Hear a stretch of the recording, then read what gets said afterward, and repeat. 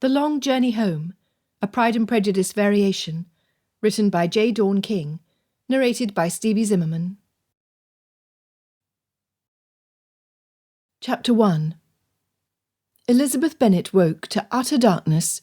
Her immediate surroundings dipped and rose in an irregular rhythm, unlike anything she had experienced in her nearly 21 years. Holding her breath, she listened carefully for clues to her circumstances, since her vision was completely ineffective. Distant sounds of men, yelling indistinct commands, what sounded like bedsheets flapping in a strong wind, and the creak of wood panelling being pulled taut, then let go, warred with a quiet trickle of air flowing in and out above where she lay on her side. Her mouth tasted and felt like it had been filled with threads of dusty cotton. She swallowed the non-existent saliva at the back of her throat, desperate for a hint of moisture. Her shoulders screamed in agony. Flexing her fingers, Elizabeth attempted to move to a more comfortable position, only to discover she had been bound tightly at the wrists, with her palms together, her hands behind her back. Another quick movement verified her ankles were tied as well. Her nose and chin were pressed up against a stone wall that smelled of salty air and sandalwood. While those scents were inoffensive, unpleasant odours insulted her sensibilities as they wafted into her nostrils from the surface upon which she lay, that of unwashed bodies and the dampness of mildew. Where was she? What in the world had happened to her? Who had done this to her? Panic at the unknown flooded her body. She quivered from head to toe. No. Dear God, no. Tears threatened. Swallowing them back, she shook her head quickly to dispel the remnants of thick fog swirling in her skull. Elizabeth immediately became aware of 3 facts. First, she had to have been drugged. She had read enough from her father's library to understand the effects. Second, the sounds, smells, and movement indicated she was no longer in her home shire of Hertford. Where she was exactly, she could not determine.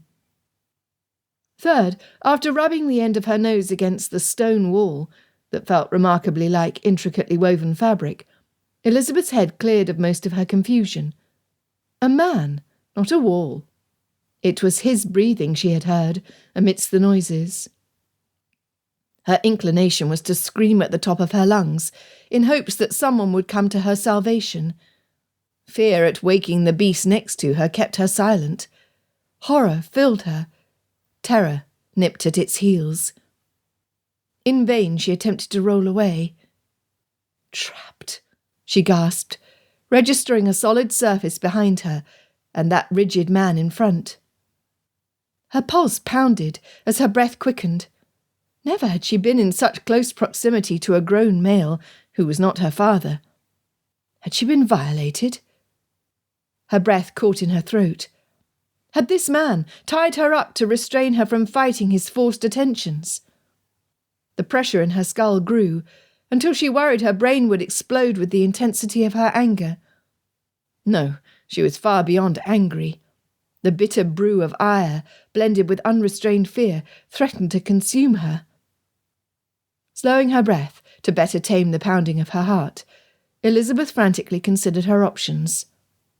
Escape. I need out. Now. Scrambling into a different position with the goal of freedom, Elizabeth pulled and contorted until she sat upright. Sweeping her eyes from side to side, she surveyed her surroundings. Nothing. Not one hint of light appeared in her line of vision. She and the unknown man, pressed against her side, were in a world entirely encased in black. Pulling her knees towards her, she felt them with her chin. Lace slid over the cotton below. Relief coursed through her at the discovery of being modestly covered. The man, too, was still clothed, she realised, or it would have been his skin, or the soft cloth of a nightshirt against her nose when she woke, not the silken garment she had felt. Who was this man? He had not moved. The only evidence he lived was the slight rise and fall of his chest as he inhaled and exhaled. Whatever had been given her to render her senseless had to have been given him as well.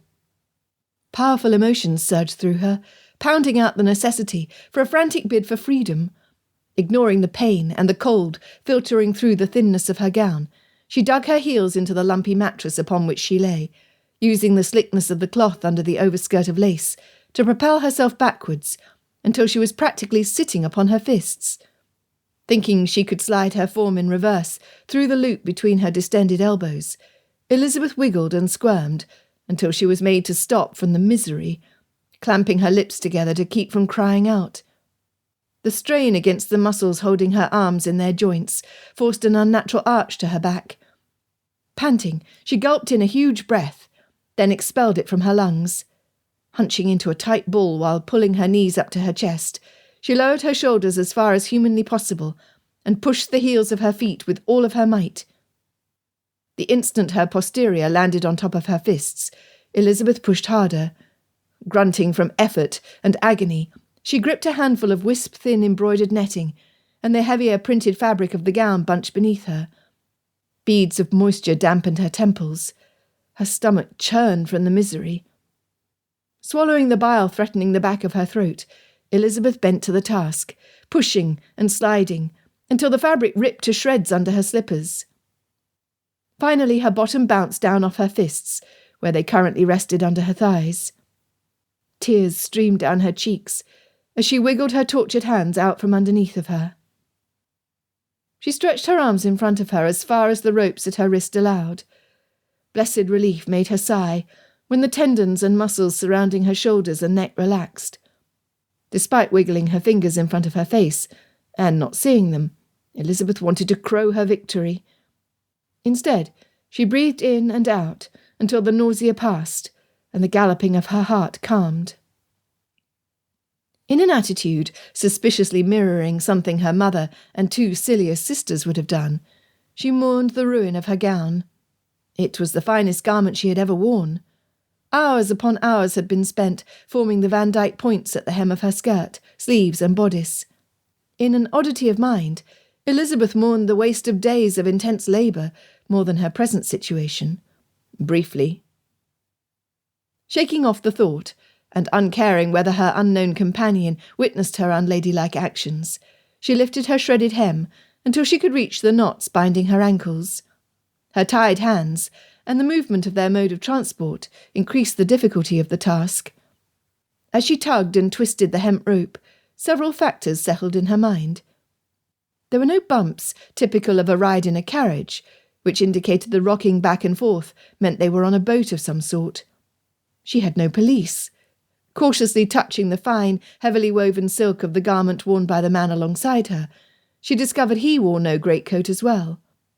She had on her dancing slippers, not her walking boots. Her stockings were intricately woven, unlike the knitted wool she typically wore at the approach of December.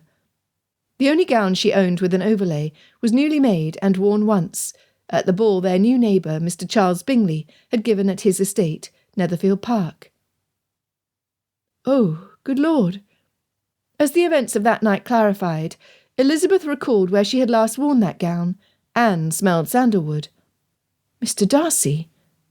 She was sharing what she concluded was a ship's bunk with Mr. Fitzwilliam Darcy of Pemberley in Derbyshire. Aghast, Elizabeth intensified her efforts to free her lower limbs.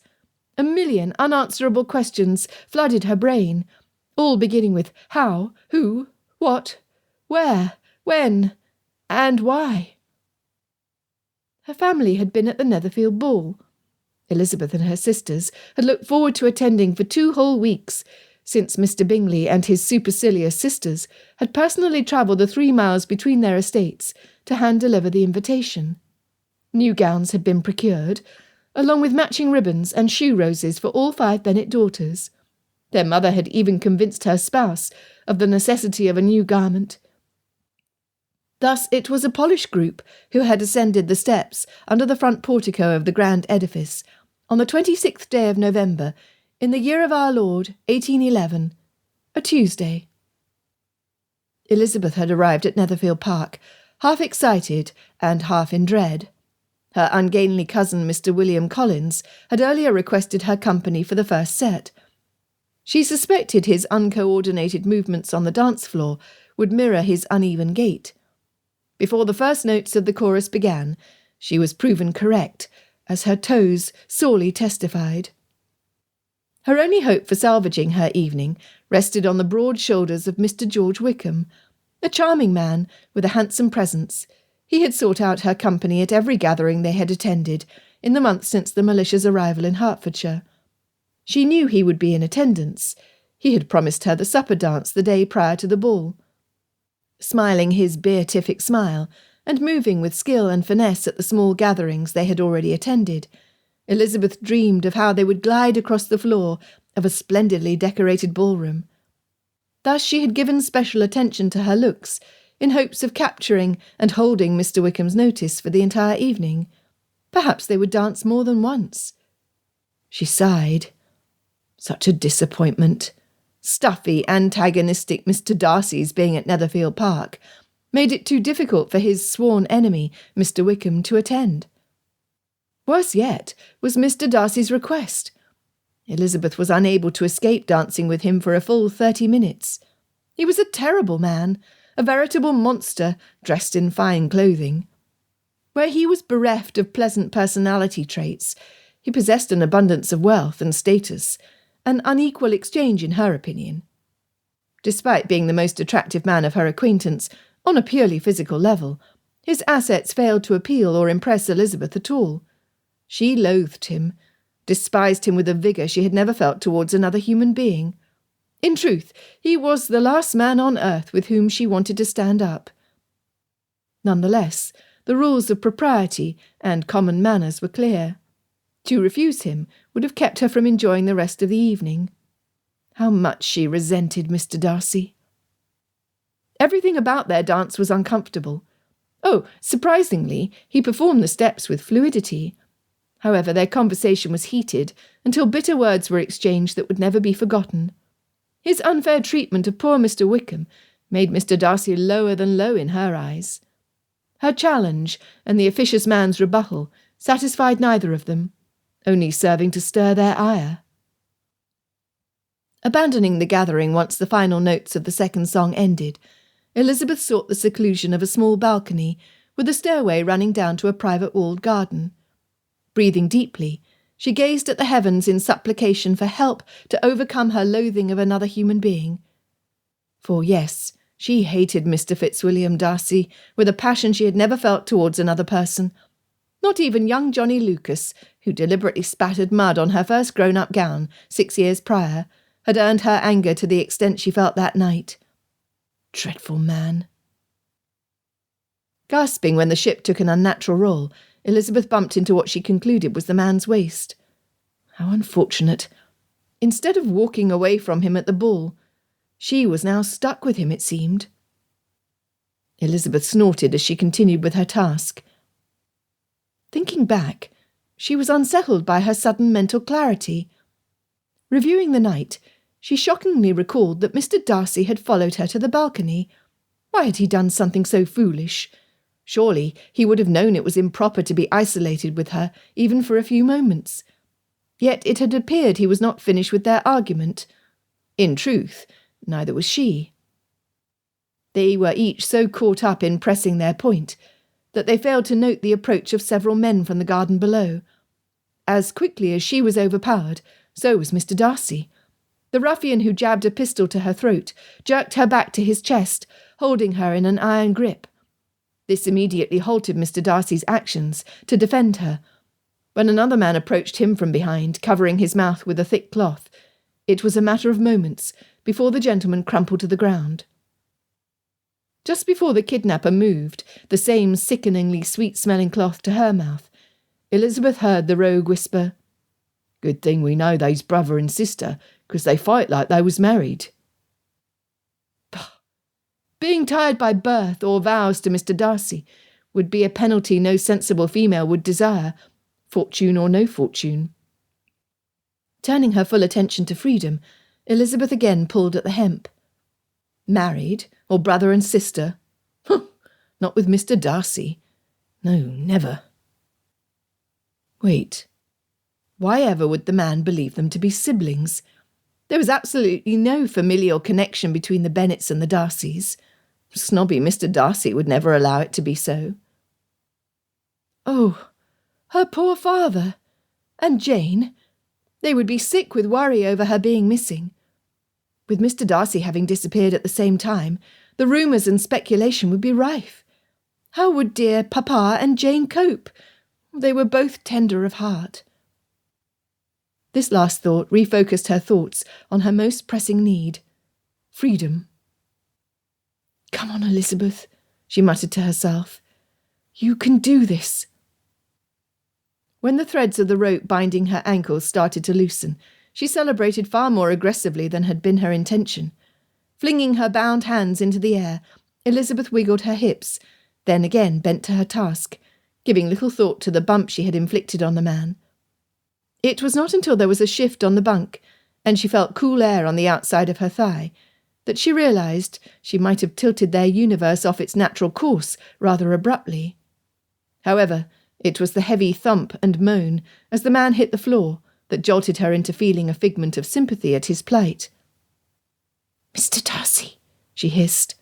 "Mr. Darcy, are you well?"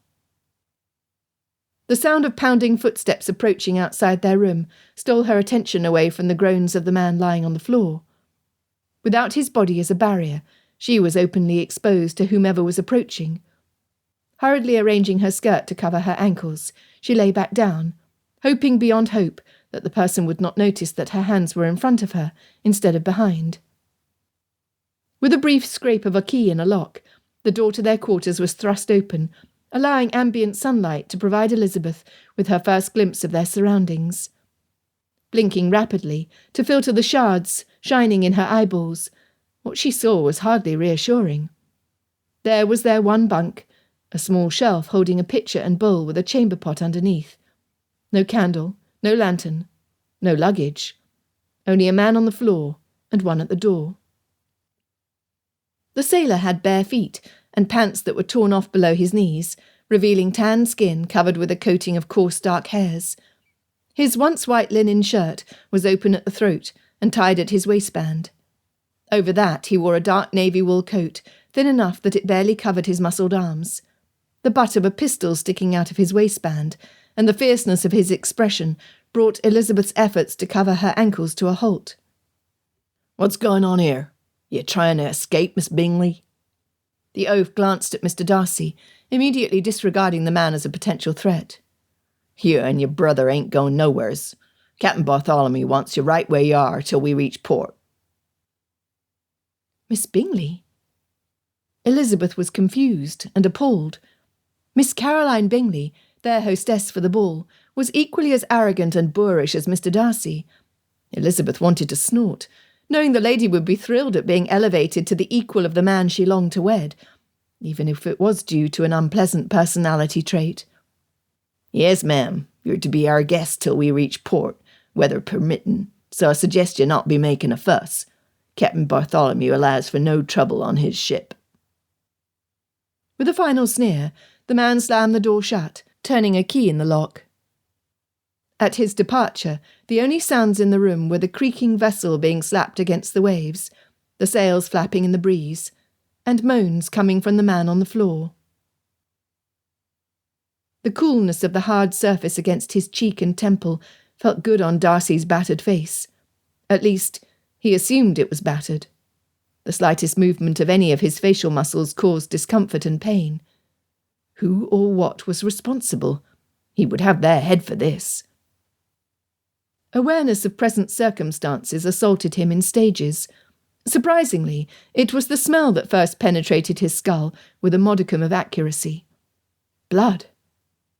Lifting his head slightly, a sticky dampness dripped from the corner of his mouth down to his jaw. Lord in heaven! He was lying in a puddle of his own blood.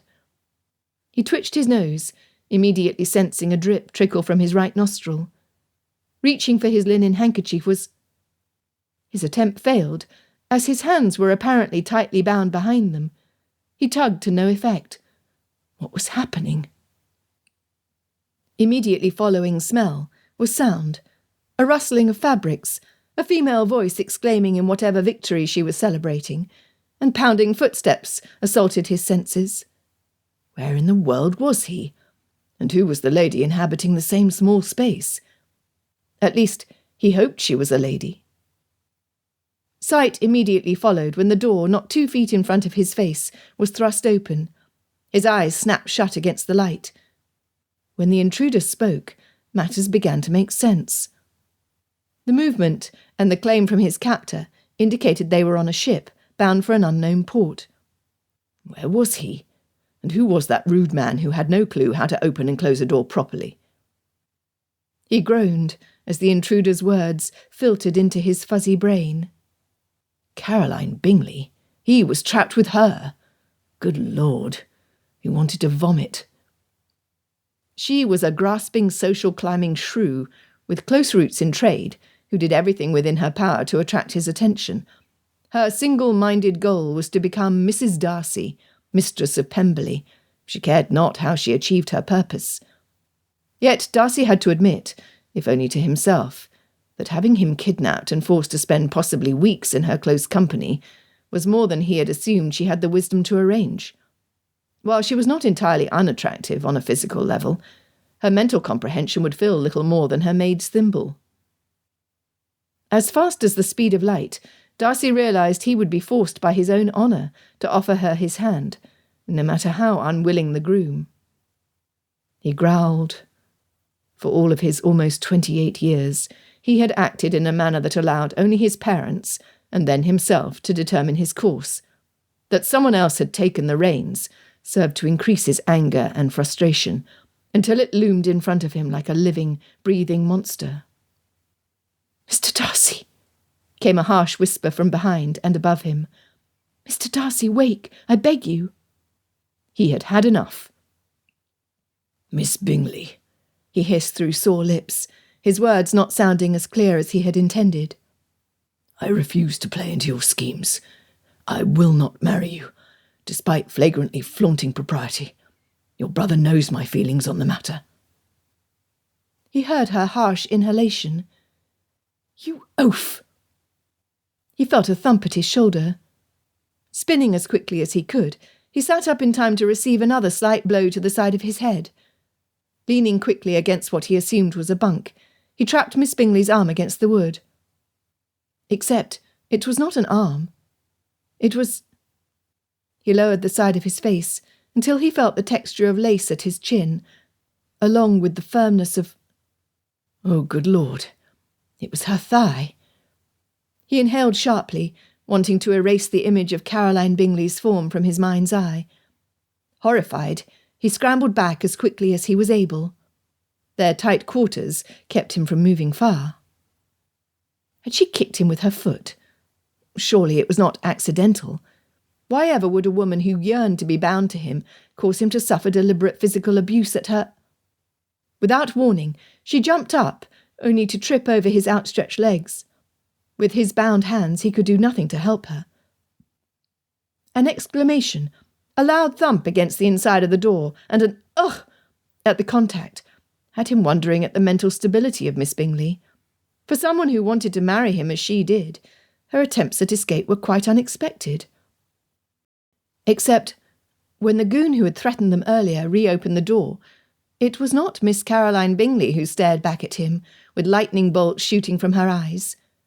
No, the lady facing him was none other than Miss Elizabeth, the second daughter of Bingley's closest neighbour, Mr. Bennet of Longbourn in Meryton, Hertfordshire.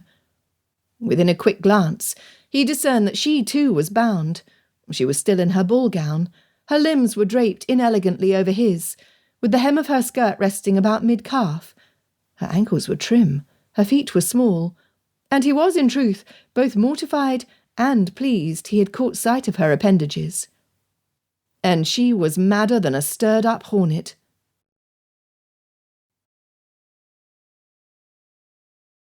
Chapter 2. "What be going on here?" Upon seeing Mr. Darcy was awake, the sailor jerked his pistol from its resting place, pointing the barrel directly between the gentleman's eyes. Not taking a chance Mr. Darcy would offend the sailor as quickly as he had offended everyone who had met him since his arrival to the farming community of Meryton, Elizabeth replied, "I beg your pardon, sir. I thank you for your speedy return. In truth, I was hoping to gain your attention, to inquire about the possibility of receiving something to quench my thirst, in addition to having our bonds released. We are, after all, captive in this room. We have no weapons. We have no compatriots amongst your crew. The lock on the door would prevent our escape. The ocean surrounding us renders us completely at your mercy." Boldly she inquired, "You are merciful, are you not?" Without taking his eyes off Mr. Darcy, he said, "I have no orders to show mercy, Miss Bingley, nor am I inclined to do so." His gaze swept over her slowly, before glaring back at Mr. Darcy. "You be captives at the benevolence of the captain, all right. Now, settle yourselves down. 'Twill go better for you if you be silent and ask for nothing." As soon as the last word was out of his mouth, he shoved the pistol down his waistband, flung the door closed, and locked it behind him. Frustrated and seething, Elizabeth ground her teeth. What an odd man. His manner of speech was first polished and then barely comprehensive, changing with each sentence. However, it was his pistol that spoke the loudest. Against that weapon they had no power. "Miss Elizabeth, are you well?" Mr. Darcy's voice was muffled, as if it were the icy cold of winter, and he was wearing a thick scarf to cover his face. She had only a quick glance at him after the sailor appeared in the doorway. Like her, his wrists and his ankles were bound. Mr. Darcy's dark wavy hair was mussed. A bump and bruise had formed over his right eyebrow. His cheekbone was a brilliant purple hue. His face was shadowed, with whiskers that had appeared sometime during the night. His upper lip was swollen, and his nose and chin were bloodied. Compared to him, she was in perfect health. Again, they were in complete darkness. "I find I am far better off than you are, sir." She leaned precariously against the wall next to the door, where she had landed after tripping over his big feet. "Might you roll back towards the bunk? I'm desperate to see if there is water in the pitcher. I have no desire to fall for the second time in minutes, bruising you or myself on the way." Once she heard his clothing slide over the wood, Elizabeth manoeuvred to her knees. Using her fists, she pushed against the floor until she stood, the restless sea slinging her back against the wall. Immediately, she hopped 4 steps forward, then leaned against the panelling. Cautiously reaching in front of herself, she felt the coolness of the upper rim of the porcelain vessel against her palm. Running her hands down to its base, she wrapped her fingertips around the narrow railing holding the pot in place. Tugging to make certain it was firmly fastened into the studs behind the panels, Elizabeth rested her hip against the wooden surface to stabilise herself. Gripping the pitcher at its mouth, she lifted it slightly to weigh the vessel in her hands. When the movement of the boat caused the contents to slosh against the inside, Elizabeth wanted to sob in relief. Water!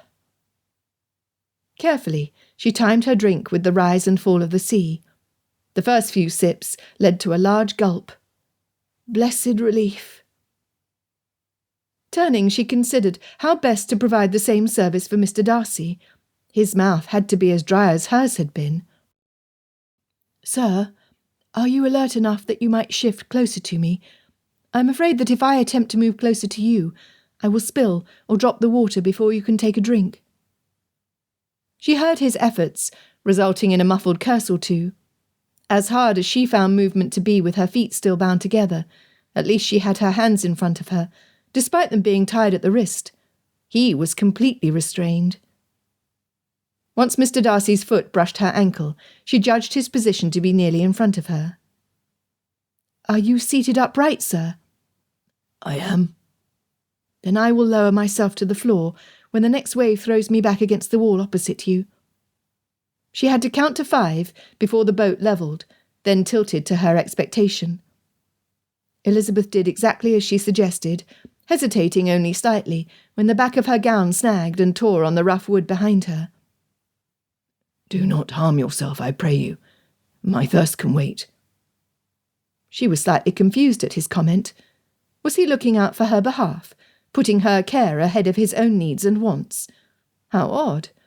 The man had been rude to the extreme on every single occasion she had been in his company. Never would he consider the comfort of a gentleman farmer's daughter ahead of himself. She knew him better than that. Whatever was he about?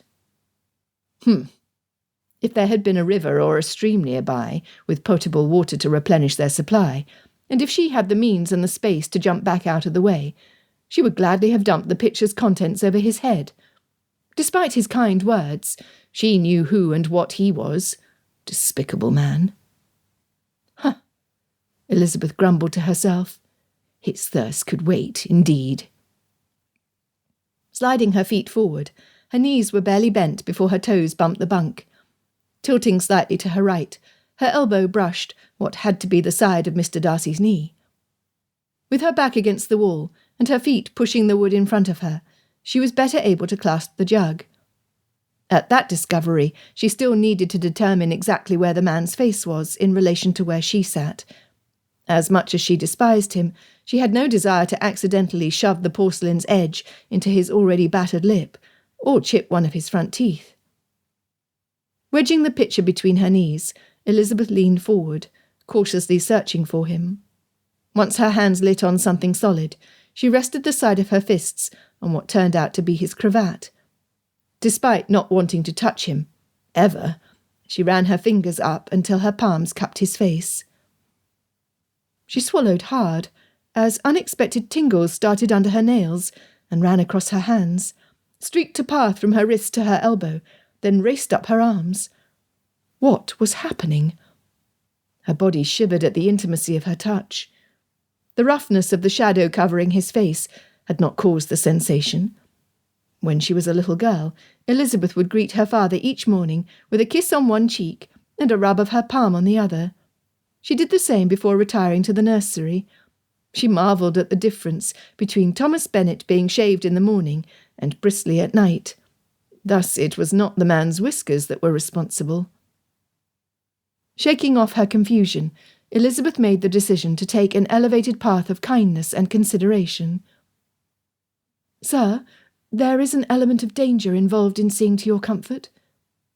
He replied without hesitation, "I'm at your service." Keeping the inside of her arms against the pitcher, she slowly guided his face towards her. When he was close, she warned him, "You are a scant distance away.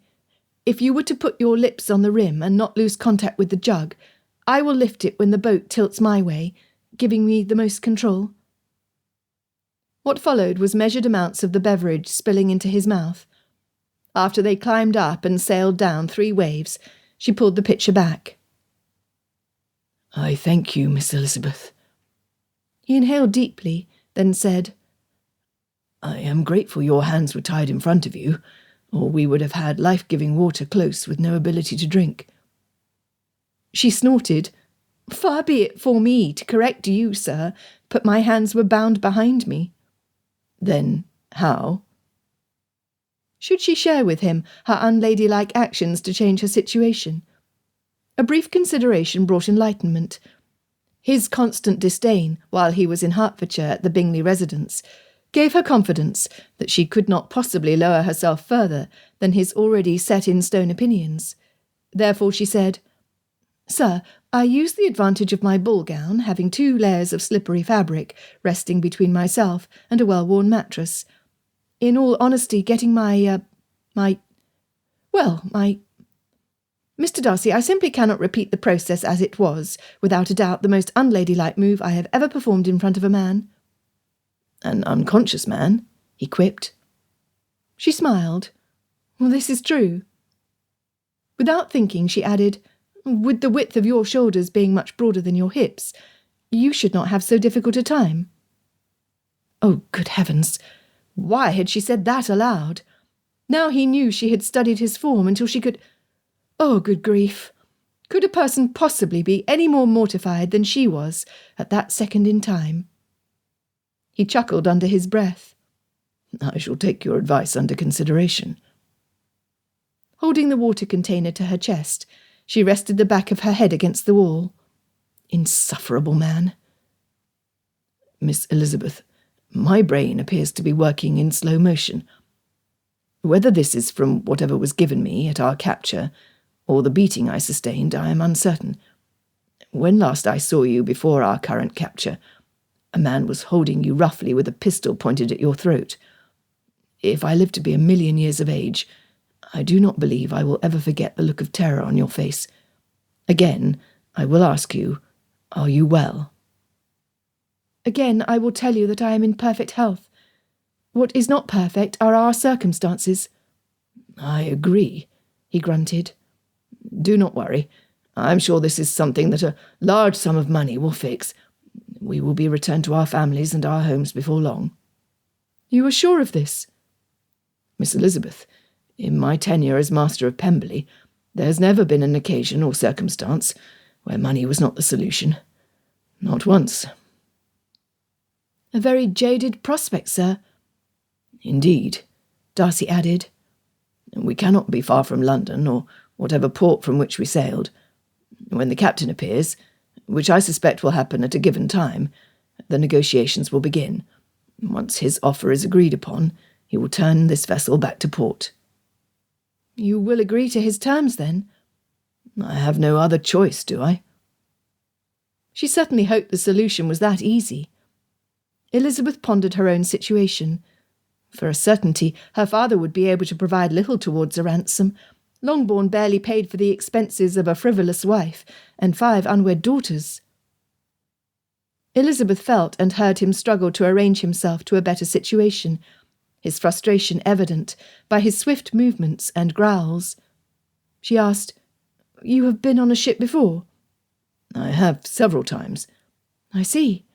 "My father inherited an estate in Ireland shortly after the loss of my mother. He refused to leave his children behind when he travelled each year to review the property. Since his death, I have travelled alone, since my sister did not want to miss any of her schooling." "Then you are familiar with the movements of a ship?" "Only as a passenger, I assure you. Of the operations and piloting, I am entirely unaware." Everything she had experienced since waking was unfamiliar. Unlike him, she had never been on a ship or a boat. Rarely had she left her shire, wandering fewer than 3 miles in any direction from her home. An occasional journey to London to visit her mother's family was the only opportunity to break the monotony that had become her life. The same faces appeared at all the social gatherings. The same topics were discussed. Until Mr. Bingley brought his party from London to Netherfield Park, Elizabeth had never noticed how easily her life had slid into a rather boring sameness. Now she was paired with the worst man in the universe, the man who had declared, in public no less, on the evening they had been introduced, that she was not handsome enough to tempt him to dance. Merely tolerable, he had said. Of course, she probably was not supposed to overhear, yet she was seated close enough to him that she could not help but be affected by the rude insult. Shame on him! That was not how a true gentleman spoke of a lady. He was, by and large, a— "Miss Elizabeth, I appear to have failed in my task." The disappointment in his voice was clear to her. "I cannot seem to— let me attempt the feat again." Instead of being absorbed in her own musings, this time Elizabeth attempted to follow his actions by the movement beside her and the noises he made. After a few minutes of intense struggle, he again confided his inability to slide his hands underneath him. "Mr. Darcy, might we help each other with the knots binding our wrists?" She waited for his response, and waited. After what seemed like forever, he mumbled his agreement. "Pray, if you would turn your back to me, I shall seat myself behind you." Elizabeth followed her words with actions, first standing to replace the empty water pitcher in its holder. Pausing until the inertia of the waves pressed her against the wall, she slid to a seated position, reaching blindly to determine where he had situated himself. Her hand jolted back the second her fingertips touched his shoulder. She was shocked there was no smoke from the flames. Good heavens! What in the world was happening to her? Had she lost her mind in the attack? This was Mr. Darcy. Without complaint, he had done as she had asked. Pushing herself to her knees, she reached forward until she felt the fabric of his tailcoat. Running her hands down his spine, her fingers found his joined wrists. She traced the knot, finding the two loose ends. Elizabeth was shocked by her own temerity. Her fingers burned where they brushed against the hard surface of his back, almost losing feeling completely when they touched his fisted hands. No padding or soft, flaccid muscles for Mr. Darcy. She immediately dismissed the discovery. As she worked, Elizabeth contemplated what she knew of their circumstances. "Mr. Darcy, are you cognizant enough to discuss our situation?" She tugged the hemp, only to have him jerk against the knots. "Sir, pray do not pull against the rope, as it makes the binding tighter. I understand your discomfort. If I can loosen the—" He adjusted his wrists to allow her slightly better access. Within moments, pushing one end back through a loop, then pulling at the other, the knot began to give way. Instinctively, Mr. Darcy yanked against his restraints. "Mr. Darcy, cease and desist immediately," Elizabeth barked, then chuckled. "Would you be willing to share your humour? I would appreciate the opportunity for anything to lighten the dreadful thoughts plaguing my mind." "I will." Again, she followed the knots with her fingers to see where she needed to pry or pull. "At the grand age of 10 years, I regularly played highwayman with Johnny Lucas, Sir William's second son. Despite longing to be the rogue outlaw, I was forever the damsel in distress. For a decade, the opportunity to be the dread highwayman Lizzie has not presented itself, until now. You must think I am quite the hoyden." "I do not. It was a role I also was denied, since my two cousins were both older than me." "You were the hero, then?" She accidentally tugged the wrong rope. "I wish," he grumbled. "My eldest cousin, Viscount Stanton, deemed it impossible that any other could ever be a hero. Richard, my other cousin, who was long destined for the army, loved nothing more than to oppose the restrictions of the law. Thus I was forever the hapless victim. I took to carrying small snakes and frogs in my pockets to have my share of the fun. Richard is the bravest man I know, but he is immediately felled by a serpent of any length, whether poison or not." She laughed. "Perhaps you might do the same at a ball, sir. Even those ladies lacking a partner would avoid trying to gain your attention. You would be left alone to your silent contemplation of the evening." He snickered. "I will gladly take your advice, should we gain our freedom without destruction to our reputations. Otherwise I would have captured a snake to no purpose, as no invitations would come my way." Mr. Darcy hunched his shoulders and back, allowing him to relax his arms and wrists as much as possible. She could have appreciated his current pose in the light of day. Never had she witnessed the man in any attitude other than rigid restraint and composure. As she continued to work on his fastenings, she pondered the moments since Mr. Darcy became conscious. Prior occasions, when she had been in his company, he remained silent for the most part, conversing rarely. His sharing his past was unusual. Their typical conversations tended toward animosity and contention. If only he had remained mute at the Netherfield ball, she would have walked away from him in hopes of quickly gaining another partner, a pleasant one. Mr. Darcy would have returned to his post by the wall, sneering at all in attendance. Instead they had argued, flinging hateful words at each other with vigour. If only... She had sought the cool evening air merely to relax and enjoy the strains of music, with nothing or no one to disrupt her. Oh no, that would never do, for she would have been alone on the balcony, more vulnerable than ever with ruffians lurking about. She was grateful for his presence. Grateful for Mr. Darcy. How was it possible? As she pondered what could have happened to her had he not joined her on the balcony, he kept silent. "Miss Elizabeth," he whispered, "in my attempts to make myself clearly understood, when I thought you to be Miss Bingley, my lips started bleeding. I apologise for my silence, but it has again begun to drip. I am attempting to stop the flow by keeping my mouth tightly shut." She nodded, then shook her head, despite knowing he could not see. Had she known it would have kept him quiet, she would seriously have considered a quick jab to his lip before he had asked her to stand up with him at the ball. A chortle threatened. Clearing her throat, instead she said, You are indeed a mess. I suppose I am. How are you faring? Mr. Darcy insisted. She sighed. Sir, I am in better circumstances than you are. Elizabeth grimaced, as another fingernail frayed under the strain of pulling against the rough twine. I will confess for your ears alone that you improve upon acquaintance the longer you are silent. At the same time, I admit that your opinion as to the events that led us here would be appreciated. Bent forward to allow her own bound hands better access to his, she was rudely bashed in the forehead when he threw his head back. For what purpose she had no clue. "Mr. Darcy," she hissed, as he quickly begged her pardon. "Be still, I pray you."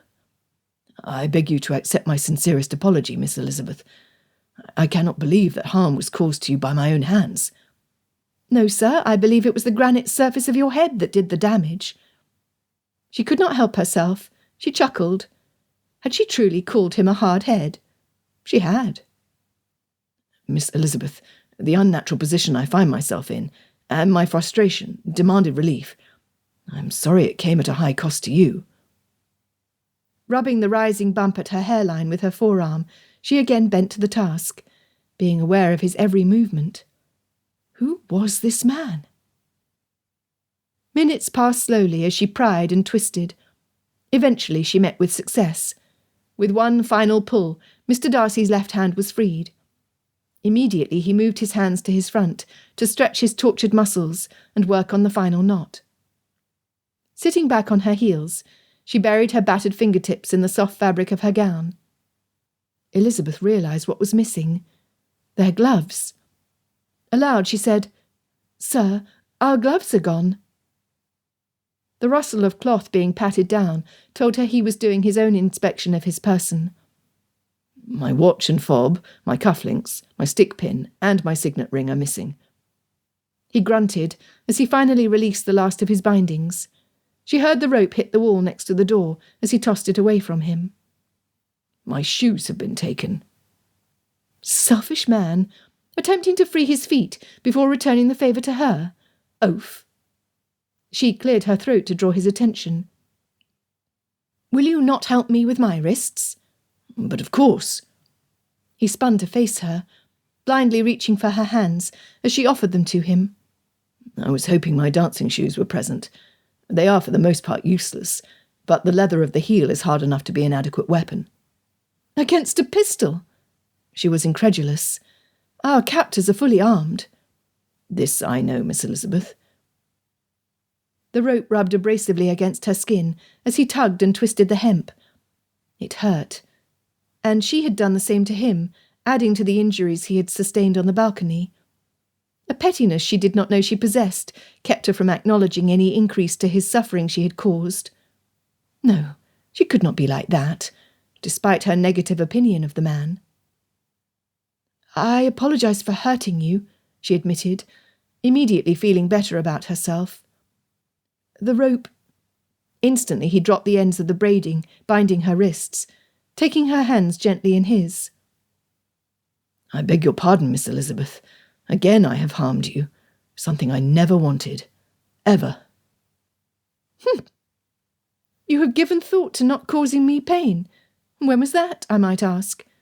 And why would you not be aware of the pain your words and actions have already wrought? What an odd man you are. Miss Elizabeth, He paused. She felt his fingers encircling her wrists. She gulped at his touch, feeling foolish for continuing to bear a grudge when his efforts were for her immediate benefit. She felt each tiny cell vibrate with the movements of his fingers. Where was her ire? Where was her disgust with the man? She inhaled deeply to regain her sense of self, as he continued to pull at the ropes with far less vigour than he had before.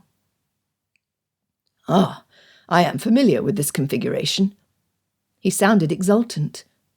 You have a bowline knot in a bight, looped around both wrists, then pulled tight. And my cousin, who is now a colonel in the army, used to practice navy knots on his brother and me during our youth. I should have you out in a moment. I only need to draw the rope, or as he called it, the line back through and... The relief to her arms was immediate. As soon as the pressure from her bindings relaxed, Elizabeth rubbed furiously at her wrists, restoring feeling and removing the tingles. "I thank you, sir. Oh!" Elizabeth was beyond surprised when Mr. Darcy lifted her hem to pull at the hemp surrounding her ankles. Sucking in a breath, she was eternally grateful for the dark. She felt the heat as her cheeks flamed. How dare he? No, the freedom his efforts would provide was worth snapping the rules of propriety in two. A thought occurred to her. "I have a million questions begging for answers," Elizabeth mused, trying to give some order to the thoughts plaguing her. For example? She could tell his teeth were gritted as he tugged and pulled on the ropes, jerking her feet from left to right. While the darkness shrouded them in black, it allowed her a measure of boldness she would not have had in the light of day. "Have you read Macbeth, Mr. Darcy?" she asked. "Shakespeare. Of all the matters you could ponder with our present conditions, I had not guessed you might be thinking of him. However, whatever your motive, I am familiar with the text," he replied, giving a sharp tug to her bindings. He grunted when the knot held, despite her efforts to loosen it earlier. She asked, "What do you believe Shakespeare meant when he wrote, 'Stars, hide your fires, let not light see my black and deep desires'?" "A philosophical question. I am unsurprised," he whispered under his breath, only inches from her. I believe his point was that darkness provides a safe haven to do or say things we would not do or say in the light of day." With a final twist and pull, Elizabeth felt the bindings drop to the floor. Rubbing the skin at her ankles, she pulled her heels close to her, then wrapped her arms around her knees, smoothing her tattered gown over her legs, when she heard the man attempting to loosen the knots on his own ankles. "Mr. Darcy, perhaps it is my belief that the lack of light intensifies my thoughts or hides my inhibitions. But whatever the cause, I feel I must share my observations and concerns with you for your opinions." Surprisingly, he chuckled. "I am at your service." Elizabeth easily imagined him bowing at the waist, despite his position on the floor. "Then, pray, prepare yourself." She grinned, unexpectedly desiring to disconcert him. "Here would be my first example. Why are our gloves missing?" "The sailors are suffering from chaffed hands," he teased. "Mr. Darcy, you, sir, have a flair for exaggeration." Containing a smile, she asked, "Then where do you think your dancing shoes are hiding?" "I suspect Captain Bartholomew will present himself as the best shod ship's captain at the next soirée he attends, once we reach port, Miss Elizabeth." "A captain dressed as a gentleman?" She smirked. "I see." "Miss Elizabeth, the matters weighing heaviest on my own mind are why the man who has presented himself at our door twice speaks with polished refinement for a few phrases amidst his sailor slang, why he believes we are the Bingleys, how we will escape without being forced to wed, and how we can care for our physical needs with no privacy." She was grateful he had put into words her own concerns. "These are my questions as well," she agreed.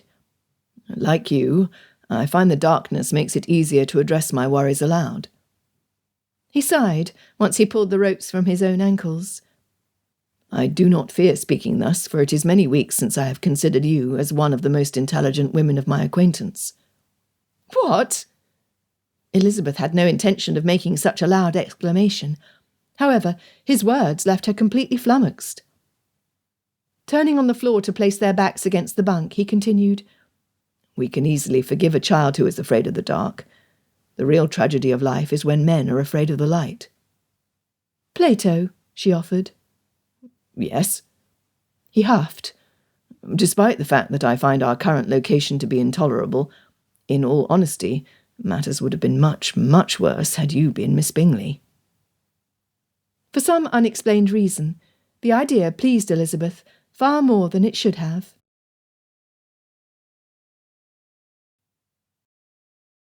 Chapter 3. Admittedly, the water had temporarily quenched Darcy's thirst. However, the first touch of Elizabeth's fingers on his skin set him afire until he burned from the top of his head to his toes, drying his mouth, his throat, and emptying his brain of all thought. What was he to do? Who knew how long they would be in enforced confinement together? Good Lord in heaven, there were 2 of them and only 1 bunk. In the nearly 2 months since they had first been in company, Darcy's opinion of Miss Elizabeth Bennet had gone from disdain to intrigue, from completely shunning her to having her captivate his mind at all hours of the day and night. It should not have been. The comparison between his host's sister and Miss Elizabeth Bennet should have weighed far heavier in Miss Bingley's favour. While Miss Caroline Bingley was the daughter of a tradesman, she had been educated to higher society when an influx of wealth resulted from her father's hard work and good business acumen. She knew what to wear, how to act, and could perform with skill on the pianoforte when pressed to do so. Miss Elizabeth had not the benefit of exposure to that sort of training. She was the daughter of landed gentry, albeit a man of far less property and wealth than most gentlemen of Darcy's acquaintance. The impression he had of Mr. Bennet was that he despised London society. From frequently riding the pathways between Bingley's estate and the farming town of Meryton, it was easy to observe the lack of initiative to make the Bennet estate prosper. Being a responsible landowner appeared to be entirely absent from his character. Thus he had absolutely nothing in common with Darcy. Neither should Miss Elizabeth. In fact, she should not have attracted his attention at all. Since puberty had hit him full force during his 14th or 15th year, his eye tended to follow petite ladies with blue eyes, pale skin, and flaxen hair like Miss Jane Bennet, Elizabeth's eldest sister. Elizabeth Bennet was about as tall as his own sister, had dark brown hair bordering on a walnut hue, with even darker eyes that sparkled in both pleasure and anger, for he had been witness to both emotions several times in their acquaintance. No, he was incorrect. It had been many times she had displayed her ire with him. He felt her move away from him. Being free of restraints, she must have risen to sit on the bunk. Although needing to rein in his thoughts and finish loosening the ropes binding his feet, he instead inquired, "Have you any other subject you would like to address, Miss Elizabeth? For I am quite at my leisure." Her soft chuckle was a delight to his ears. Clearing her throat, she began, "Sir, I cannot help but wonder what troubles Mr. Bingley and his sister have got themselves into that would lead to forced kidnap, violence against you, and the removal of brother and sister to an unknown place. Is Mr. Bingley in debt to unscrupulous moneylenders? Has he broken the law in a way that has angered someone in authority?" Darcy shook his head, and then recalled that she could not see him. Pulling at the final knot, he mused, "I will admit to being perplexed myself. When it comes to business, Bingley is as constant as the sunrise. More than that, he is cautious with his money, appreciating his father's hard work.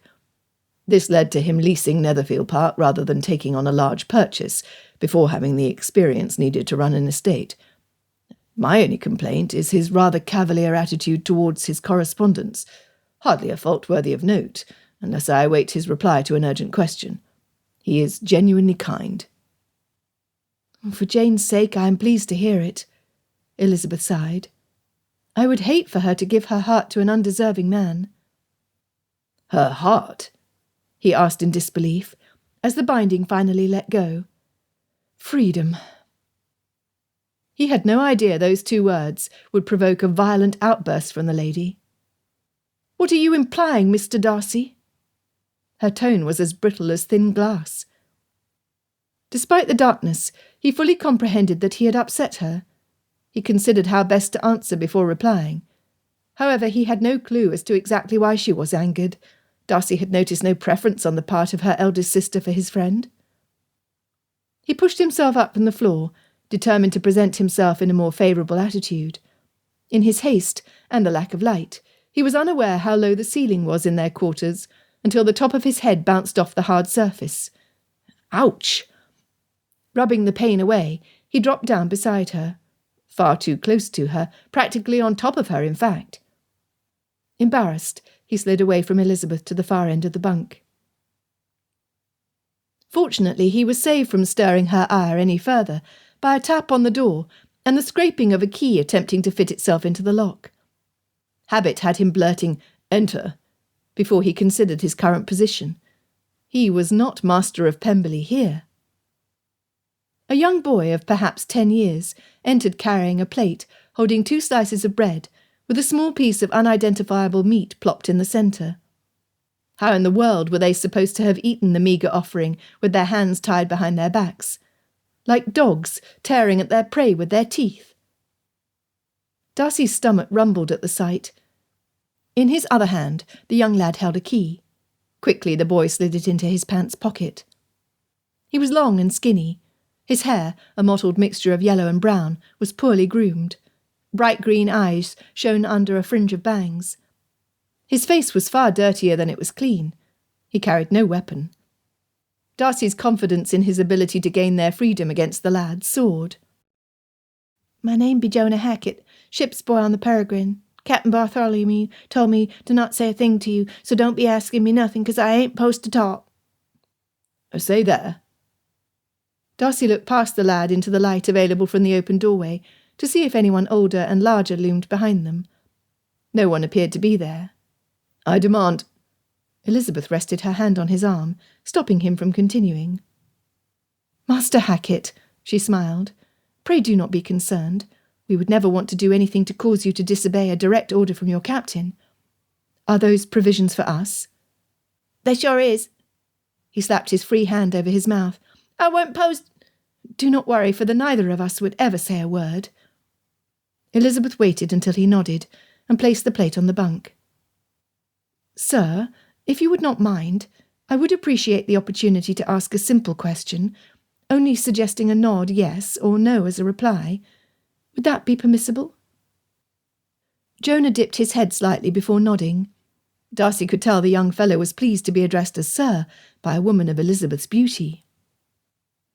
"Master Hackett, I would like to know more than anything else if you like sailing under Captain Bartholomew. Pray just nod or shake your head." He nodded. "Would you not like to sail with a friendlier crew?" His head moved vigorously from side to side. "I see." She paused, her index finger resting on her chin. "Then I can only wonder if you have been on this vessel for a long time." He nodded. "How long?" 2 years or more," he answered without thought. "Well, you must be a very important part of the crew to be entrusted by the captain with the task of seeing to our care." Elizabeth smiled again. "Therefore we both of us offer to you our sincerest thanks." "Welcome, ma'am." He looked beyond him to the wall behind where they sat. "Say, why don't you take down the black canvas covering the port light? Must be awful dark in here when the door's closed." Darcy's eyes shot to where the lad's gaze had gone. Sure enough, there was a square of thick fabric about 2 feet above the surface of the bunk. Reaching back, he ripped it down. Darcy turned back to the boy, hoping he would reveal more that could help them. Before he had the opportunity to voice his many questions, Elizabeth spoke. "Just one more question, then you can return to Captain Bartholomew to let him know your job was well done." "Sure," he said, instead of nodding. Darcy watched as Elizabeth's gaze started at the boy's bare feet and went to the thatch of hair at the top of his head. He had no idea what was going through her mind. "Jonah Hackett, are you not cold?" The question took both males by surprise. Until that time, Darcy had not noticed the chill. Immediately, the cold air surrounding them hit him in the face. For goodness sakes, Elizabeth in her thin ball gown must be freezing. "No, miss, I have too much to do running up and down the rigging both day and night to feel the chill, except when the captain sets the course towards the North Star. Then it be cold enough to freeze the balls off Brass Monkey." He shivered. "Mr. Hackett." Darcy was appalled at the lad's language. "Oh, I mean no offence to the lady, sir. You see, the Brass Monkey be the ring, holding the cannonballs in a stack on deck so they don't roll around. Once, when we were above the Arctic Circle, hauling supplies to whalers, it was so cold the brass blowed up like a harpoon humpback, where the iron balls stayed the same size. Once those balls got free of the thing, I chased them round the deck and stacked them till the captain finally told me to grab a crate from down below to put 'em in." He looked to Darcy before he continued. "Oh, don't you be worrying, mister. Me ma taught me some manners before I went to sea. I'd not speak disrespectful like to a lady." Before he could reply, Elizabeth asked, "Do you miss your mum?" Her tenderness seemed to hit the lad squarely between the eyes, for he backed out of the doorway without a word. With one final glance at Elizabeth, Jonah Hackett closed the door and locked them inside. Darcy's second glimpse of Elizabeth hit him in the chest so hard he feared his body would crumple. The lace of her gown was in shreds. Her hair was matted close to her skin on the right side. The left side had come loose from her hairpins until it drooped over her ear. The curls that had bounced joyously during their dance were touching her shoulders. Her forehead sported a red lump that was turning a purple hue. However, it was her eyes that stopped his breath. They were as warm as he had ever seen them, brimming with compassion and care. For him. Clarity served to provide another blow. No, not to him. For the ship's boy, Jonah Hackett. Disappointment shot through him, rendering his tone harsher than he had wanted. "Miss Elizabeth, why would you waste the opportunity of gaining needed information by asking about his mother?" Darcy challenged, as he searched their quarters for who knew what. He was irritated. He was irrational. He was unable to stop himself. "Why not ask what we most need to know? Where are we headed? How long until we reach port? These are matters that even a lad would comprehend. Yet you asked about his parentage. What were you thinking?" Instead of being intimidated, she rose to her full height, the top of her head brushing the ceiling. "Why, you ask?" Her chin thrust out as the fire in her eyes transformed into icy coldness. "Because, Mr. Know-Everything Darcy, we need a friend, a compatriot on this vessel, someone who will look out for our interest as well as his own. Had you demanded answers which would have been in direct defiance of the captain's command, should young Jonah have provided you satisfaction, we would have lost any hope of aid." She turned away from him, then immediately spun back. "You are not the one in charge here. Not one person on this ship, including myself, needs to submit to your whims, sir." "Whims?" His frustration simmered below the surface, bubbling up, threatening to consume him.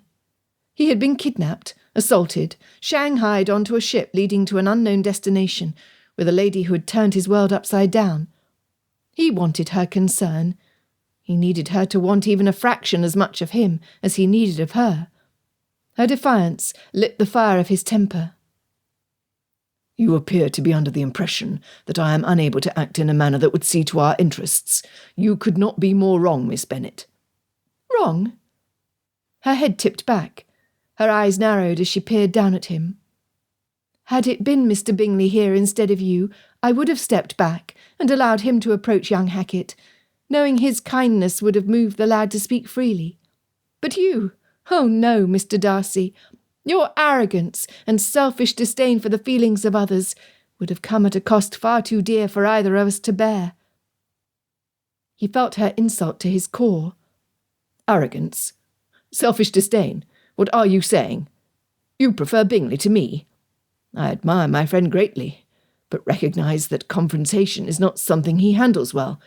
He would step back and allow you to take the lead." Shaking his head, he sat at the end of the bunk, turning away from her. Was this what she wanted?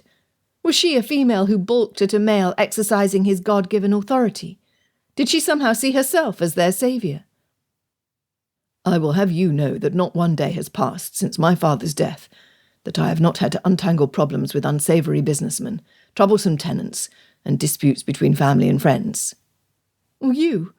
Are you certain it is not you at the root of these problems?" "Certainly not."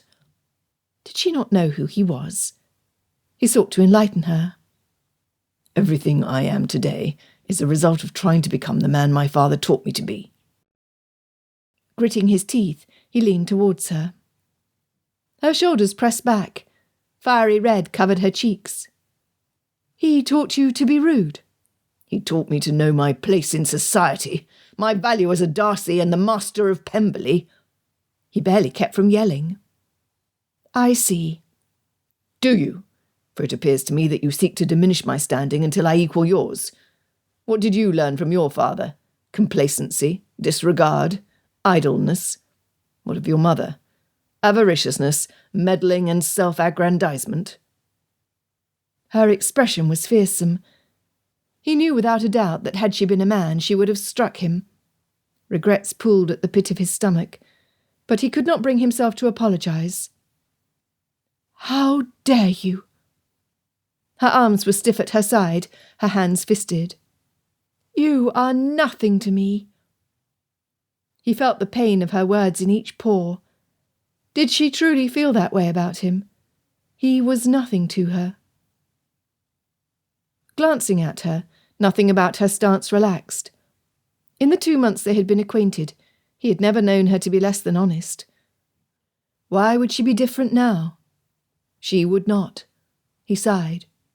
Silence filled the room, with the leaden weight of 1,000 mountains settling upon his shoulders, until Darcy considered how his words would have wounded her. It was as if his conscience had doused him with icy water. Instantly he was ashamed. Each expression, each syllable, had been flung at her like an arrow aimed at her heart. She was correct. He had not acted the gentleman. Rather than being proud of him, his father would have been heartily ashamed of his only son. "I beg your pardon, Miss Elizabeth." He would not look at her. Instead, he spoke to the wall. "These circumstances do not show either of us to our best advantage, I fear.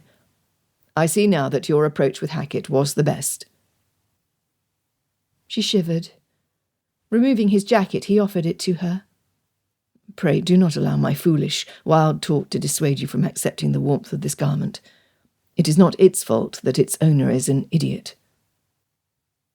"We finally agree on something," she whispered, appearing to be stunned at his admitting a fault. Elizabeth exhaled, her eyes closing before reaching for his coat. Settling it around herself, she pulled the lapels up under her chin. Removing herself to the other end of the bunk, she sat, leaning her temple against the wall. The plate of untouched food rested between them. Despite the rumble in his gut, he would forego eating so she could have it all. It was the least he could do. He felt like kicking himself. When he glanced at her again and saw a tear trail down her lovely cheek, it hurt his heart. While she was the stubbornest, most hard-headed woman of his... He stopped himself from placing all the blame for the tension between them on her. He swore under his breath. How was he ever going to get himself out of the chaos caused by their kidnapping, and the mess he alone had created between the two of them?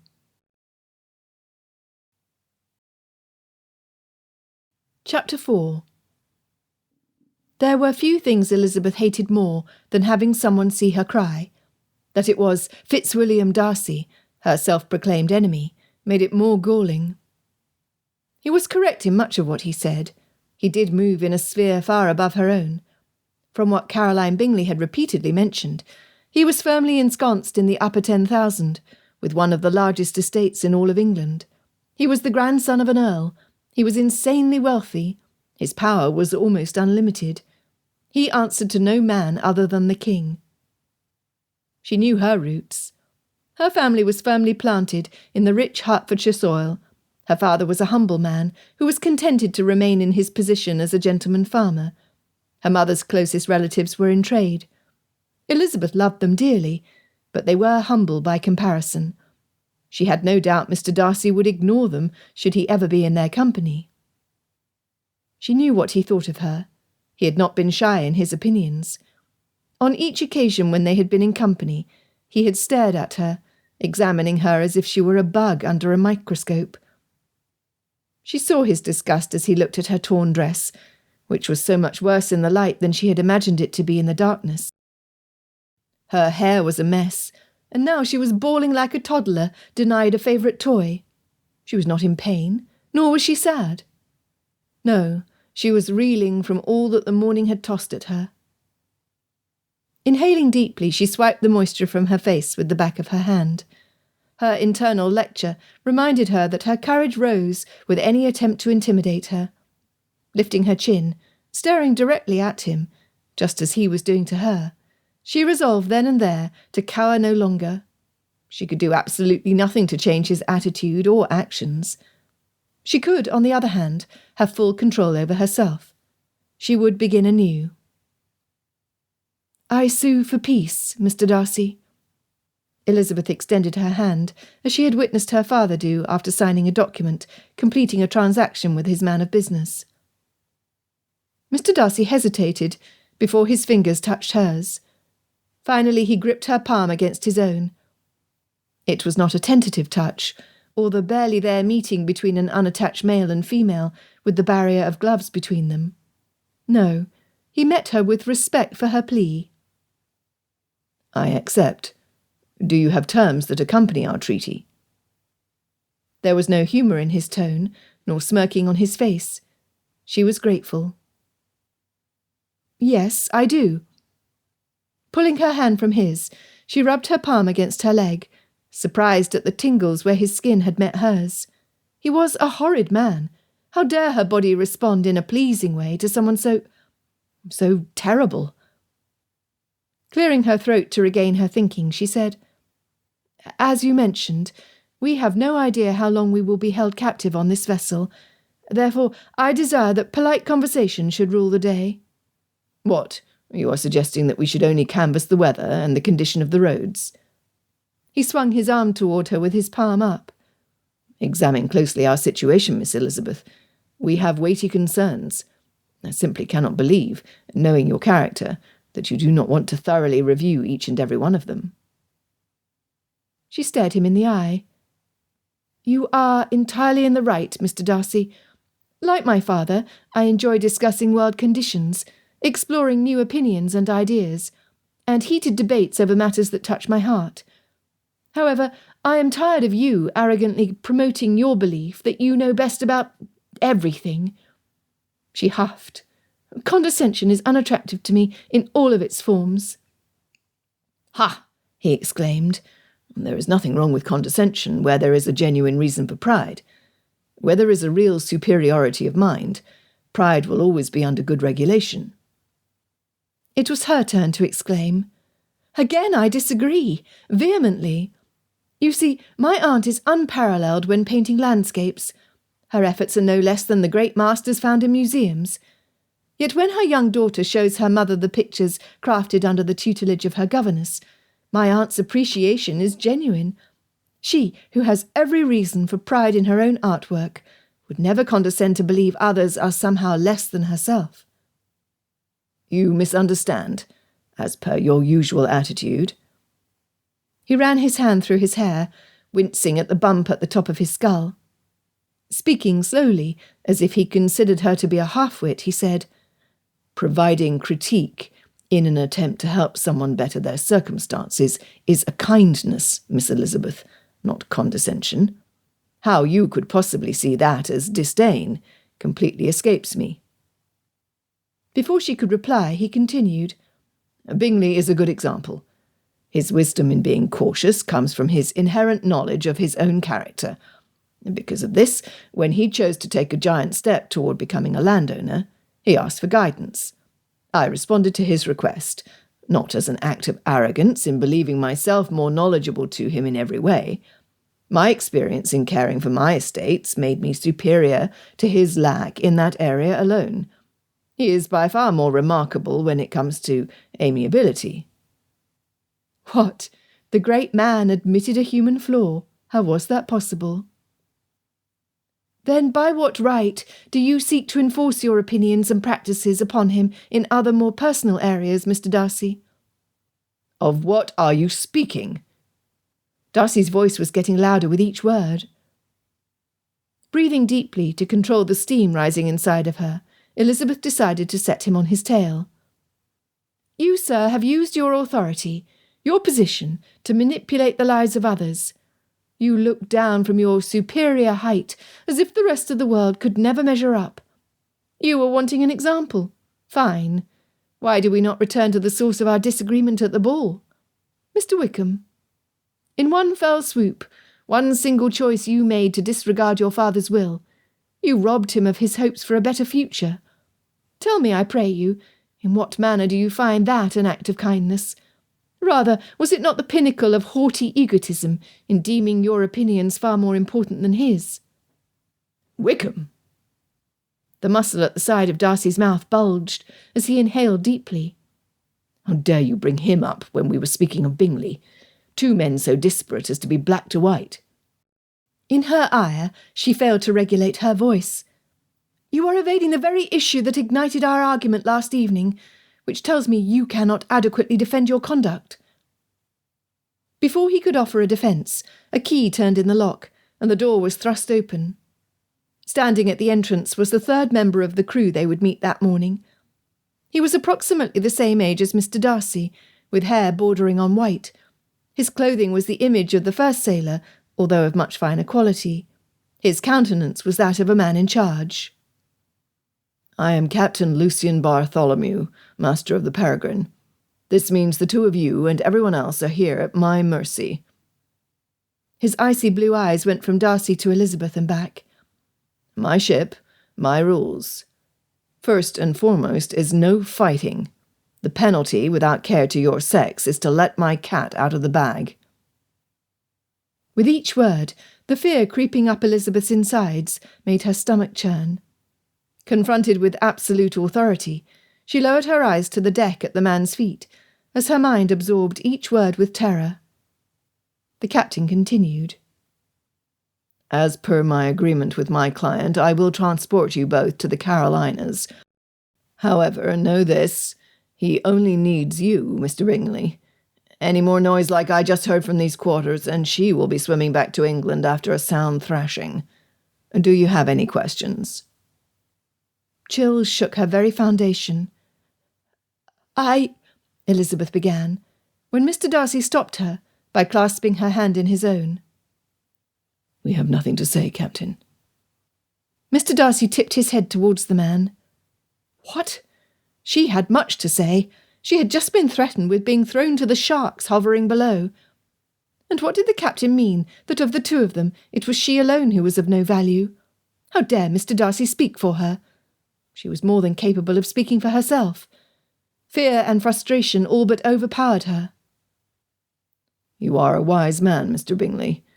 Should the two of you comply over the next hour, I will send Hackett down with fresh water, extra blankets, and more to eat.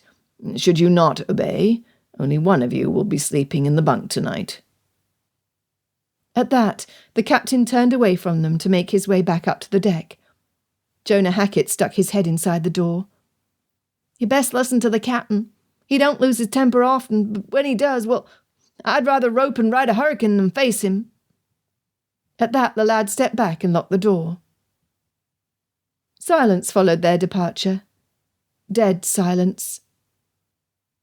Elizabeth felt that to take in a breath was a possible violation of the captain's orders. Her insides were quivering at the man's threats. Mr. Darcy dropped her hand, then slid back on the mattress to rest his back on the wall next to the porthole. Breathing in and out seemed to take every fragment of strength from him. Miss Elizabeth, his threat, well, I could see where it could discompose you. You said he would ask for a ransom. He did not, she challenged, her fear unloosening her lips. We were not kidnapped for money. In fact, the captain said I was not an intended victim. Why am I here? What will happen to me? I do not know. In truth, she wanted to appear unaffected. Nonetheless, the captain had not wavered once during his pronouncement. Additionally, why would I be afraid to meet his cat? Would he have a fierce tiger on board to devour recalcitrant passengers? No, there is no tiger. Mr. Darcy rubbed his eyes with his fingers. He refers to an instrument of punishment and torture, used against crewmen and boys who steal, lie to a superior or rebel. It is a whip of 9 braided strands with knots tied down the length of each cord. Some vengeful masters weave iron balls and bone chips into the braids to do unimaginable damage to the guilty party's person. It is either referred to as a cat o' nine tails or the captain's daughter. She shuddered. I see. Blast! A ransom would be so much easier than this. He growled. The Carolinas of all places. Darcy scoffed. His comments reminded me we are the Bingleys as far as he and the crew are concerned. Therefore I ask you not to call me anything other than Charles, Bingley, or brother. I do not know if they are aware of Miss Bingley's first name, but I do think we should not take the chance. If we slip up, we can always claim Darcy is my middle name and Elizabeth is yours. As my sister, I would not call you Miss. Thus, from this moment on, I shall speak to you as if you are my sister. Is this reasonable, do you think? Yes, Charles. Grudgingly she added, and I thank you for asking. Sister, our condition is one of delicacy. If you would agree not to attack me about Wickham, I will say nothing about the conduct of your family. In this I believe we should agree to disagree, so we have the peace you offered earlier. Nevertheless, rather than tell you what I feel the two of us should do, how we should comport ourselves with one another, and those outside these walls, I will instead endeavour to ask your opinion on the matter. She peered at him closely for a fragment of mockery. She found none. Very well, brother, I will behave if you will. He settled his back into the corner. After a lengthy silence to calm her body and clear her mind, she noted, I know very little about the Carolinas, only what I have read in my father's journals from the last century, when the 13 Crown colonies declared their independence from England. The Carolinas are to the south, and are reputed to be beautiful, and of a much more temperate climate than places such as Boston and New York. Much of the indigo imported to England for clothing came from there. Yes. I know little more than that as well, to be honest, he muttered. Elizabeth. Caroline, she reminded him. He frowned, his brow furrowing. I simply cannot call you by that name. It conjures up images of a petulant female with a sharp tongue and claws instead of fingers. The association of Caroline to you is something I cannot do. She nodded. Referring to him by his jovial friend's name felt equally unnatural to her. As I was saying, he continued, one of the things I do recall reading in the circulating papers is that some plantations in the Carolinas have refused to obey the law restricting the importation of slaves. It is a disgusting practice, promulgated by intense greed. Bingley told me of a man, a distant cousin of his father, who refused partnership in the family business at an early age. Instead, he sold his portion to his brother and moved to the Carolinas after purchasing a large tract of land. I do not recall if I was ever told whether it was one of these plantations. Elizabeth was intrigued. Might not this be the reason the Bingleys were kidnapped? Was there something underhanded about the agreement between the brothers, where the one who left might feel he had the right to inherit, rather than your friend?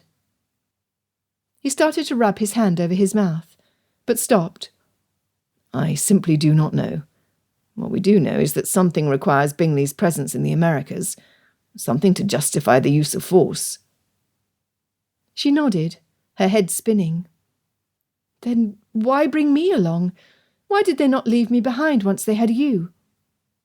Elizabeth knew her friends and family would have watched her walk away from Mr. Darcy. Blatant curiosity about the source of their disagreement on the ballroom floor would have had them following her without too many minutes passing.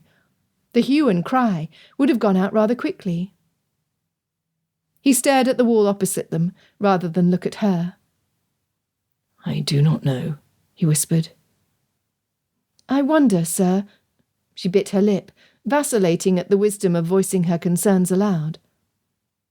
Are you certain you have a thorough knowledge of Mr. Bingley's business practices and character? For Jane's sake as well as ours, I do hope he is a man of honour, rather than a scoundrel who has participated in underhanded activities, forcing someone to take drastic measures to achieve justice. Resting his head against the wall, he closed his eyes. Before the events of this day, I would have unequivocally supported a man I have claimed as one of my closest friends for the past 4 years. As of this moment, I simply do not know.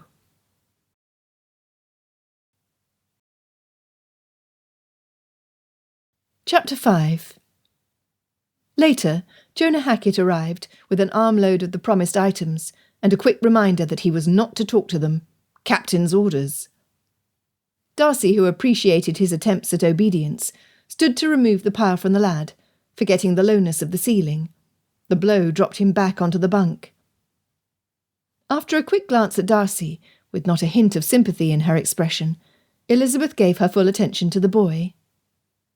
"Master Hackett, would you mind if I were to ask another question, where the answer would be a shake or nod of your head?" she inquired.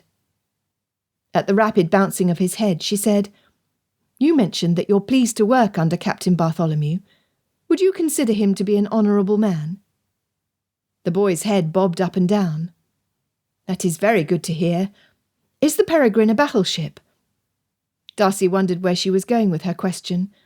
There had been no evidence of uniforms or the precision of the military in the bearing of any of the crew they had observed up to that point. Hackett shook his head to the negative. "A passenger ship, then?" Again, his head went from left to right. "A merchant's vessel?" There was a slight hesitation this time before he shook his head no. Elizabeth put her finger to her chin. Tilting her head slightly to the side, she asked, "I'm afraid I have reached the limit of my knowledge of ocean-going ships, young sir. I cannot quite understand what sort of boat we are aboard, Mr. Hackett." He stood to his full height, shoulders pressed back in pride. "Pardon me, miss, but this be a ship. You see, you can carry a boat on a ship, but you can't carry a ship on a boat. The Peregrine be a privateer, with a commission letter of marque signed by President James Madison hisself. Captain Bartholomew ain't one to skirt the laws, like some others I knowed. He be a fair man." "Are there many crew aboard? Do you have friends here?" "We have nearly 70 on board, Miss Bingley. My best friend is Quartermaster Boone. He's a good matey, with a savvy head, who don't take no guff off of nobody. 'Twas he who helped me sign me articles so's I could come to work on the Peregrine." "We are happy to hear this, Jonah Hackett. Now, one more question before you return to your duties. How soon will it be before you see your family again?" Immediately, the boy's eyes dropped to the floor. He shuffled his bare feet against the boards before answering. Elizabeth slid forward on the bunk until she could stand. Approaching the lad, she gently brushed the fringe of stringy hair from his brow. Darcy longed to pull her back to safety. Although the lad was in his tender years, he had associated with ruffians, no doubt learning the violent tricks of their trade. Before he could reach her, the ship's boy looked up. Hackett's gaze at Elizabeth was a mesmerising mixture of disquietude and admiration. She softened her voice, empathy dripping from her tongue. "Do not worry yourself to answer, Jonah Hackett. Instead, I will ask you where on this good earth you were born and raised before you began your sailing career." "I be pretty sure I was born in me ma's bed, somewheres close to Charleston, 'cause that be where the captain found me looking for work." "Master Hackett!"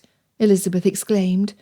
"You must have been only 7 or 8 years old at the time, far too young to be searching for work." The boy again stood to his full height. "I don't know much, miss, but I know how to work hard, and I'm pleased to do so for the He gave a cursory glance around their quarters. "Miss Bingley, the captain requests the honour of your presence at 4 bells on the dog watch. It be his dinner time. You can eat with him." He bowed.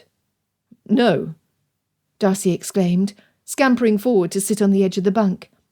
Fearful dread overpowered him at the damage a rogue captain and crew could do to an unprotected female. "Miss Elizabeth, my sister will remain under my protection as long as we are on board this ship." Hackett scuffed his feet before addressing him. "Mr. Bingley, you have nothing to fear. I've been charged by the captain to care for the lady. I'll protect her should the need arise." His skinny chest puffed with confidence.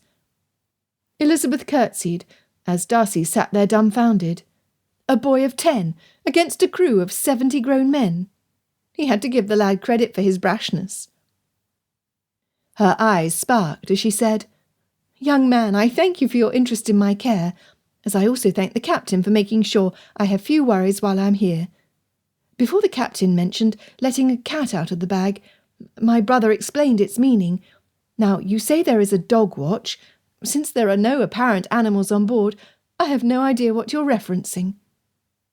After glancing at Darcy to see if he was going to provide the information, pure delight covered Hackett's face at being able to share his expertise. Each day be broke into 6 pieces of 4 hours each. Each time the officer of the deck turns the hourglass, which be every 30 minutes, the bell is rung. They ring that bell 8 times each watch. The count starts at 30 minutes after midnight with the middle watch. After comes the morning, forenoon, afternoon, dog, then first watches that brings us back to midnight. Each and every single day the captain shoots the sun and the horizon for noon with his sextant, so a man knows when to work and when to rest. Captain sits down to eat at the same time every day when at sea. Then 6 o'clock would be 4 bells on the dog watch, if I've calculated correctly. Hackett's pride in Elizabeth's acuity swelled the lad's chest and put pink in his tan cheeks. "You be a right smart lady, Miss Bingley. I will come to get you a few minutes before the ringing of the bell." Bowing, he excused himself, then locked the door firmly behind him. "I do not like this," Darcy muttered, before launching himself at the door. His fierce pounding brought a rapid response. The ship's boy unlocked the door. "Hackett, I see you have brought clothing.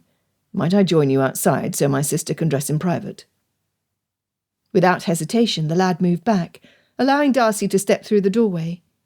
Blessed relief at being able to straighten his back and neck almost brought him to tears. "I do hope she'll be quick about it, sir. I have my duties to see to. Captain Bartholomew is a fair master, but he expects each man to see to his assigned task." "Yes, well, while I have a moment of your time without my sister or any of the crew around, I wonder, have you attended school?" "What makes you think I already don't know how to cipher an ad?" The sunlight caught the boy's eye as he tipped his head back. "Do you?" The lad shrugged. "I do all right. I'd be pretty good with my numbers. You a teacher? I ain't going back to Charleston to no schoolroom. I'm a working man now." Darcy's inclination was to chuckle, but he would do nothing to damage the lad's pride, something Darcy understood all too well. "I am a teacher of sorts," Darcy admitted. "When my sister was little, I would help her with her letters and numbers until they were clear in her mind. She seemed to learn easier from me than from her governess." "You must have been little yourself, for your sister 'tisn't much younger than you be, right?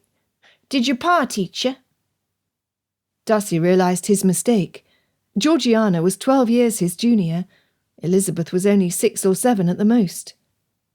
"My father began teaching me when I was still in the nursery." "I don't know my pa." "I'm deeply sorry to hear this, Jonah Hackett. Do you have any sisters?" No girls in our house." He poked his thumb at his chest. "Me and my ma were a team. Then she got sick, and then I needed to find work to get medicine for her. Captain Bartholomew advanced me wages, but by the time I got back to our room, she was—" Darcy ruffled his hair, like Elizabeth had done. "I understand." Kneeling, he looked the boy in the eye. "I too lost my good mother when I was young. It was a blow from which I believe I will never recover." Hackett nodded, his right foot shuffling on the deck. "Master Hackett, I will offer you a gentleman's agreement. If you will be diligent in caring for my sister, I will gratefully offer my services to improve your education while we are at sea." The boy took the time to consider his offer before extending his hand. Darcy gripped his slim fingers, then asked, "Might there be a slate on board, or some paper we might use? If there was a book of any sort, that too would be helpful." "I'll see what I can do." He looked back to the door. "You need to go back inside, sir." Without knocking, he flung the door open, startling Elizabeth. Elizabeth had been right. They needed a friend, and Darcy desperately needed something to take his mind off his worries, and the attraction of his enforced cabin mate.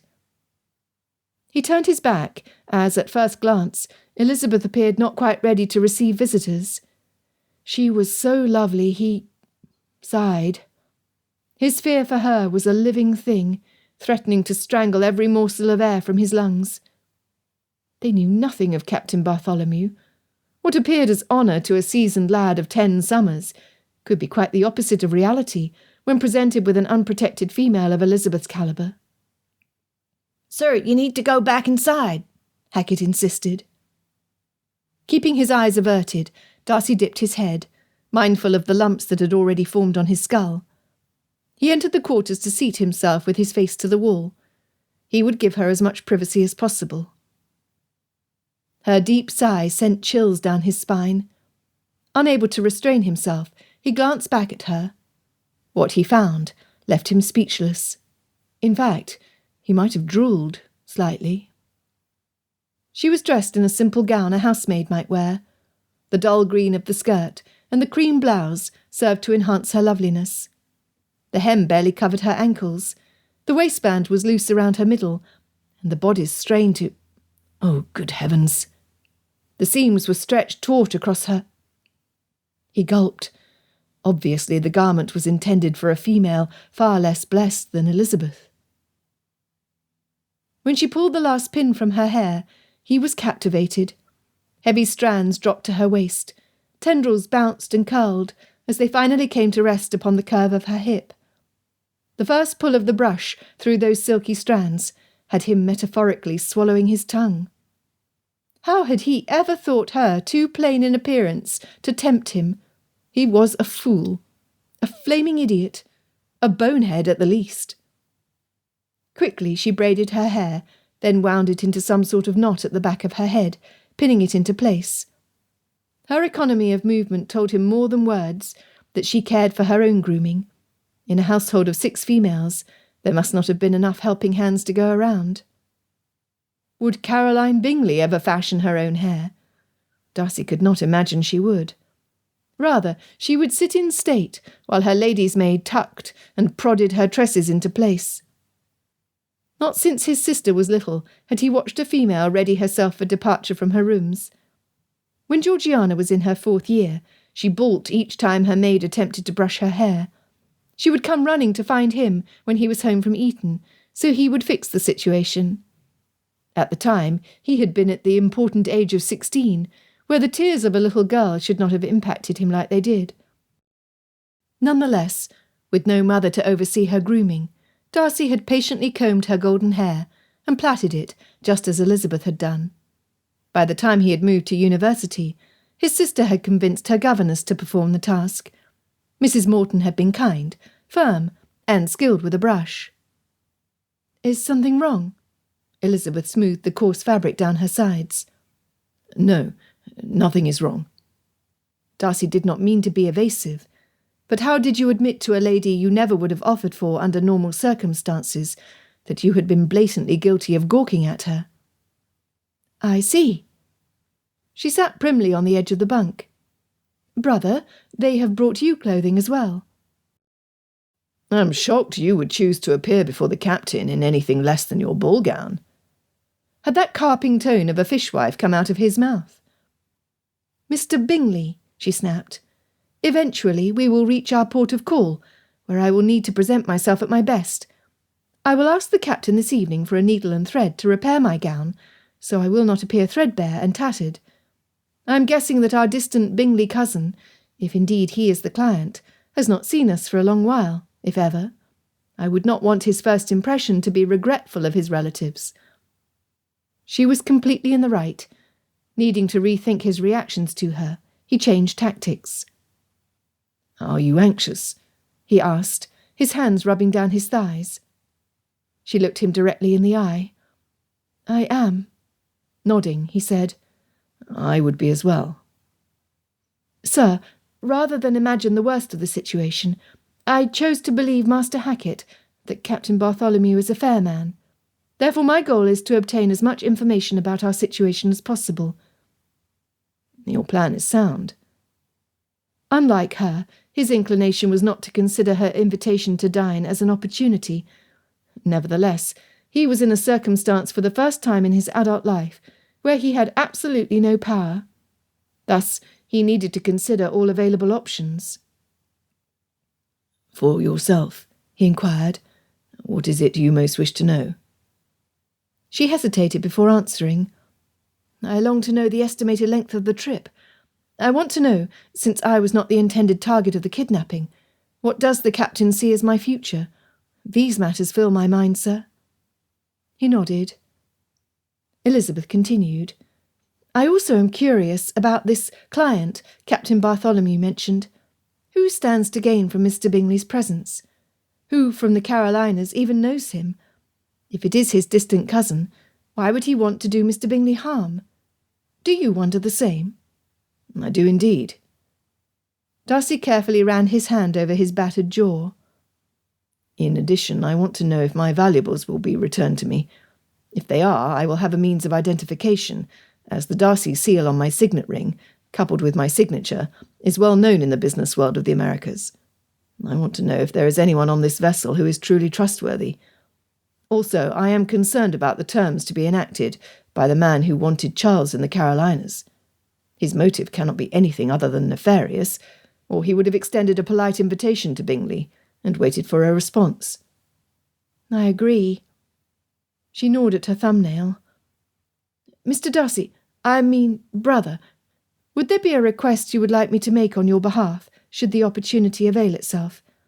I feel it would be correct to assume that some time on the above decks would be welcome, so you can stand erect rather than sit. He nodded. Yes, it would be most welcome. He deeply appreciated her kind consideration of his needs. Perhaps he could return the favour.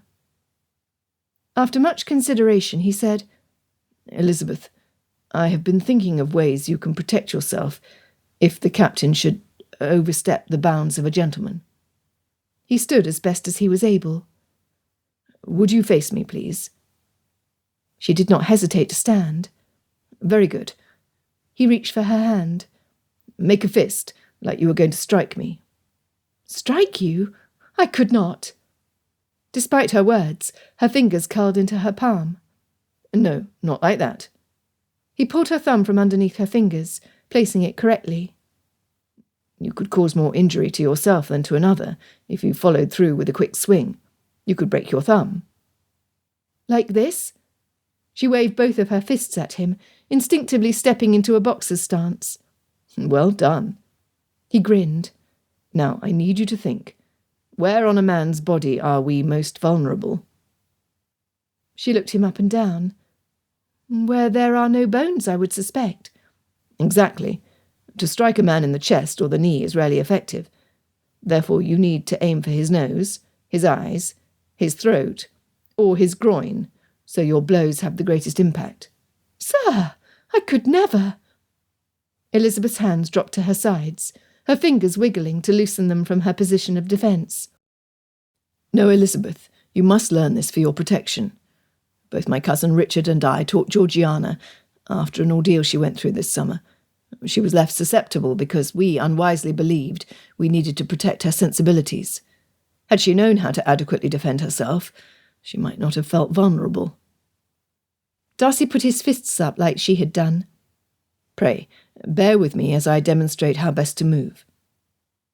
Instead of swinging at Elizabeth, he grabbed her, pulling her to his chest as close as he was able in the low-ceilinged room. Good Lord, she smelled far better than Richard. The way she felt in his arms, he could barely... Wait, what were they doing?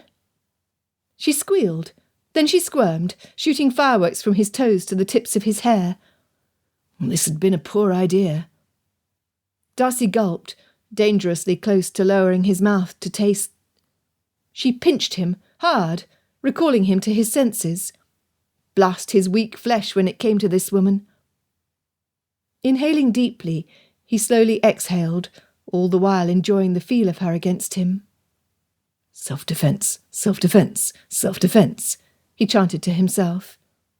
To her he said, Elizabeth, recall where I am most vulnerable. If your hands are not free, use your forehead or your elbows. Use the heel of your foot on the arch of mine. Your knee is your best weapon against a man's most sensitive parts. She was a woman of action. He jumped back in time to protect his future children and his chin. She followed with a quick jab of her fist that smacked him in the temple. Before he could recover, she used the heel of her foot to crash into the top of his. Stop! His voice rose 3 octaves. He had been battered enough. Nonetheless, he was exceedingly proud of her, and told her so. Well done, Elizabeth. He bowed, as much for comfort as for manners.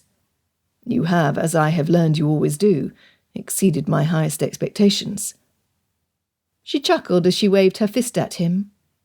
A lady does need to hone her accomplishments, does she not? Then she sobered. In all seriousness, I will admit that I was far more defenceless until I remembered your advice. Her cheeks glowed red. I am happy to be of service. Opposite of his words, he was miserable. Having her in his arms, despite her struggling for escape, was a delight. Having to let her go alone to the captain was a torture he feared he would suffer from for the rest of their journey. Or a lifetime.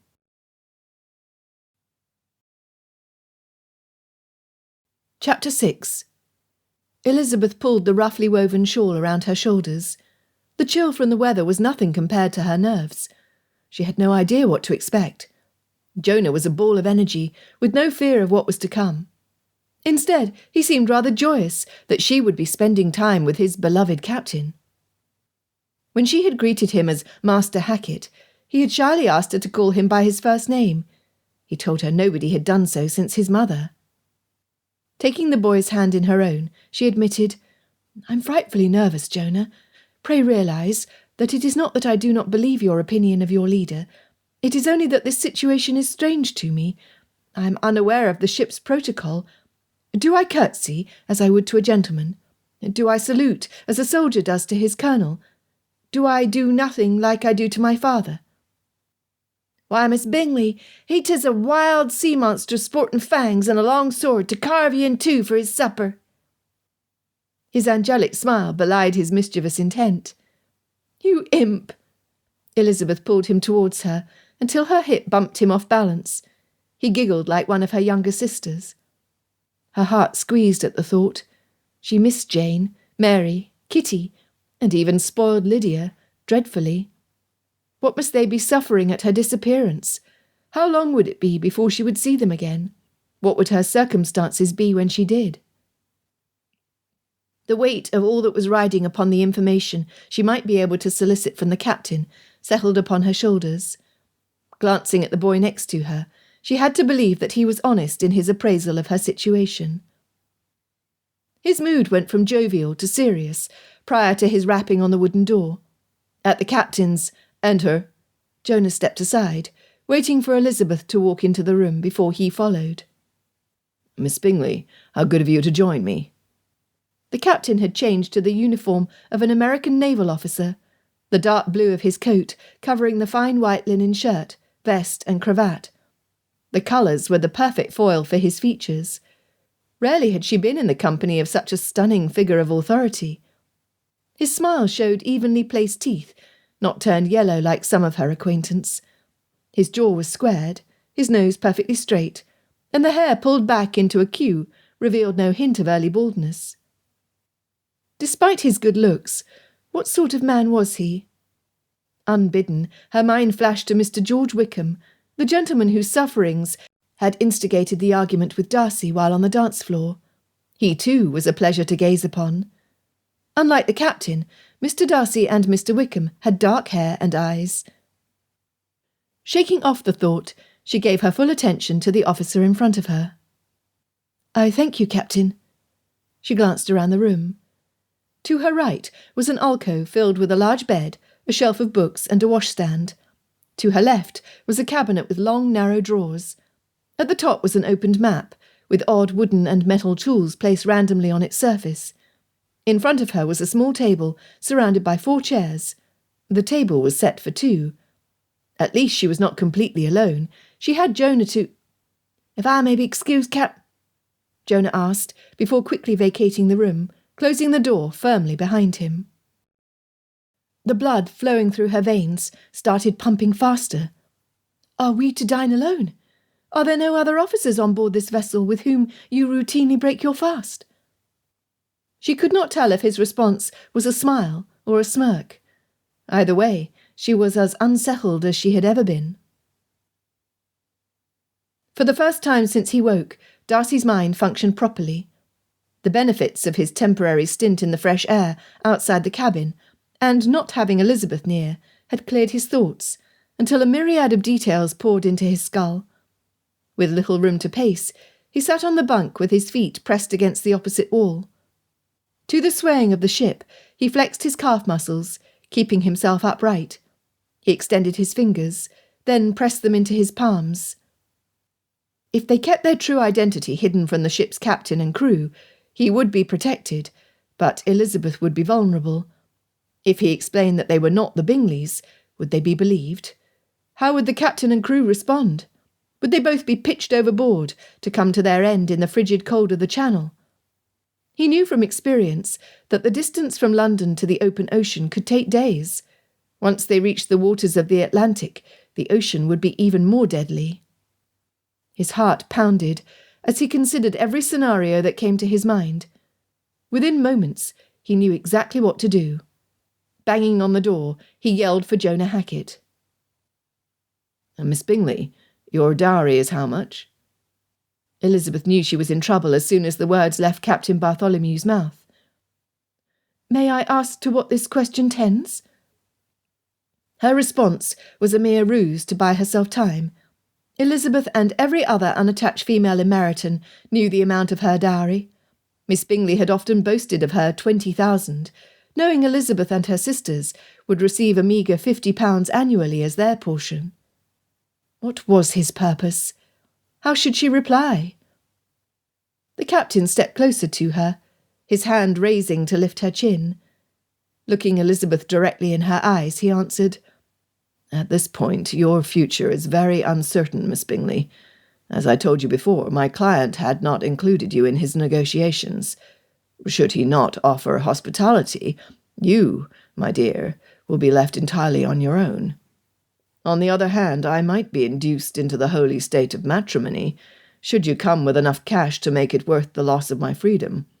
Not only would it protect your virtue and your future to be the captain's wife, but our union would make the Atlantic crossing much more, pleasurable for us both.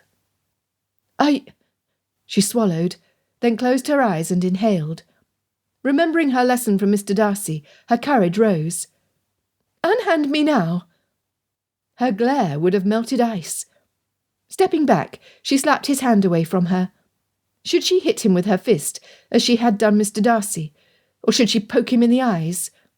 Her hands itched as her fingers flexed, then fisted.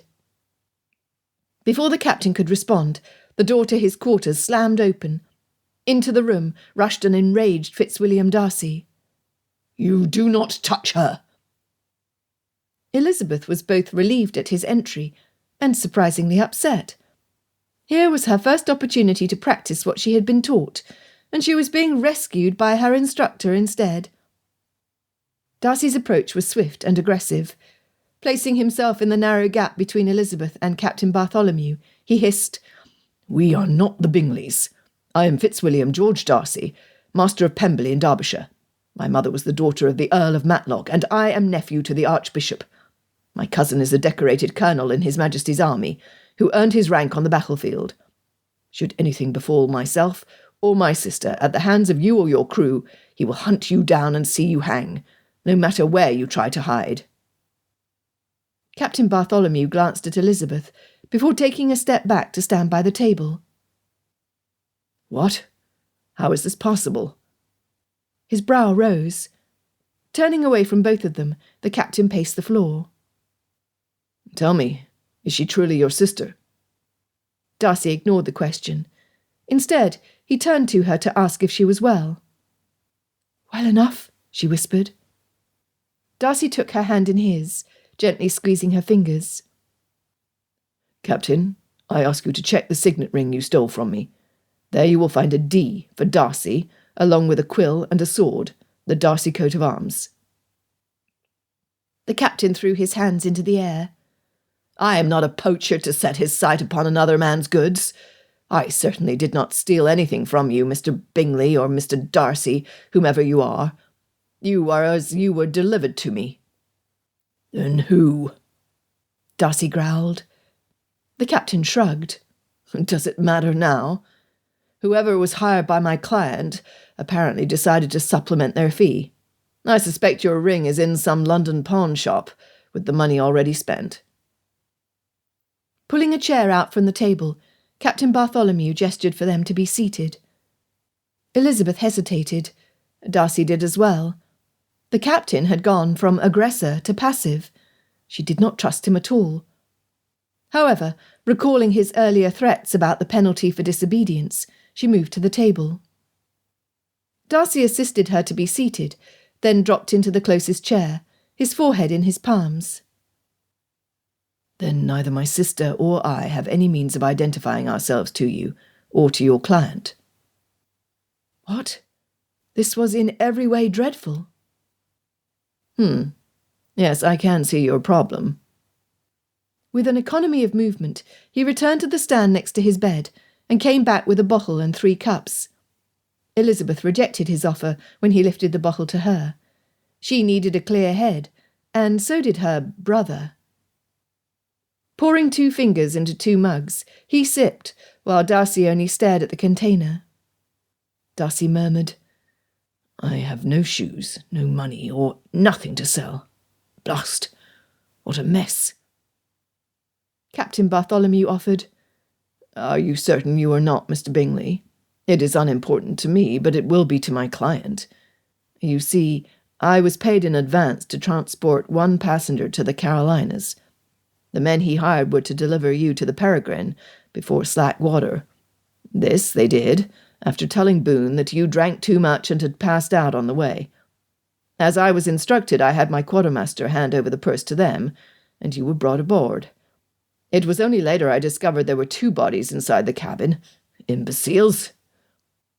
"Could we not turn back?" Darcy pleaded. "We cannot." The captain swallowed the brandy in 1 gulp. "We are soon to enter the southbound Canary Current, which should get us quickly past the coast of France and Spain. Unless we are met by the heavy guns of Napoleon, we will be 2 weeks until the equatorial current carries us to the Gulf Stream. If the weather holds and we meet no enemies, we could be in Charleston Harbour in a month." Darcy's head shot up. "Could we not venture to Boston or New York? I have business contacts there who could easily verify my identity. I would gladly pay double what your client is paying you." "Ha! I imagine you would." The captain slid his cup away from him. "This time of year, the weather fluctuations along the northern Atlantic drift are dramatic. Not only would we be fighting the current, the wind, and the cold, we would be pushing against the clock to get you delivered on time, should we adjust our headings due west. No, it cannot be done." Darcy nodded slowly, his shoulders dropping slightly. "Then our die is cast. Julius Caesar." Elizabeth looked at the captain with a start, for she had thought the words as the captain had said them. She could not keep from asking, "You have read Suetonius?" "I might ask you the same, Miss Bingley. Or is it Darcy?" Darcy reached over to grip her hand tightly as a signal to follow his lead. "My sister has been—" He cleared his throat. "Mrs. Stephen Bennet of Longbourn in Hertfordshire, but a few months." "I sense your hesitation," the captain noted. "You disapprove." "He is not the man I had hoped my sister would wed." Mr. Darcy's story was quite inventive and effective. It would instantly lessen her appeal to the captain or any other man on the ship. Now that the immediate danger diminished some, Elizabeth studied the 2 men. Captain Bartholomew leaned back in his chair, 1 foot crossed over the other. While his pose was relaxed, his eyes shot between her and Darcy. On the other hand, tension poured off her new brother. At a noise from the doorway, the captain barked a command. "Not now, Hackett. Close it, and get back to work." Elizabeth caught the boy's eyes before he obeyed his master.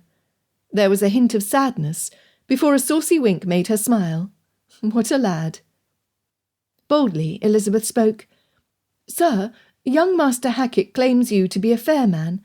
My brother—" She came to an abrupt stop when the captain slammed his hand on the hard surface of the table. "Why?" he demanded. "Why would you allow me to continue in ignorance? Why did you not tell me immediately that you were not the Bingleys?" Darcy's answer was simple. We do not know you, Captain. We were drugged, kidnapped, and robbed. I was pummelled, while who knows what offences were committed against my dear sister. Jonah Hackett may admire you, but I have witnessed nothing up to this point to earn my respect." The captain nodded. Kidnapped. Of all the foolish things for Silas Bingley to do, that he has brought this black stain upon my ship is unconscionable. Did you think you followed the law when a crime resulted in our being aboard? And what of my sister? How did you not realise by her presence that our capture was nefarious? I cannot believe you gullible enough to think you did no wrong," Darcy insisted. "I will pay you for your time, or any late fees you accumulate should you return us to London now." "It is not that simple, Mr. Darcy. I have a contract to deliver a healthy, wealthy gentleman to Charleston, one I will not break. I will admit to some surprise that there was not one person but two. The tale I was told by the men who brought you to the wharf was that you were with a group of friends at your club in town.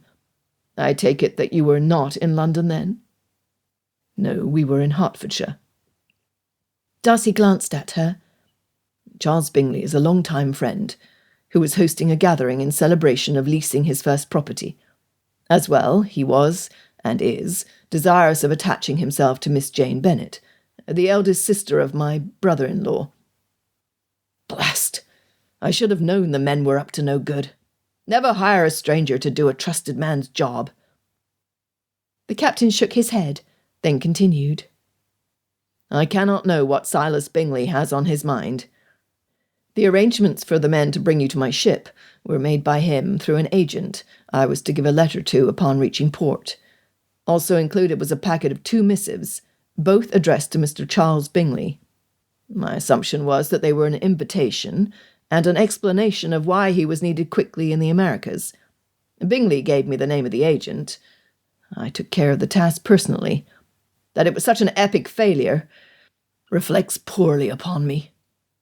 He slammed his fist on the table. "I will not have it." He brooded. "At least tell me this. Is the real Miss Bingley well dowered and unwed?" Elizabeth chuckled. "She most certainly is. Or despite using every ploy imaginable to gain my brother's attention, she, with her lovely appearance, fashionable wardrobe, sharp tongue, and 20,000 are available. Should you choose to turn this vessel and return to London, I guarantee you that the two of us would be pleased to provide an immediate introduction." When the captain smiled at her comment, she was relieved to note no lascivious gleam in his eye. "I will need to hope Miss Bingley is still available in several months, when next I am in London, since I cannot and will not reverse our course." He slid Darcy's cup closer. "Drink up, my man. You will, of course, join us for a meal?" Darcy grumbled. "For a certainty."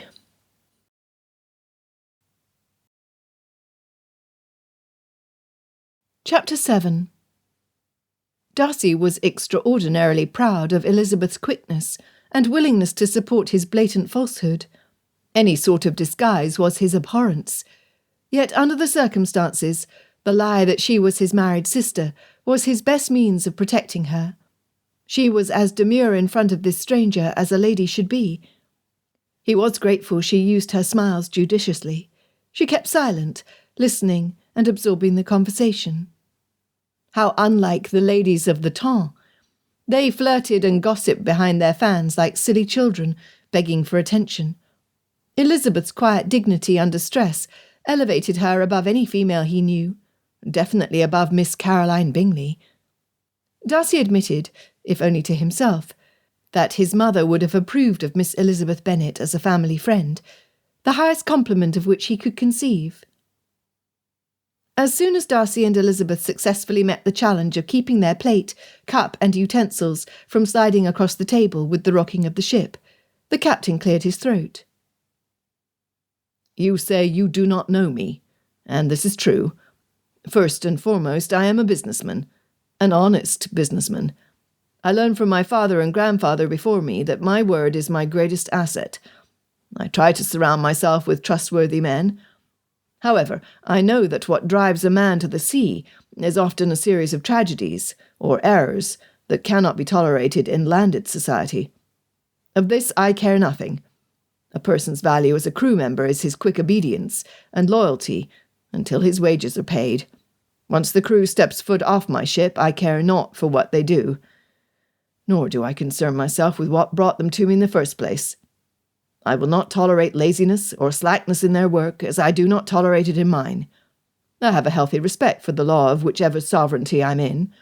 I enjoy the company of men and women from every race or nation. Therefore I abhor the slave trade, or anyone who promotes such a heinous practice. Yet you aided and abetted a kidnapping, which is punishable by hanging, Darcy challenged. As master of Pemberley, I have hundreds of people in my employ. Anything done by them on my property is my responsibility. Like you, I care not what they do on their own time, or away from my property. Nevertheless, once I become aware of wrongdoing or an injustice, I act quickly to rectify the matter, seeing that the guilty are punished, as well as reparations made to the innocent. As I will as soon as we arrive in Charleston Harbour. The captain looked him over. I have valuable commodities below for which I will receive double if they are delivered before the 24th of December. In a private agreement with the wives of my usual customers, myself and my crew will receive bonuses that will fill our coffers, but only if we tie up at the docks no later than noon on that date. Each man aboard agreed to go without hot meals until we reach Charleston Harbour. Thus, after expenses, the profit will be even greater for each man. I cannot, nor will not, go back on my word to those women. They are the ones who demand the goods from their husbands. They are the ones we will please, not you. Darcy's mind spun with the implications. There would be no turning back. Any attempt could bring mutiny, which would cause more harm to Elizabeth and himself. Elizabeth raised her eyes, then said, "My father taught that honesty and the treatment of others in a fair manner is the mark of a decent person. Pray, might I ask, sir, this client of yours does not have slaves on his property, does he?" "Not that I know of." The captain shrugged. "With that said, there are gentlemen, as they call themselves, who cautiously hide who and what they are. This was my first time doing business with Mr. Silas Bingley. My initial impression was that he appeared an agreeable sort. His money was good. Our arrangement was that I would pick up a passenger in London to be transported to his plantation in the Carolinas. As an incentive for a timely return, I carried several tons of the finest cotton and dye produced in the Americas, which quickly sold for exorbitant fees in England. Although the bulk of the profit belongs to Mr. Bingley, the Peregrine's share was substantial. The transaction appeared straightforward. As I already mentioned, I was not aware until we were already at sea that one of you was female." "Then the clothing I am wearing was not brought aboard for my use?" Elizabeth asked. "No, not at all. I have a small trunk with practical clothing items for the few passengers I carry." "I noted you provided clothing for my brother. Fine fabrics appropriate for a ballroom will not last a month at sea and beyond. Therefore I thank you." Darcy's heart warmed with her care. If he did not know differently, even he would have believed she was a relative by birth. The captain looked Darcy up and down. "It will not be what you are used to, but you are welcome to the pile. There are needles and thread if you have the skill to make adjustments. There might even be a pair of boots that fit. Or not." Darcy nodded appreciatively. "The man who first opened our door this morning had some polish amidst his sailor slang. Is he one whose background you choose to ignore?" "Ah, you refer to Augustus Gerald Hollingsworth III, my quartermaster, whom we respectfully address as Boone." The captain straightened in his chair. "I am aware of his background, and so might you be if you know New York society. However, speak to him of his past, or call him by anything other than Boone at your peril." "I see." Darcy attended the comment with all seriousness. "I hope you do, for he beat the last man who dared call attention to his family to within an inch of his life. The only thing that stopped the thrashing was Boone's becoming aware of the presence of Hackett. There is no one on board who protects my ship's boy with more fierceness than Boone. Be warned, and keep away from him. The journey will be much more pleasant if you do." "Duly noted," Darcy said. For an hour, the captain regaled them with one adventure after another in various ports of call. The life of a sailor sounded exciting, but Darcy knew that what the man did not address were the lonely weeks and months away from society, other than a motley crew, a constant shortage of rations, and perpetual boredom. After a cold dinner of meat, cheese, and sliced fruit, the conversation turned out to be unexpectedly pleasant. The captain allowed Darcy and Elizabeth a few moments above deck. Walking was perilous, as the ship tilted forward and back, occasionally lunging from side to side with the movement of the sea. Dusk had fallen. The night was unusually clear for a late November evening. The breeze that flapped the sails was icy. Darcy could not keep himself from looking longingly towards where the distant British shoreline would be. Glancing across the deck to the other side, none of the lights on the coastal ports of France were visible.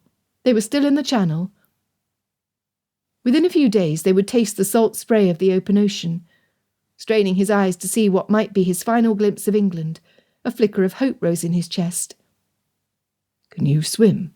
he whispered into Elizabeth's ear. She nodded, quickening his breath. He had no shoes to weigh him down. It would take mere seconds to strip off his coat. Anything of value he had carried in his pockets or on his person at the ball were gone. Vaulting the railing would be an easy task, compared to the many high fences at Pemberley he had leapt over. Darcy stared at the shore, mentally calculating the distance over the water and the length of time it would take to reach safety.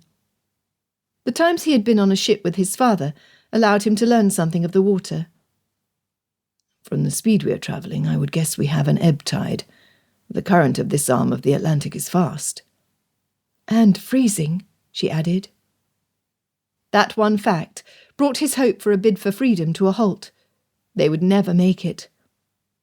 Disappointment enveloped him like the frigid water would have done had he followed through. As much as he wanted the two of them back on British soil, he would never endanger her life if it was within his power. "Brother, I will admit for your ears alone that deep water scares me. I have read enough of Father's books to know of whales, sharks and eels that lurk below. I simply cannot believe the Channel would be kind to the two of us if we were without the protection of the fine crew aboard the Peregrine." Her message was clear. She, too, felt the danger was not worth the risk. Elizabeth looked to the heavens. "The moon is waxing gibbous. I will guess 2 more days until it is full." A gruff voice startled Darcy from behind. The unknown sailor said, "3, ma'am. It'll be shining so bright you can see yourself in the drink should you peer overboard. That is, lest the clouds cover it with their silver shrouds." With the celestial light hovering above the horizon, and him in their shadows, the man was cloaked in darkness. Elizabeth dipped her knee. "I stand corrected, sir. I thank you." "Welcome, ma'am." The unknown sailor disappeared as stealthily as he had arrived. Darcy shivered. "I had assumed that after being crept up upon at Bingley's ball, my senses would be heightened to having someone sneak up behind us." "In truth, I was also unaware of his presence," Elizabeth admitted. A gust blew salted air into their faces as the bow slipped down to the wave below. She did not shy away from the assault. Instead, Elizabeth lifted her face to the wind. In Darcy's mind, the action defined her character. She was bold enough to face her challenges head-on, fierce enough to believe herself equal to the force of the wind, and insightful enough to find delight in something fully out of her control. He leaned against the railing.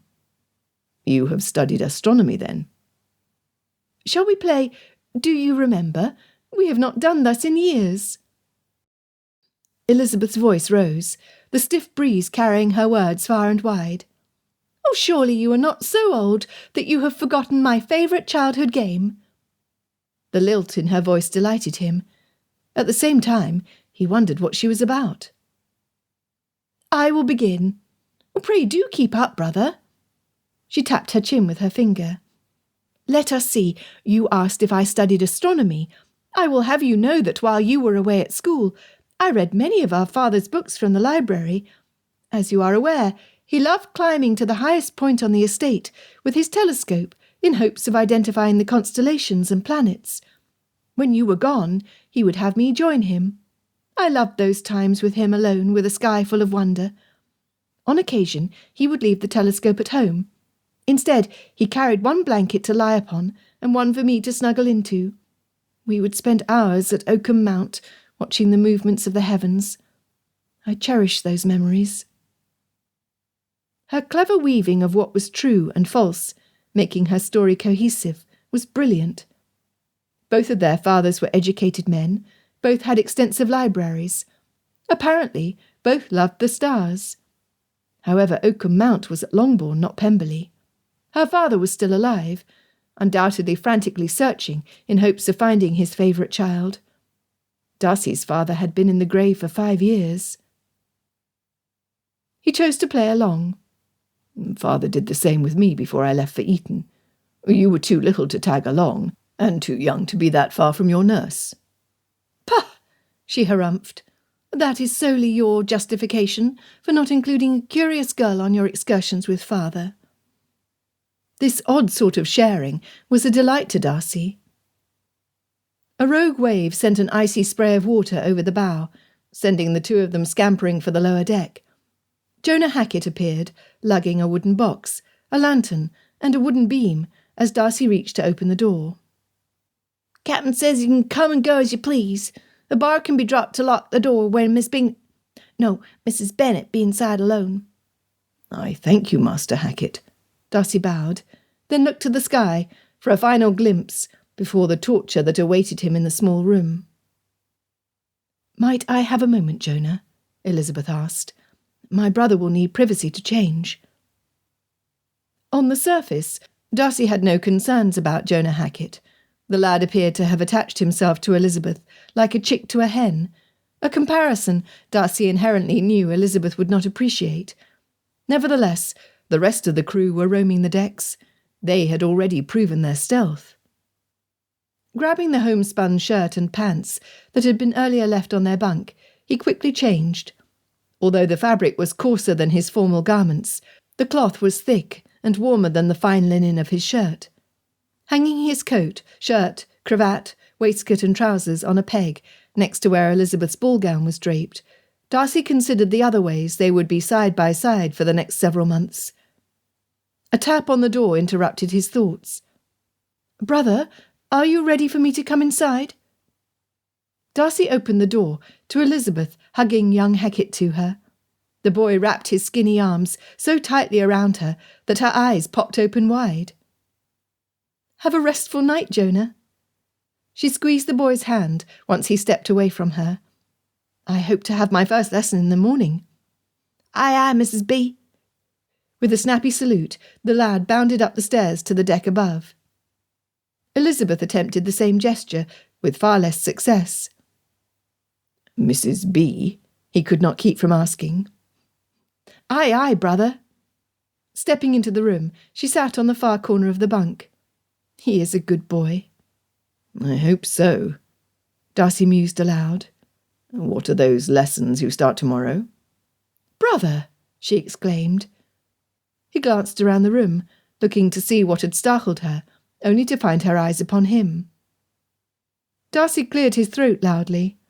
"Yes, I fear my borrowed clothing does not fit me as well as yours does you. While a needle and thread might help your skirt and blouse, I do not believe there is anything that can be done with pants and sleeves measured to fit a much, much shorter man." He held his arms in front of him. The ragged edged sleeves reached the middle of his forearms. The pants were the same length as worn by Jonah and the crew, showing a fair amount of leg. "I am jealous," Elizabeth admitted with a grin. "Your thick-wool socks must be divine. It is a rarity to find a single pair that displays so many different colours at one time." "Ha! Then you will be happy to note the pile contained another smaller pair that I believe will warm your toes sufficiently." He dug through and handed them to Elizabeth, who held them up to the lantern's light. She laughed. "I will look like a leprechaun chasing the rainbow on my own feet." Darcy shook his head. She was an imp.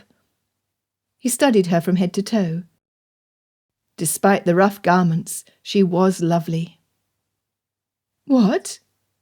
It was her turn to look around for something wrong.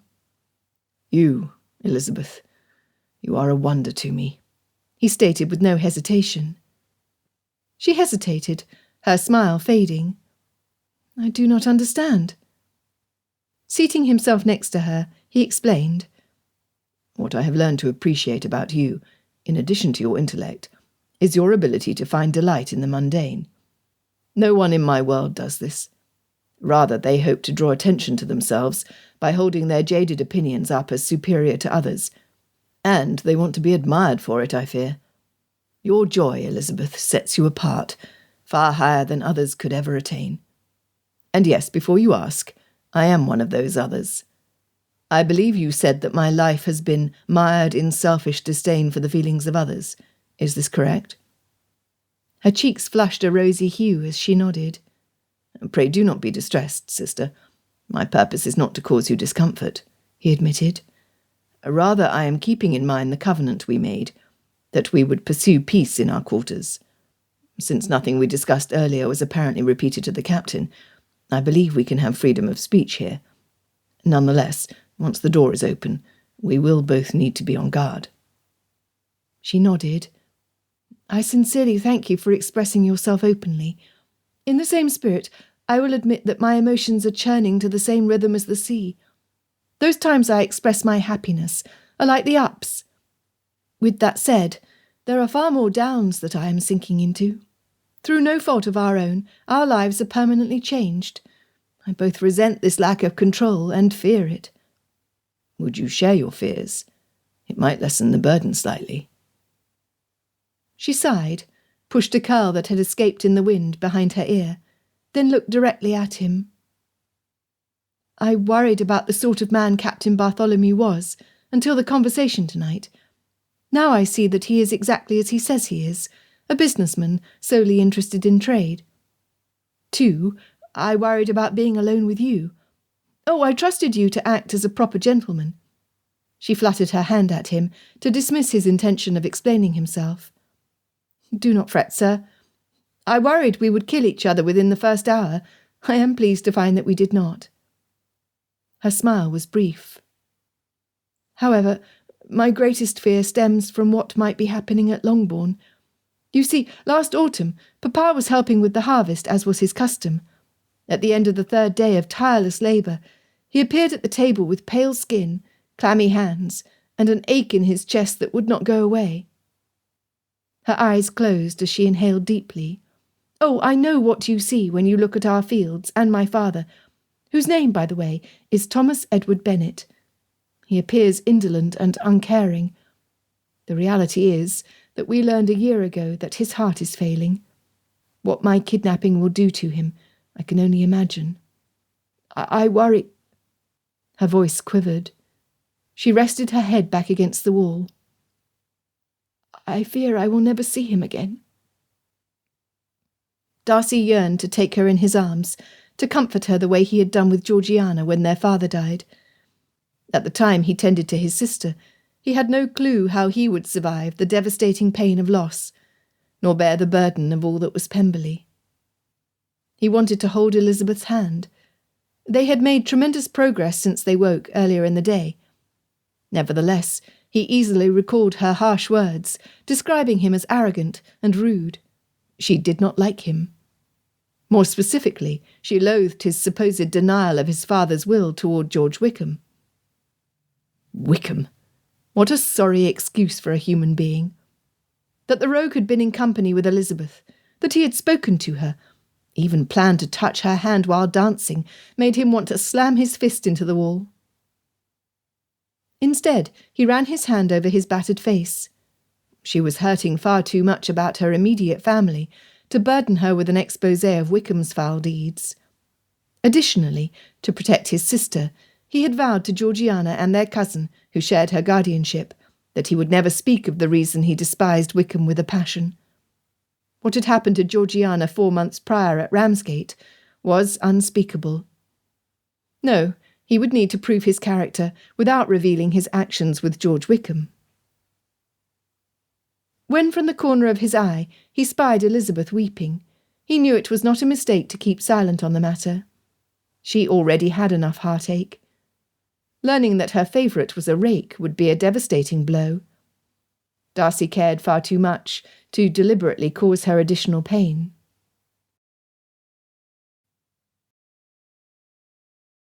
Chapter 8. Elizabeth rubbed the end of her nose, which had lost blood flow from being firmly pressed against the wall. She was afraid to move, afraid to breathe. The air was bone-chilling cold. Nonetheless, despite her misery, she yearned to press herself even closer to the hard surface, away from the warmth at her back. Could she be any more uncomfortable? She thought not. Even though the arrangement to share the bunk had been mutually agreed upon, the reality of being in such close contact with a man who completely unsettled her robbed her of the ability to sleep. She doubted he fared any better. Like the ocean, the day certainly had its ups and downs. Meeting Jonah Hackett was a bright spot. Even spending time with the captain had been pleasant, once Mr. Darcy had joined them and they had been able to sketch his character. She sighed. If the captain was correct in his timing of this journey, Elizabeth and Darcy would be stuck together for a minimum of 2 months to the Carolinas and back. Would the two of them be able to pass the time without tossing the other overboard? She had no clue. Of course, the great unknown was the reaction of one Mr. Silas Bingley.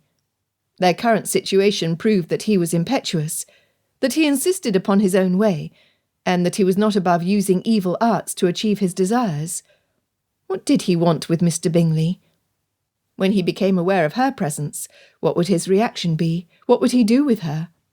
Would he keep Mr. Darcy and leave her to her own resources in a foreign land? All of these unknowns added to her confusion with the man sharing the bunk. 1 minute he infuriated her, the next he bordered on being tender. Was he so mentally adaptable that he actually thought of her as his sister, to the point he treated her as his own? How could that be? Caroline Bingley praised Georgiana Darcy's talent, wisdom and looks, until Elizabeth concluded she was a fearsome thing.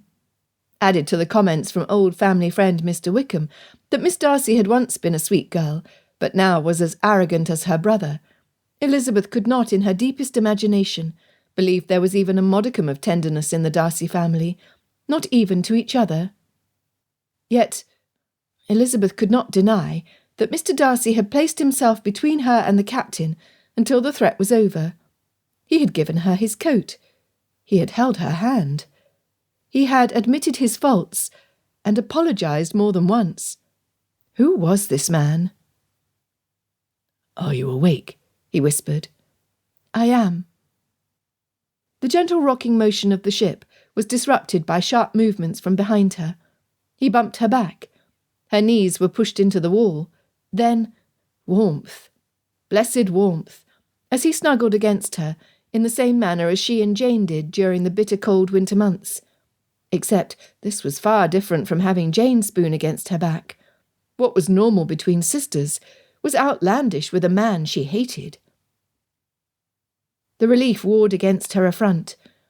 How could he, a man who easily caused offence, seek comfort with her? He must have felt the cold to his bones as she had. When his arm snaked over her, bringing his thin blanket along with it, she did the only sensible thing in the fierce chill, pulled him closer to her.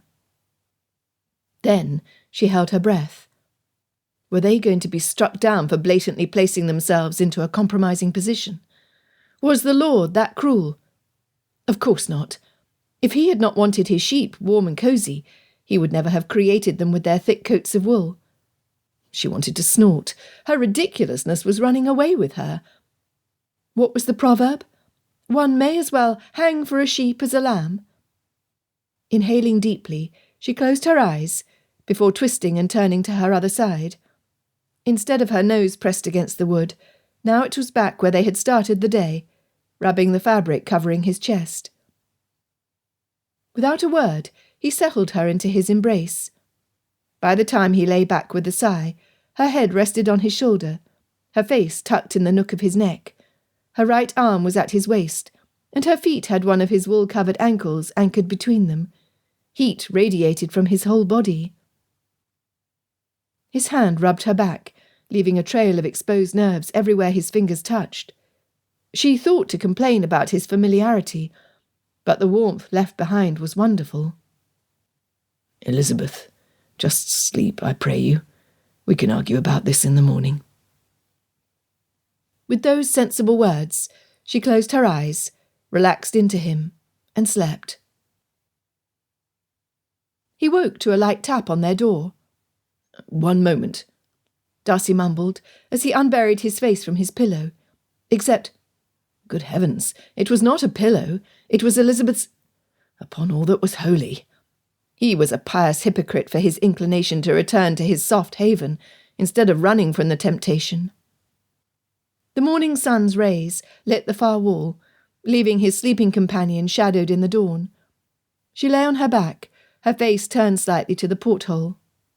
She was lovely. And she was crowding him off the mattress. How could someone so much smaller than he take up the majority of the bunk? He smiled before carefully beginning the task of loosening himself from Elizabeth, so as not to wake her. Her left arm was hooked around his neck, holding him in place. If he tilted his head just so, his lips would brush the softness below her ear. No, he would not dishonour her by pursuing his own desires. He was a gentleman. "Elizabeth, we are being summoned." Her eyes popped open, slightly unnerving him. Within a breath, she had released her grip on him. "Mr. Darcy, you've been eating on deck, sir." It was Jonah Hackett. Looking back to make certain Elizabeth was modestly arranged, Darcy opened the door. The scamp darted past him into the room to grab the chamber pot from under the water-stand. "You won't be needing this no more, though we'll keep it here just in case. Wait for me, sir, and I'll show you the head. I'll be taking Mrs. B to the captain's water closet for her first use." He glanced at Elizabeth. "Come on. As soon as you're finished, we can start your lessons." Elizabeth scrambled off the bunk to follow the boy. Darcy stepped back to let her proceed. The lad spoke over his shoulder. "Mr. Darcy, I'd be taking off my stockings if I were you. The deck is as wet as a rain cloud, and you don't want to be bringing the stink of the head back to your quarters." Darcy was mortified at Elizabeth's hearing the lad speak of something never discussed in the presence of a lady. When Hackett showed him where and how he would be easing nature, he was shaken. There were 2 holes, one on either side of what Hackett called a bowsprit. Alongside each was a bucket with a sponge. The downwind smell of the area was atrocious. Since there was no protection from the elements, Darcy wondered at the logistics during stormy weather. Needless to say, there was no privacy, as one hole was already occupied. "You get used to it," the boy shrugged. "Just be careful when the salts are up in the rigging, since it being practical to run up and down the lines. So when they yell, 'Look out below,' you best be getting out of the way, 'cause you don't want to be wearing what they be sprinkling." Darcy immediately looked up into the upper sails, knowing he would need to warn Elizabeth. Last evening's foray might be her only chance to feel the ocean breeze. She was bold, yet she was intelligent as well. "Hackett, what sort of instruction will you be sharing with my sister this morning?" The lad stood tall. "You can call me Jonah too, just like her, sir." Darcy bowed. "I thank you for the honour." "Oh, it be no honour," the youth reassured him. "'Tis just that it be so long since I heard it. Hearing Mrs. B say it sound almost the same as when me ma would yell at me to fetch this or that. So, Mr. Darcy, I guess that be your name?" He nodded. "I am Fitzwilliam Darcy." It was the boy's turn to nod. "Did you find the captain to be a fair and honest man like I told you?" Jonah shaded his eyes, then dropped his hands to his sides. His mouth gaped open. "Ship ahoy!" he yelled. "Ship ahoy! Starboard side!" Never could Darcy have imagined the organised chaos that ensued. Moving as quickly as he was able, he approached the helm. There, the captain and Quartermaster Boone had been in deep conversation. Now they were taking turns, looking through a spyglass and barking commands to the crew. "Hold her steady! Ready the guns! Prepare to strike the colours!" Nothing in Darcy's life had prepared him for the activities common aboard a threatened ship. When Captain Bartholomew commanded him below decks, Darcy did as was suggested. Elizabeth stood outside their quarters, her hand holding her steady by grasping the doorknob. She asked, "Does 'Ship ahoy' mean what I think it does?" "It does." He covered her hand with his to open the door. "Until we know if the approaching vessel is a friend or foe, we are safer inside." In the time it took to reach their bunk, the Peregrine began to turn hard towards the shore. There might be hope for them yet.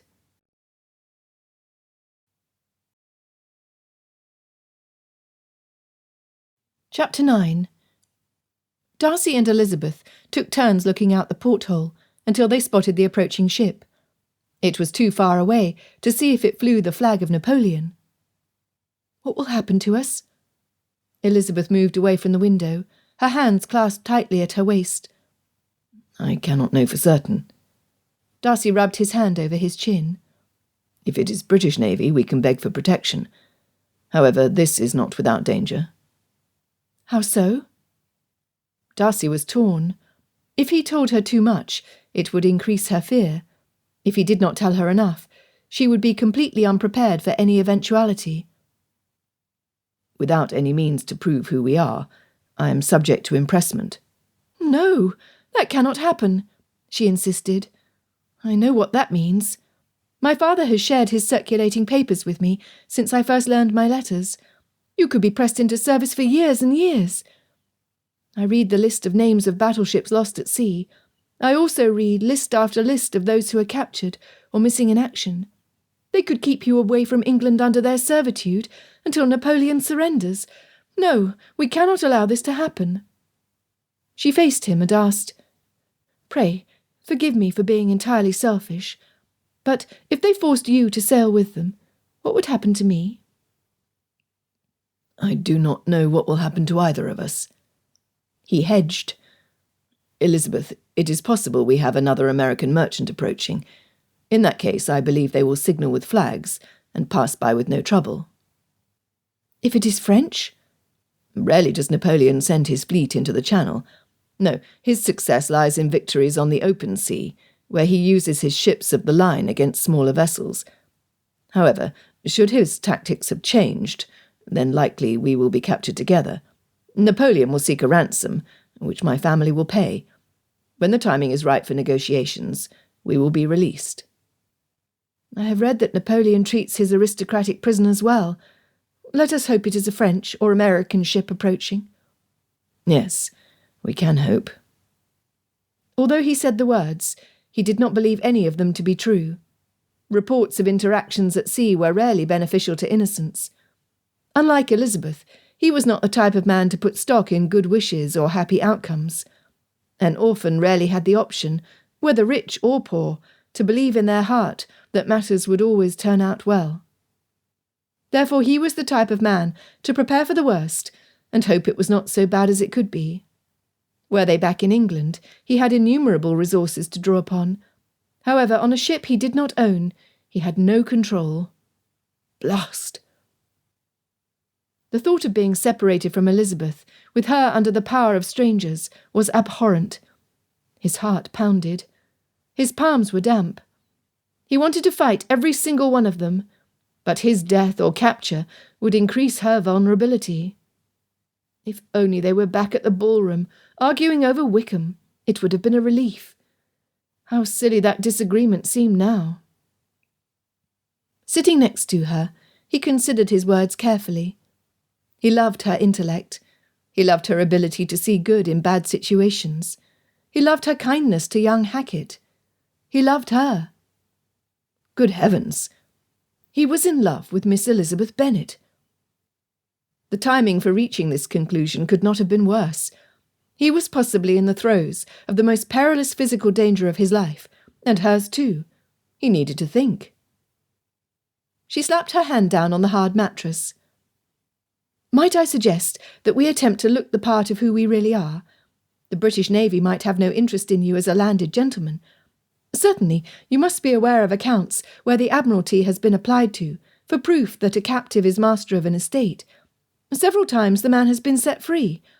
If they are French, it would be a good idea as well to present ourselves as gentry." Brilliant. No wonder he loved her. Turning their backs on each other, they outfitted themselves in the clothing they came with. The two of them would be frayed, stained and wrinkled, but they could stand tall to meet their future. He desperately needed a shave. During the 30 hours or so that they had been missing from Hertfordshire, his whiskers had sprouted a dark shadow that made face and neck itch. In a matter of a few weeks, he would have a full beard, making him fit in with everyone on the crew, except the captain and young Hackett. Elizabeth fussed with her skirt, then turned attention to her hair. When she finished, she handed the battered brush provided in the captain's box to him. He cleared his throat, suddenly embarrassed. Before he could utter a word, she asked, "If you would fasten my buttons, I will straighten your neckcloth." She turned and he almost swallowed his tongue. The smooth skin of her back and shoulders, above her chemise and stays, glistened in the early morning light filtering into the room. His fingers quivered as he reached to pull the edges of her gown together. Hours seemed to go by as he fumbled with one button, then another. When he finished, and she raised her arms to assist him, his knees threatened to collapse. He was an idiot. He was an idiot. He was an idiot. By the time she finished, he had chanted the truth no less than a dozen times. When her fingers brushed his throat to straighten his hastily tied knot, he was shocked that he had not gone up in flames. "There!" She patted his chest. "You look the part of an English gent, sans shoes and jewellery. I am a tattered and torn British lady who is far more at home in a ballroom than a ship." A sharp rap on the door interrupted his desire to prolong the domestic scene by pulling Elizabeth into his arms. No doubt she would have scratched and clawed him to threads had he tried. Boone shoved the door open and tossed some items on the floor. "The captain requires you both on deck now. Hurry." There before them were his shoes. Shoving his feet inside, they rushed after the quartermaster. Wondering what else of his lost possessions would suddenly appear if needed, Darcy clasped Elizabeth's hand in his to steady her on their way. They followed the officer up the stairs to the deck. Darcy's eyes went from bow to stern, wondering if it was the same crew they had glimpsed the day prior. Instead of ragged sailcloth garments, the men were dressed neatly in degrees of blue and white. Even Jonah Hackett looked smart in his uniform. One glance at Captain Bartholomew showed him in a coat far less decorated on the lapels and shoulders than the one he wore the night before. The tails were longer, the sleeves were heavily trimmed in gold braiding. "Come," the captain commanded as they approached the helm. "We cannot yet see if they are flying the Union Jack, the 15 Stars, or Napoleon's blue, white and red ensign. I doubt a Frenchie would be this far up the channel, although it is possible. No, I suspect we are about to meet one of Britain's mighty fleet. You had best look sharp, Mr. Darcy, or the press gang aboard will have you on your knees, with a holy stone for the rest of the war. If it is the French, we will draw our guns and fight." Yet you turned towards the French shore. The movement had puzzled Darcy. "Aye." The captain nodded as he peered through the spyglass. "We are smaller than that battleship. The eddies will pull us closer to shore than he could safely navigate. We will remain on this course. We still head west-southwest. We should be able to slip right by whomever it is by hugging land. And my goal is the Azores, then New Providence Island in a few weeks to restock supplies, before we hit the eastern seaboard. I mean to do all I can to get there on time." Jonah tapped Elizabeth on the arm. Whispering, he said, "You might be wondering at the Holy Stone. It'd be a limestone brick for cleaning the decks. The Brits still do it every day. We be scouring every 14 days. It'd be tough work, even for me." She dipped her chin in acknowledgement, then reached for his hand. "Have you seen Bahul, Jonah?" "Not so much." He scuffed his feet. "Mostly the captain trades goods. Then we don't have to fight. Since all the crew be partners in the cargo on this trip, we want to keep as much as possible. The captain says if we keep our pences down by not asking for hot food and rum, we'll make a fine killing once we get back to Charleston Harbour. Why, Mrs. B, I'd be pleased to buy you a purty dress." "Oh, Jonah," she sighed, as she brushed his cheek with her fingers. "What a delightful lad you are. Well, you look smart in your uniform, young man. Why, even the buckles on your shoes are shined." Her smile vanished. "Stay safe, I pray you." "Don't you worry none, Mrs. B. I'll protect you. Mr. D, too." With a grin and a smart salute, he ran off to perform whatever task he had been assigned. Mr. D. Never could Darcy recall having a nickname he was more pleased at hearing. Certainly, his first name had been a source of many attempts at brevity. When they were young, his cousin Richard had called him Fitz, Fitzy, which always generated fisticuffs, William, Willie, which also was like waving a flag at an angry bull, and Will. Mr. D? Yes, he could happily live with that moniker from Jonah. "Brother?" Elizabeth leaned closer to him as the vessel rose and fell. "There is a shocking amount of quiet amongst the crew, is there not?" Gathering his thoughts, Darcy focused, not on the immediate concern for Elizabeth and his safety, but on the whole of their surroundings. She was correct. The sparsity of movement and sound, other than the hull slapping against the waves, and the sails flapping, was odd. Since this was his first opportunity to study the frigate in the light of day, he was surprised to see a merchant ship so heavily armed.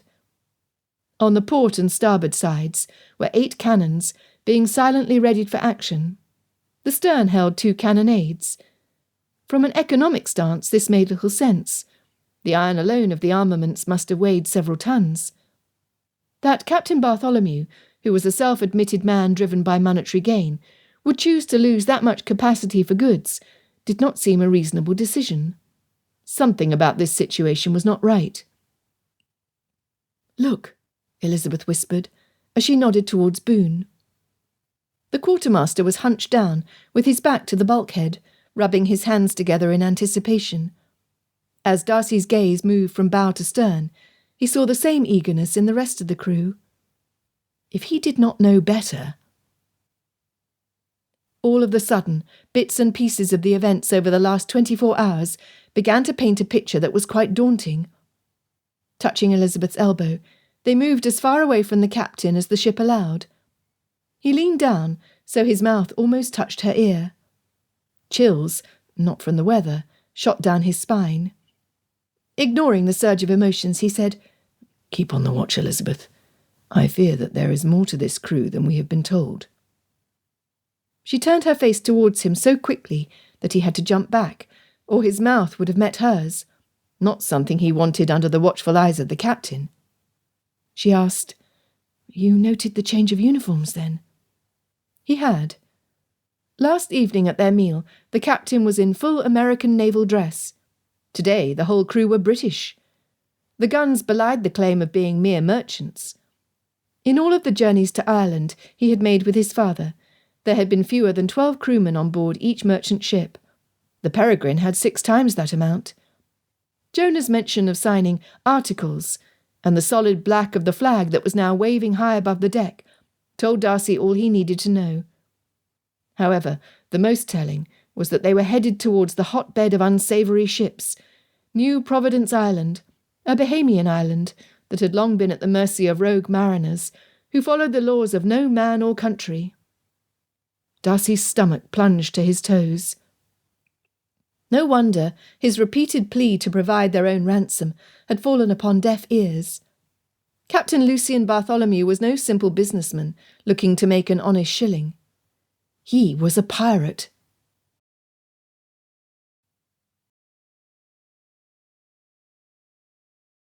Chapter 10. Never in his lifetime had Darcy been in a position where one decision would mean life or death, survival or misery of the acutest kind. Sweat trickled down the middle of his back. Beads of moisture gathered under the whiskers, shading his upper lip. If the battleship were French, then the whole of the Peregrine, including Jonah, was in danger. If it were American, much would depend on its intentions. Article after article in the circulating papers reported on ship's captains from every continent who used the permissions of a letter of marque to steal, capture and enslave anyone deemed healthy enough to work aboard their own vessel. These crimes against mankind were rarely brought to justice. With minimal effort, a captive could easily disappear forever overboard. The fate of those pressed into service was often inhumane. Men and boys were kept below decks in squalid conditions until they begged for the freedom of duties in the open air. Women, even young girls, were treated as playthings by the captain, then turned over to be used cruelly by the crew. Darcy now knew in his heart that had the second body brought aboard with his kidnapping have been male, the man would be bartered to whatever ship approached, likely never to be heard from again. He would live out his years in abject slavery. Pressed to a British vessel could be nearly as bad. According to the general information Darcy had learned, conditions aboard were little better than on any other ship. Inevitably, spillages from the galley seeped down to the bottom of the bilge. This created a horrid stink that permeated the whole vessel. Routinely, Darcy avoided the London docks, since the smell and vermin were offensive at every level. To be held as a captive meant no wages for the labour performed until the ship was blown to pieces in battle, or it limped into port, where escape was rarely possible. At least he would have the option, should the ship survive battles, to return to England when the war eventually ended. But he would not be able to take Elizabeth if he were pressed into service. The muscles inside his gut pulled taut at the idea of leaving her behind with Bartholomew. Never. If he lost his life or was taken, there would be no one other than a 10-year-old boy to defend her, which meant she had no protection at all. He wanted to vomit. He had no weapon, and he doubted, even if he did, whether the rules of engagement he had learned at Gentleman Jackson's would be observed by enemies aboard ship. He had no way of proving who and what he was. His investment and estate management skills, honed by nearly 28 years at Pemberley, were useless at sea. In addition to English, he was fluent in ancient Greek and Latin. He was more than passable in French and German. He knew not one word of Portuguese, should they survive to make it to their first port before New Providence Island, the Azores. He had no money, nor anything of value except the clothes on his back to sell, and they were as tattered as Elizabeth's gown. Lost. Then there was Elizabeth. How in the world was he to protect her if he could not protect himself? He was the man. He was the one to be relied upon for care. A chill wind blasted the starboard side of the ship, whipping the sails, almost knocking him and Elizabeth off their feet. The vessel swung dangerously towards the shoreline, which was now easily discernible. Grabbing Elizabeth to himself with one arm, he leaned against the railing, his right arm grasping one of the lines leading up to the centre mast. She buried her nose in his neck, her temple resting on his shoulder, her arms tightly wrapped around him. Closing his eyes, he breathed in the memories of every word she had spoken, every smile she had given to everyone but him, every lift of her quizzical brow, and every tilt of her chin. Elizabeth, I will do my best. His words were as weak as the foundation upon which they rested. His body shook, as sweat beaded at his temple and upper lip. Their odds of enduring the confrontation with the other ship, with their dignity intact and without harm, was little to none. Their chances of survival were minimal. I know. When she lifted her eyes to him, he could see her fear. Inside, he knew her trembling was not solely from the cold. Their terror was real. Another blast of wind seemed to shoot the heavily leaden vessel across the top of the waves toward the beach. Darcy pulled her even tighter as he turned his back to the gale. The next gust of air hit them hard and never let up. Instead, the raging wind battered the ship and raised the waves in the channel to mountainous peaks and valleys. "We went right by them," Captain Bartholomew yelled above the noise. "Let's batten down." To Darcy he barked, "Get her below. All hands on deck." Nodding, he turned them towards the staircase, only to be met by a heavy curtain of frigid rain. Within seconds they were soaked. Elizabeth's teeth chattered. She wondered if she would ever be warm again. Rivulets of rain streamed down her cheeks. She reached up, surprised at not finding icicles on her jaw. Darcy kicked his shoes off into the corner next to the water stand. "Turn around," he ordered Elizabeth. We need to get you into dry clothes before you catch a chill." While her mind was ready for action, seeing the reasonableness of his request, her body shivered uncontrollably. He spun her around to start working on her buttons. His fingers were colder than the air. He spoke in low tones the whole time he was about his task.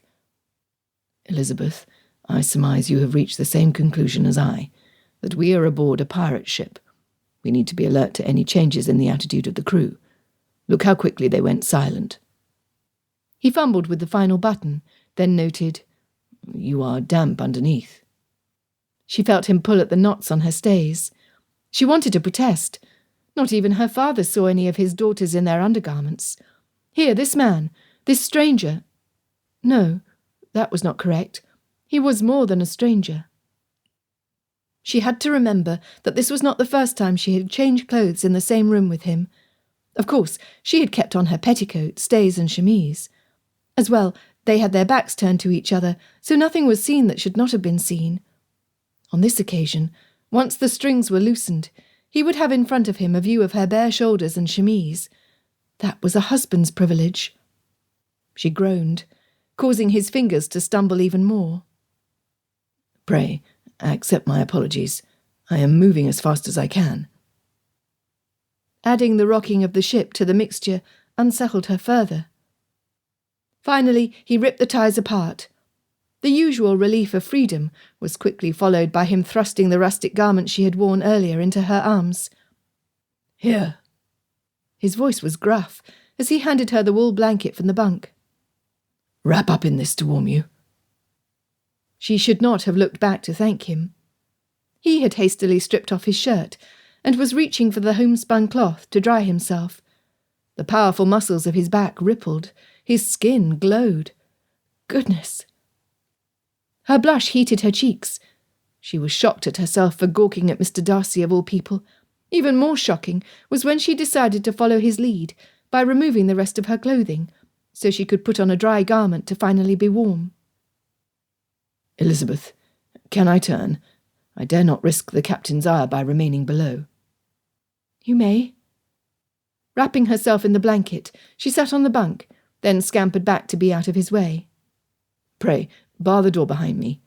I cannot leave without knowing you are safe. I will return as soon as I can." With those words, he was gone. The void he left behind, as soon as the door closed, stirred Elizabeth to rehang her ball gown and his clothing on the pegs. Never had she touched a man's garments. Well, in truth, she had likely done so, as she toddled from her mother to her father in her infancy. Her hand lingered on Darcy's waistcoat. It smelled like him. She was ridiculous. After a month at sea, neither of them would smell like they knew the value of a bath. She shuddered, disgusted at the thought. Lifting the box that Jonah had carried so easily, she dropped it on the bunk and opened it. On top was a man's leather boot. Elizabeth set it aside, determined to clear her mind from pondering the intimacy of having tended Mr. Darcy's clothing. Searching through the rest of the box, Elizabeth found a treasure. Some kind female, who had travelled before, had cut rectangles of fabric and hemmed them for a lady's personal use. There were 4 quilted cotton pads, which meant she would still need to rinse and dry them when the time came for her courses to start. Setting those aside, she pulled out 3 packets with lengths of white, black and blue thread, each sealed by a sewing needle stuck through the fold. Below them were another pair of large socks, 2 men's shirts and trousers, a lovely fringed paisley shawl, and the other boot, possibly the pair large enough for Mr. Darcy's feet. Returning the items to the box proved challenging, as her hands still shook from the cold, and the boat seemed to swivel in a complete circle, while still rocking up and down and from side to side. The rapid change in motion upset her stomach. Lying flat on the bed did not help. Within minutes, everything she had eaten had been violently cast up into the chamber pot. Once her stomach started its rebellion, it did not want to stop. If only the sea would calm. If only she was back in her bedchamber at Longbourn. Only then could she find relief. Misery swamped her, until she was too weak to do more than roll on her side to heave. hoping any dregs from her stomach would reach the bowl. When the ship took another turn, the chamber pot began to slide towards the far wall. Only desperation to not have the contents covering the wooden deck spurred her to climb off the bunk to secure the container in its rack. With nothing left to do, she pulled the blanket off the bed and lay down on the floor. Elizabeth woke hours later to Darcy charging through the door, bringing the cold rain and blessedly fresh air. She had forgotten to bar the door. "Oh, Elizabeth!" He flinched as the smell from the bowl must have hit his nostrils. "You are a mess." Jonah spoke from the doorway. "I got it, Mr. D." If Elizabeth had ever been more embarrassed in her life, she could not recall the circumstances. The look of empathy on the lad's face at seeing her on the floor brought tears to her eyes. "Mrs. B, don't you be frettin'. Many a hardened sailor gets green round the gills. Why, the first time I rode the jagged bucking horse motion as she fell off waves and ploughed into the swell, I knowed I was going to die. I didn't know." He smiled as he splayed his hands from his sides. "I'm still here." "I thank you, Jonah," she rasped, her throat feeling like the inside had been scraped raw. She was far from reassured. "The rain has let up, though the wind still be blowing like a banshee. If you can make it up top, the sight of land seems to settle your gut." He stepped around Darcy to grab the chamber pot. "I'll dump this so we can clear the air." He was gone in a flash. "Come, Elizabeth." Darcy held out his hand for her to take. "I cannot." Surely he understood that movement of any nature was torturous. She felt the ship rising up to the top of a wave, knowing what would follow. The plunge to the bottom of the next wave would bounce her body against the wooden floor. Her stomach would protest, and whatever bile had pooled inside her would spew forth. "Come." This time he did not wait for her reply. Instead, he grabbed her under each arm and lifted her as if she were feather light. Holding her close to his side, she shivered. He was like a solid block of ice. Pulling the blanket from her, he tossed it onto the bunk. She was at first angry. Then she thought of how much she would appreciate its warmth once she was allowed back in their quarters. The ascent to the upper deck was precarious. Several times they were hurled against the stair rails as the ship rocked back and forth. Once she reached the side of the ship, she opened her eyes and saw land. "Do not look away, Mrs. B. Keep your eyes fixed on that sight till your stomach settles. And it will, I promise," Jonah reassured. "The captain says the wind be blowing us closer and closer to the Atlantic than we would be had we sailed on our own. We still be on schedule." Hanging onto the ship's railing with all her might, as each wave threatened to fling her onto the deck, Elizabeth attempted to smile at the boy. He was again dressed in his sailor togs. She suspected they were his daily clothing.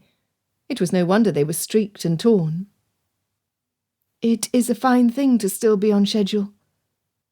She glanced at the lad to find there was not 1 ounce of fear on his face, which the water had washed blessedly clean. "Captain Bartholomew, he says we will be in calm seas within a week. Just hang on there, Mrs. B. You will be just fine, I suspect." She had no doubt that his words were meant to encourage, but a week? Oh, she would never make it. Elizabeth knew a body could survive without food. Water intake was needed to continue living, however, at that moment even the idea of taking a sip made her stomach roil. Closing her eyes against the salt spray, the bottom seemed to have been pulled out from underneath her. "Whoa, that be a wicked wave, Mrs. B. But don't you worry. The captain says we be like a cork floating on a pond. It'd be almost impossible for the weather to sink us." From a distance, she heard a man yell. Others took up the call.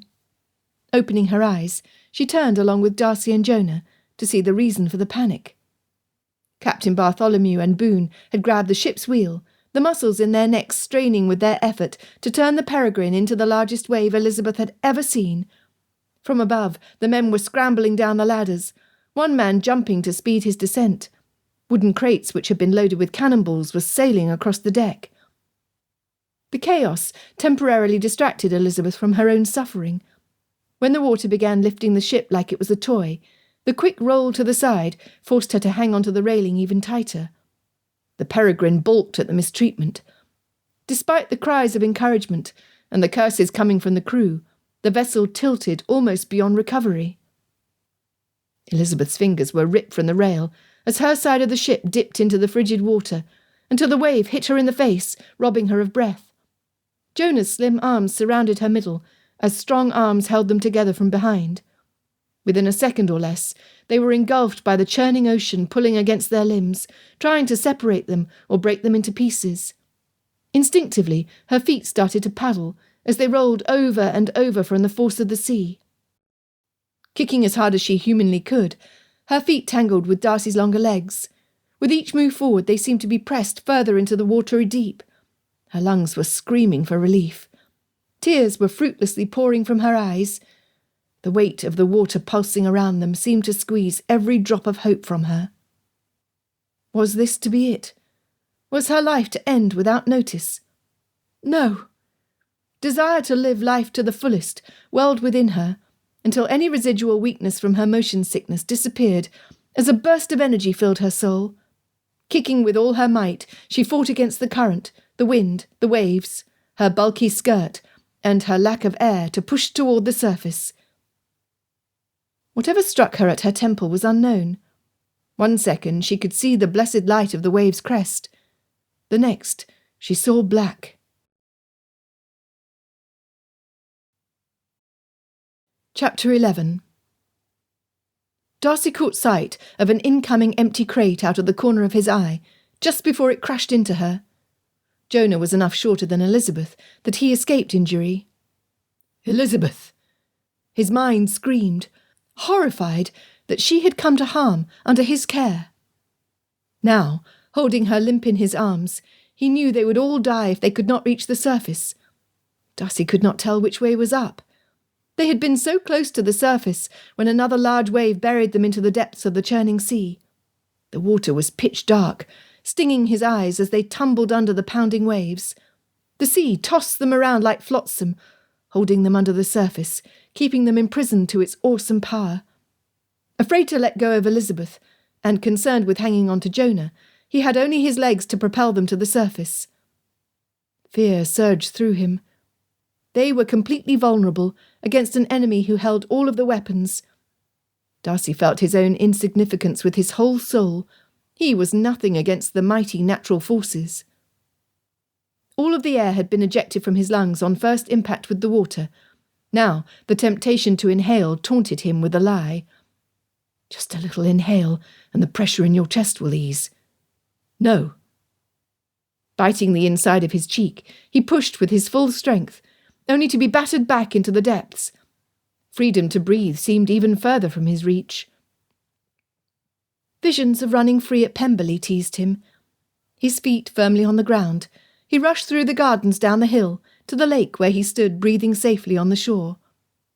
When he was the same age as Jonah, he had been swimming at the deeper end with Wickham. Thinking his actions were funny, George, who was considerably bigger at the time, delighted in holding Darcy's face under the water until he feared he would drown. Darcy fought that same helplessness. There was no one to come to his rescue like one of the gardeners had done in his youth. Any hope of escape was on his shoulders alone.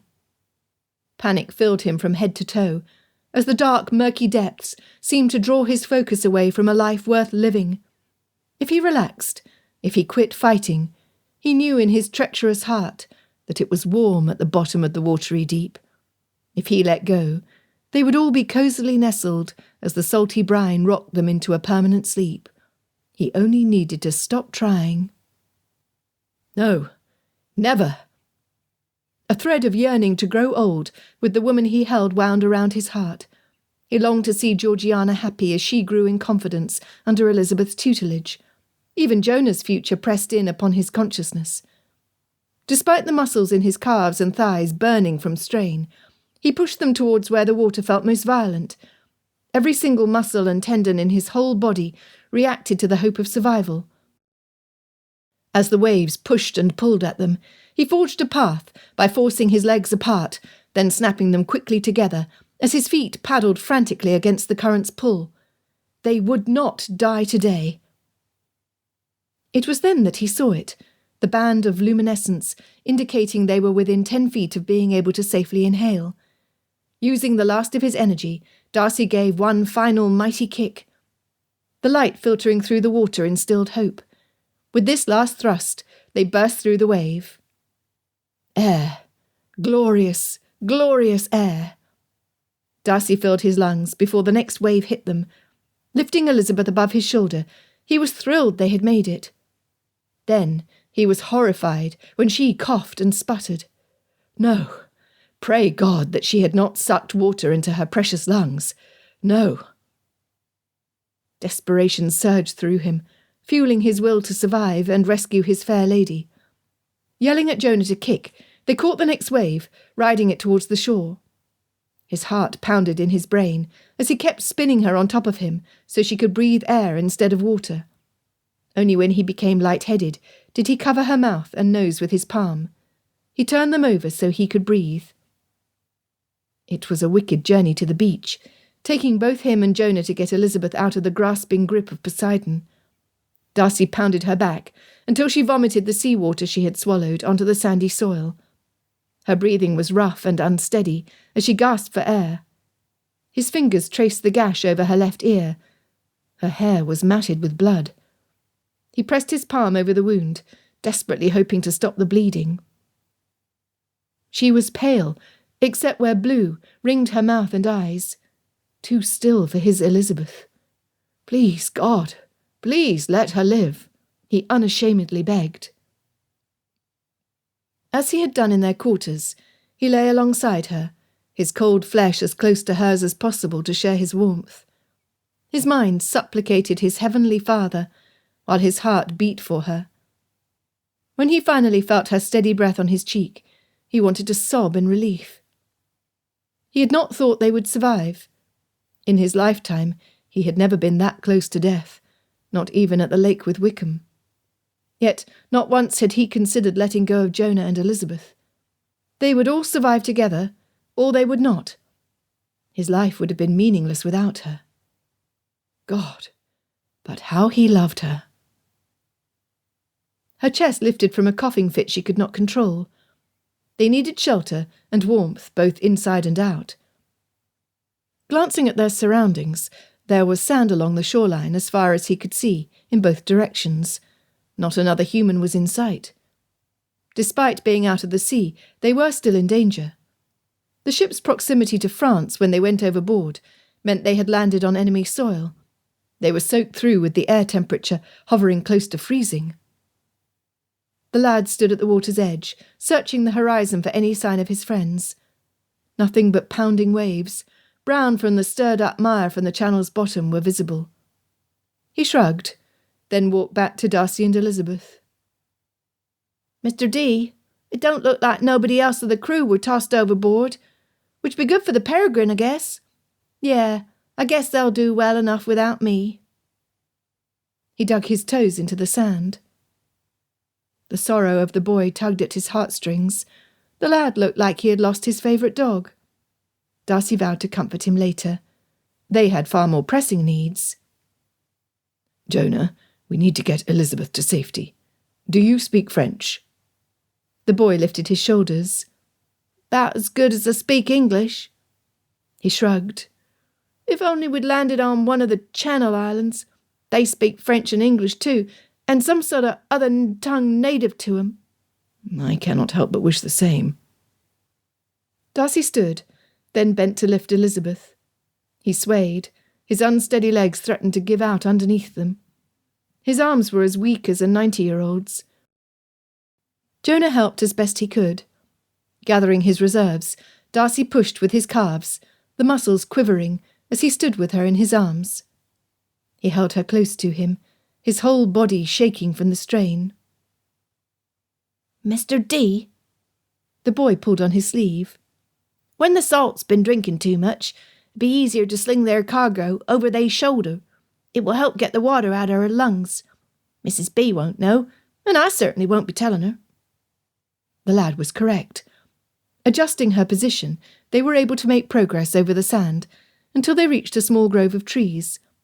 Gently easing her to a narrow patch of grass, Darcy brushed her hair from her face. She was so lovely.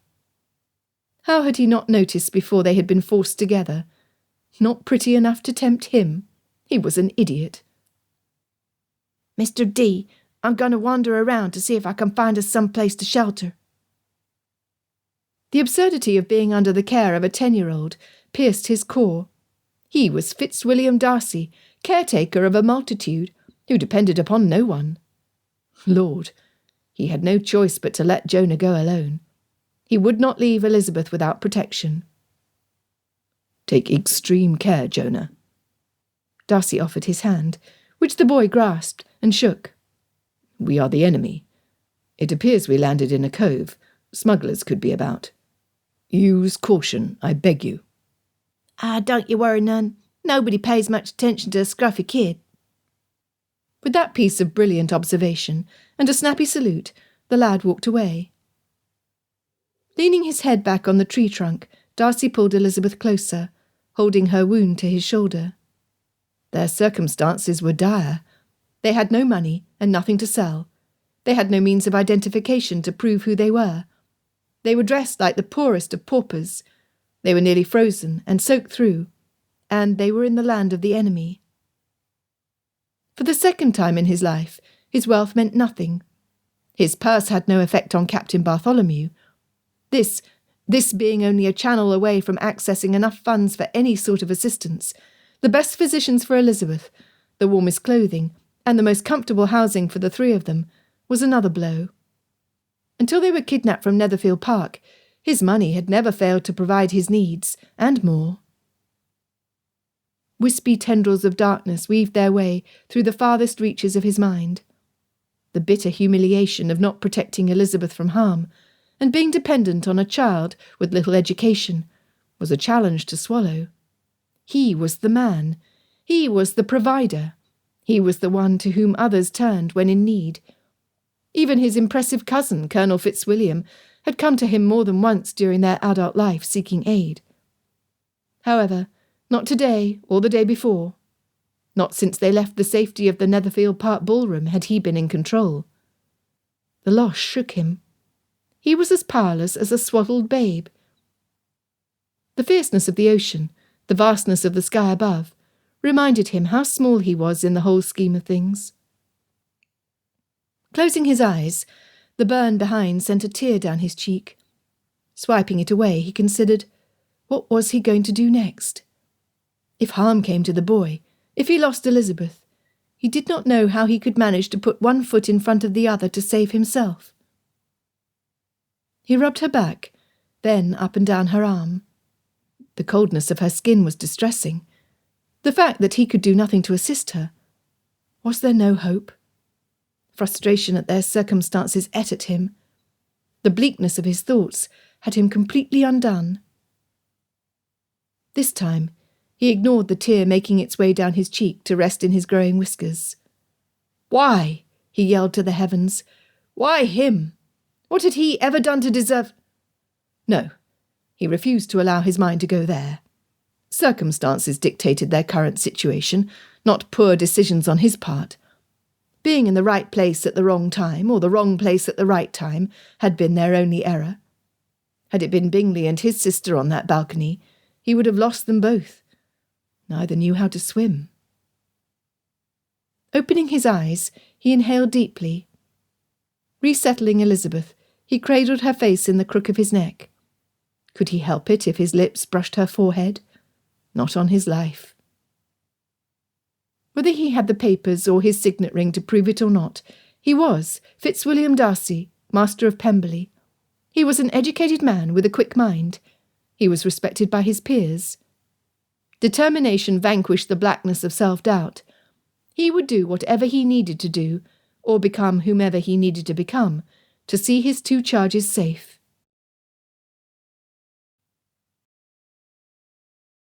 Chapter 12. What seemed like a long time later, Jonah reappeared. Come on, Mr. D. I found us a place. It ain't a palace fit for a king, but it be warm. I thank you. Darcy did not think he would ever be truly thawed again. He had rubbed the bottom of his feet against the sparse grass and huddled with Elizabeth as best he could, but he was frightfully cold. Elizabeth had yet to wake. A little of his strength had been restored from resting under the tree. The muscles of his arms and legs no longer quivered from fatigue. Elizabeth's figure was light and pleasing, but an unconscious form seemed to weigh more than one who could hold herself up by wrapping her arms around his neck. When she was much younger, Georgiana hated when her boots were wet after playing in a puddle. She insisted that her brother carry her when it rained.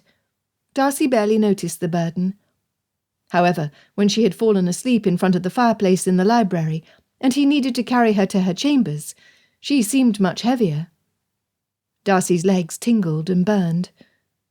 It was with relief that he spied their goal, a thatch-roof cottage, barely large enough to contain needed room for a solitary occupant.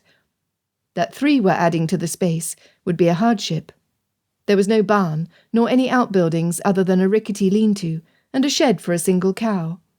A narrow overhang for wood storage was at the back of the house. It appeared nearly empty. Jonah stopped him before they could approach, his countenance exceedingly uncomfortable. Mr. D, it appears the lady be a widow. She looks like the sort who be preaching and praying. So I might have told her you and Mrs. B be man and wife, since I suspect you be bunking together." Darcy was unconcerned. He knew where his heart's loyalty rested. He also knew they would need to marry as soon as they were back in England, if not before. "Is that all?" he asked. "Well," the lad scuffed his feet, "I might have also told her that you be a mute from Charleston like me. Well, not that I was mute, but she told me she hated the Brits. One word from your mouth, and she'd know for certain that you and Mrs. B is the enemy." "I see." Darcy considered the danger of the house they were approaching. "Did you see evidence of men in the area?" "Nope, I didn't. She didn't let me inside the house." Jonah grinned. "And I doubt any is about, since the first thing out of her mouth was to question whether you was a strong fella who knew how to work. Now, I'd know you had a hard time aboard ship with the gear and all, but I think you could handle an axe or a shovel just fine. I thought to tell her you was a pitiful-looking man, but I do try not to lie when I can." Darcy grinned. "I thank you for that much, Jonah. Was there anything else?" The boy fairly skipped up the path. "I be suspecting she be hard of hearing, or her French is worse than mine, since she called me Christophe. When I first joined the Peregrine, we had a first mate named Christophe. He were a black man from Port Royal, with a musical way of talking, and a temper worse than Boone's. I learnt my French, and how to keep from getting into so much trouble, from him." He stopped, waiting for Darcy to catch up. "Come on." Jonah hurried. "I understood the lady enough to know she promised hot soup when we returned." "Very good, Jonah." Darcy considered. "What did you tell her of our circumstances?" "Well, except for the married part, and that he is mute, I told the truth." Jonah shrugged.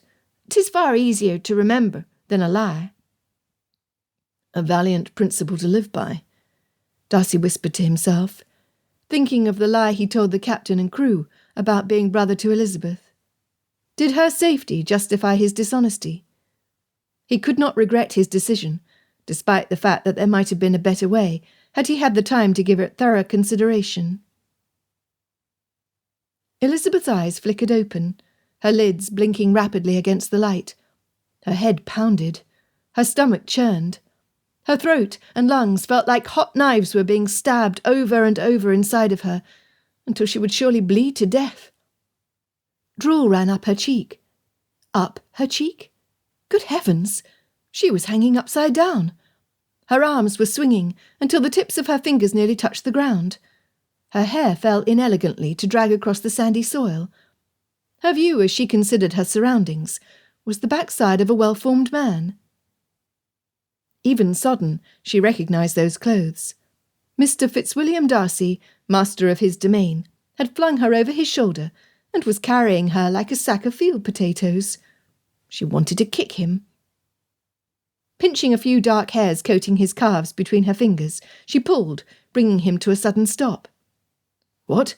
Elizabeth!" He gently held her waist as he slid her from her perch. "Thank God, Elizabeth, you are awake." Kneeling beside her, he brushed her hair from her face, then held her arms to keep her from collapsing fully to the ground. The warmth of his eyes, the tenderness of having his brows furrowed out of concern for her, melted the last of her irritation with him. Her most recent memory had been of falling overboard into the sea. He had saved her life. Likely, he had saved the life of... Jonah! Her voice was raspy. "Where is... Did he... I'll be right here, Mrs. B." The lad stepped into view. "Though I need to get used to calling you by your birth name, since I told the old lady of the house that you'd be the wife of Mr. D instead of his sister." Unbidden, salty tears streamed down her face. "I could not have borne it if something had happened to you, Jonah." Stretching out her hand, she gathered his fingers in her own as he stepped closer. "I have no doubt you would rather be with your crew sailing the seas, my dear young man, but I am absolutely delighted you are here." Thank you." He blushed crimson. "We'd best get you inside the house, Mrs. Darcy. Say, Darcy sounds sort of French-like. Maybe we ain't in such a bad situation after all." He bowed, pretending to sweep a hat from his mop of hair. "Bonjour, Monsieur et Madame Darcy. Bienvenue chez moi." Despite their circumstances, she could not help but smile. "Pray help me to stand. We may be on our way to said house. 3 vagabonds in search of a warm fire." Her will was far stronger than her body. She had no sooner been helped to stand than her legs wobbled like a new calf until she needed to lean against her rescuer. As Darcy's arms wrapped around her, the feeling of safe homecoming melted her insides to a puddle. Boldly, her hands reached around his waist. To hold herself up, she justified. Darcy swept her off her feet. "Pray, place your arms around my neck." Gratefully she did as she was instructed, her icy nose burrowing into the crook of his neck. She was chilled through and through. She was tired. Oh, so tired. She feared she could not have walked had he asked. As Darcy began moving toward the cottage, he whispered, "The woman of the house hates the British, so Jonah has kindly shared with her that we are all from the Carolinas, and I am mute." "I see." Her mind spun. He is a clever lad. However, I cannot believe that it would not stretch the bounds of incredulity if I pretended that I was unable to speak as well. Perhaps you wed an educated tradesman's daughter while you were in London. He nodded as the woman stepped outside her home.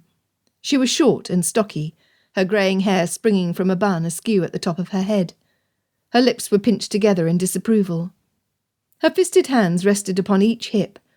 Looking them up and down, she approached Darcy, rudely felt the inside of his palm, spat on the ground as she called him a lazy rich man in an insulting tone, shook her head, then went back inside, leaving the front door open in as much of a welcome as the 3 were likely to get. Elizabeth was shocked at the mistreatment. Who was this woman who had sat as judge and jury, finding them inadequate without a word? In truth, it mattered not. If her hospitality had been reluctantly given, it still provided them a place of respite, she hoped. The inside of the cabin was completely opposite to the starkness of the outside. Every surface was covered with pots of dried flowers and intricately crocheted doilies.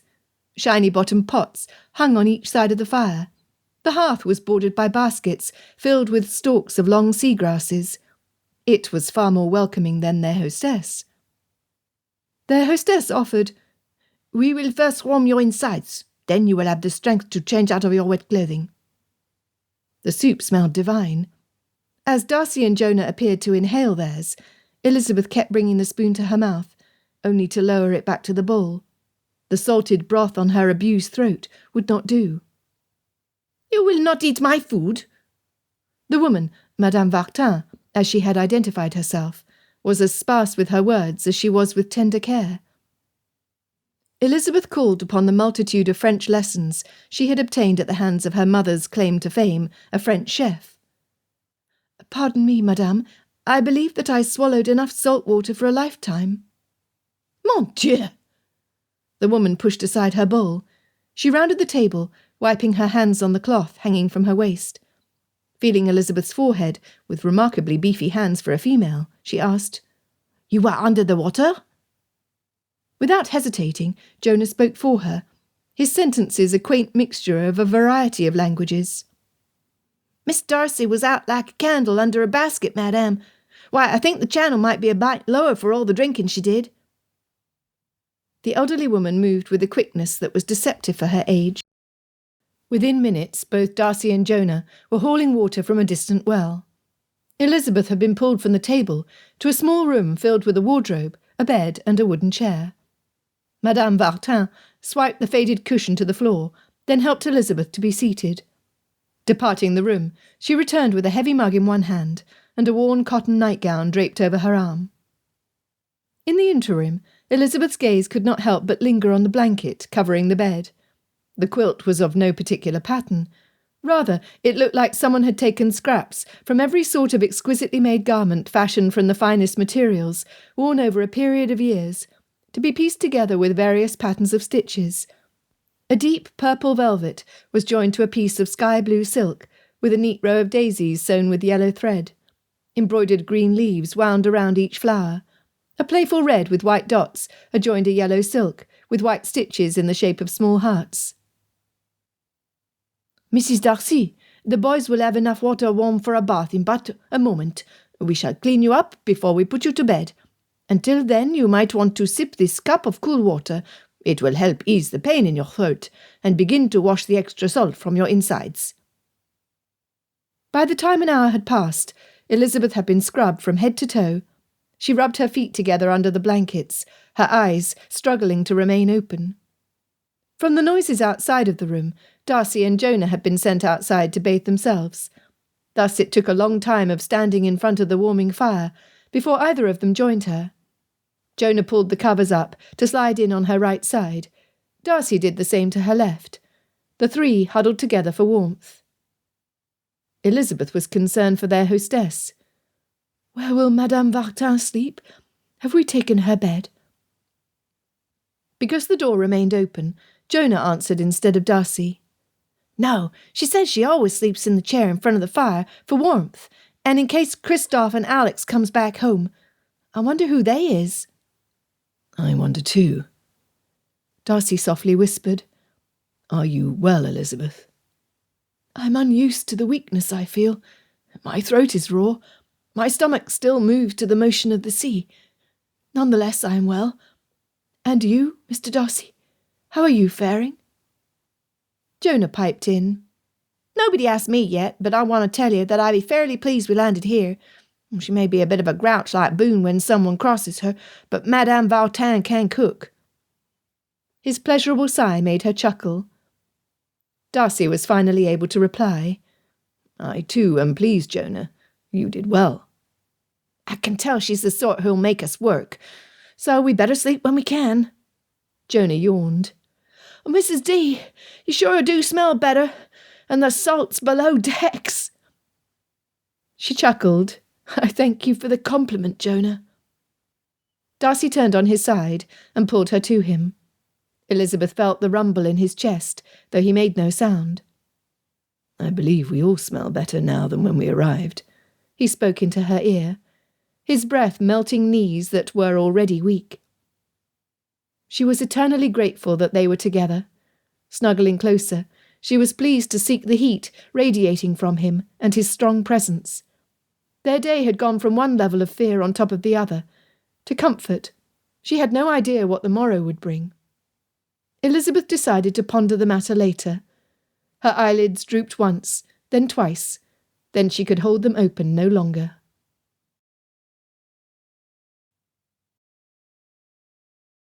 Chapter 13.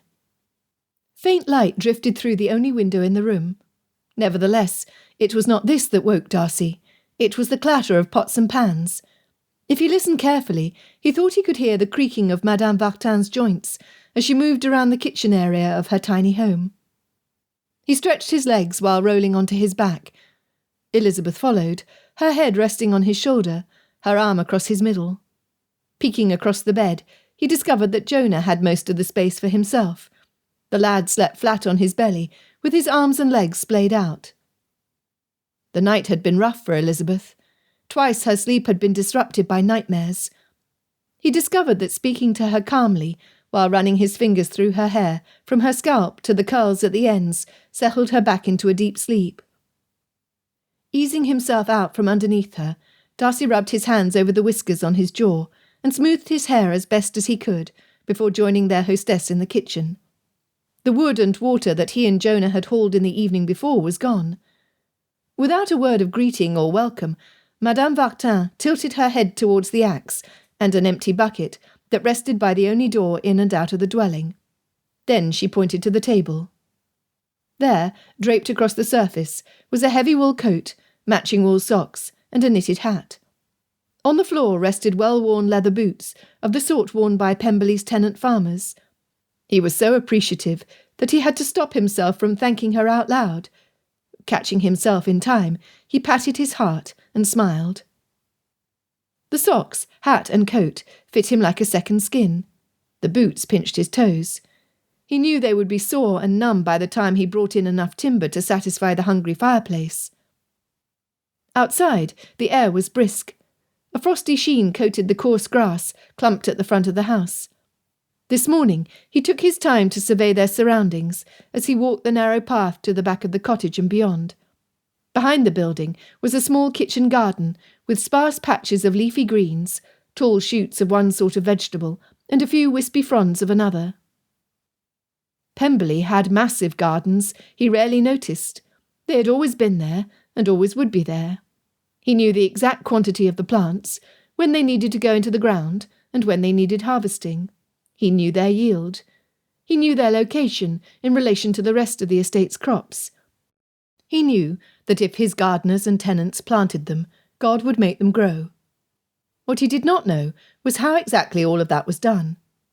It was the same with the laundry, the cooking, the baking, the cleaning, and the various other tasks with assigned personnel who quietly went about seeing their job completed, with no interference from the master and his immediate family. Every Darcy born to Pemberley had cut his milk teeth on the task list handed down from father to son. The lot that fell to him was mountains of correspondence, along with investment research and consideration as to the sort of diversity that would make his estate viable for decades to come. He had a responsibility to his family name, to know the rules of propriety and society, until he represented and maintained a sterling reputation to bring honour to future generations. Therefore, in his 28 years, he had never chopped wood. In his arrogance, Darcy had assumed he would perform well at the task if ever needed. Despite his imagination never conjuring a situation where it would actually happen, surely a man of well-developed muscles from hours spent at gentlemen's sports of rowing, boxing and fencing would do well. After all, an uneducated man could cut timber.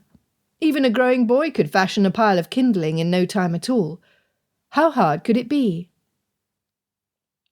When he reached the area of a sparse forest, where limbs had fallen to the ground, he raised his axe like he had observed other men do, and swung.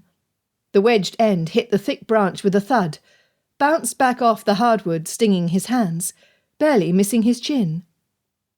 Immediately he looked around to see if anyone had noted his ineptitude. As his racing heart calmed, he stepped back to consider what had happened. Then he remembered. He needed a block of wood as a base. Sure enough, about 6 feet from where he stood, was a semi-round chunk from the base of a tree, with a surface that was well weathered and hard. Dragging the limb over, he rested the smallest end on the stump. He hefted the axe over his head, putting the full force of his strength into the swing. Oh, good grief! The stinging from the first swing, combined with the freezing temperatures, had served to practically paralyse his hands. The axe slipped from his grip to fly between 2 narrow trees, landing in a puddle a dozen feet from where he stood. He wanted to kick the stump, hard. Could he be any more of a failure? It had been the same on the Peregrine. While others scampered across the tilting decks, Darcy had clung to the railing of the ship, his feet sliding first one way, then the other. Others spliced lines and tied intricate knots. His looked like a mangled fist, or the ball of yarn Georgiana made, the first time she attempted knitting.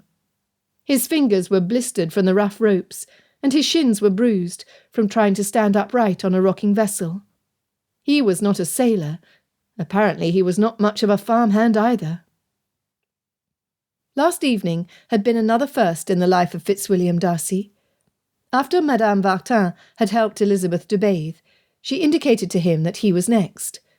Never had he used bath water that was not fresh. Inside, he was slightly repulsed, even though it was salt from Elizabeth's body in the tub. Nonetheless, he had gone about his business, changing into the man's nightgown that had been left out to protect his modesty, and that of the others. Without hesitation, Jonah had gone third into the lukewarm water. Pushing back a limb so it would not poke out his eye, Darcy retrieved the axe, determined to not let it win. He was the master of Pemberley. He would conquer this. Rubbing his palms against his thighs, he gripped the axe firmly. Then he stepped back. Remembering the servants who chopped the wood at Pemberley, he pulled the limb from the stump. Instead, he searched for a piece showing the grain on the end. Setting it firmly on the block, he estimated the length of his arms and the handle of the axe. Imitating the stance he remembered from Pemberley's staff, he pulled the axe straight back over his head, then swung it straight forward, building up speed as it went. The sound of the wood cracking was a satisfying thunk. Making the wood do exactly what Darcy wanted was powerful. Determined to do it again until the chunk split completely in two, he lifted the axe, only to have the whole piece of wood come with it. The axe was stuck. That was nothing more than a nuisance. Wrestling it out was nearly as fulfilling as the original blow. With a few gentle hits into the crack, the piece split in two. Gripping the handle, he raised the axe into the air, celebrating his victory. He could do this. Those big, obstinate pieces of wood would be at his mercy from this point on. Bending at the waist, he grabbed another victim. Then another. "Hey, Mr. D!" Jonah called from behind him. "Madame Vartin wants to know if you're planning to chop down the whole forest before she can make tea." Darcy came to a complete stop, surveying the pile of wood he had tossed to the side of the stump. Sweat dripped from his brow. His hands burned from the wooden handle rubbing against his skin.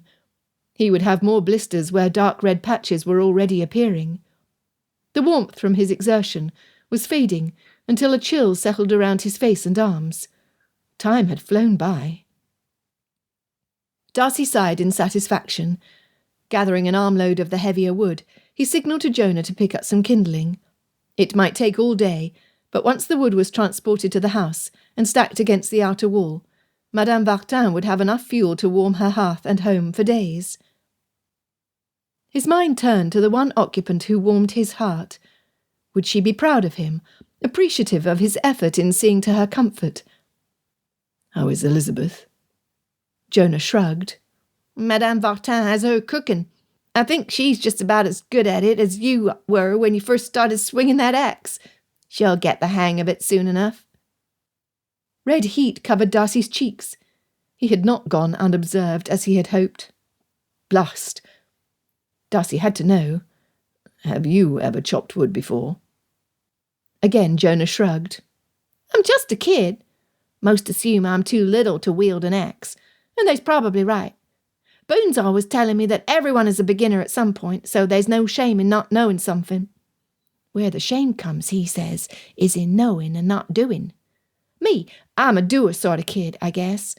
No one expects much from me, so I work and practice until I get me some skills. I want 'em to be surprised to see how much I knowed and can do." Darcy pondered Boone's outlook. Boone is correct, and so are you. With that in mind, I intend to practice until I can cut wood with the best of men, and see that Madame will stay warm for the winter. "Are you thinking, then, that we'll be here a while?" Jonah appeared unhappy with the thought. "Shouldn't we see about you getting back to England, and me to my ship?" Darcy stopped. Jonah, I will not pretend that being back amongst my home and friends is not my greatest wish. It is. Nevertheless, I cannot in good conscience expose Elizabeth to the danger of trying to escape until we know for certain that she is well. In addition, your health and welfare is important to me. "Aw, thanks, Mr. D." Jonah blushed. "We cannot forget that we are on enemy shores. We have no money to purchase passage on a smuggler's vessel, which would likely be our only means across the channel. We have no connections here, so we do not know whom to trust. We, the two of us men, must care for Elizabeth and Madame Vartin. Should it become known that she is harbouring us, I fear what would happen to her, and to us." The lad wore his pride well at being called a man. "Then I'll be looking out for Madame while you keep an eye on Mrs. D. We will keep 'em safe." Had his arms not been full, he would have patted the boy's shoulder. As it was, Madame had stepped out of the house looking for them. They hurried to the cottage. They stepped inside to discover Elizabeth seated at the table, her eyes red and puffy, her cheeks damp from tears. Darcy could no more stop himself from speaking than to reach up and halt the sun from its orbit. "What have you done to her?" He glared at the Frenchwoman. Dropping the wood by the stove, he hurried to Elizabeth's side, kneeling beside her. "Are you well?" "You are a Brit?" the old woman demanded, raising the wooden spoon she held like a weapon. "You can talk." "I can." Darcy removed the knife from Elizabeth's hands. She immediately lifted a towel resting on her lap to cover her eyes. Turning to their hostess, he howled, "How dare you hurt her?" "I have done nothing. You, on the other hand, have pretended to be something you are not." "The decisions I made about revealing our identity were done to protect those under my care. You may have superior knowledge of how to run your farm, but I know where I came from and who I am. What I also know is that my French is not nearly as good as yours, because it is not the language that I was born with." At her nod, he boldly added, "I am aware that you too were not born to speak French. You have a subtle accent you endeavour to hide, but I hear it." "You know nothing." The woman turned her back on him. Darcy ignored their hostess. "Elizabeth, what has she done? Whatever it is, I will make her pay before we leave this place." His righteous indignation knew no limits. Before they walked out the door, Madame Vartin would feel the full force of his ire. Pushing the small knife away from her, his beloved wiped her face with the back of her sleeve, before bursting into laughter. Everything about Elizabeth's morning had been a learning experience. Madame Vartin had rinsed the salt and smoothed the wrinkles from her clothing the night prior, for her comfort. Dressing herself in the empty room, Elizabeth's appreciation for the garments and the effort it took to see to their care pricked her conscience. Recalling the years of her insisting on strolling the muddy paths around Longbourn must have caused their maid an unending and unnecessary amount of work. Shame on her. Why had she never considered others' efforts on her behalf before? Had she been asked, she would have insisted without qualms that she was the most considerate of all her sisters. Goodness! And she had thought Mr. Darcy was arrogant. Joining Madame in her kitchen, she had quickly learned something else about herself.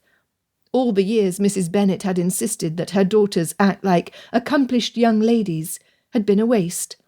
What good were netted purses or painted tables when your hostess directed you to a pile of vegetables, 6 eggs still in their shells, a bowl with a yellow blob in it, a crusty loaf of bread, and a small knife? Elizabeth was not ignorant. She recognised potatoes, carrots, something that sort of looked like a carrot, though bulkier in shape, with a paler hue, onions, and other grey bulbs with long greenish stems, with soil-coated tentacles growing from the bottoms. Next to them were green somethings that looked like Madame had stripped all of the local plants of their leaves. Some were delicate and small, others broad and firm. She knew that at Longbourn a maid took an empty basket into the hen-house and returned with eggs daily. She had witnessed cook with her hands covered in flour as she kneaded bread dough. Had Elizabeth ever done it herself? Never. Her mother would not allow it, nor had Elizabeth been inclined to give it a try. She had barely kept from slicing off the end of her finger as the pile of carrots, what she learned were parsnips, potatoes, and garlic, grew. The greens were identified as parsley, chard, and kale. What tortured her beyond measure were the onions. The first one made her sniff, with only a drop of fluid pooling in the corner of her eyes. However, the next onion made tears stream down her cheeks. By the third onion, she was ready to cry foul, and offered to empty chamber pots rather than cut another slice. How humbling to admit that she, who had long prided herself on being bold and brave, could be felled by a mere vegetable. It was then that Darcy and Jonah came through the door. The ridiculousness of the situation lit her fancy until all she could do was laugh. At their situation, at the silly look on Jonah's face, at Darcy in all of his rustic finery, unknowingly wanting to slay the wrong culprit, and at herself.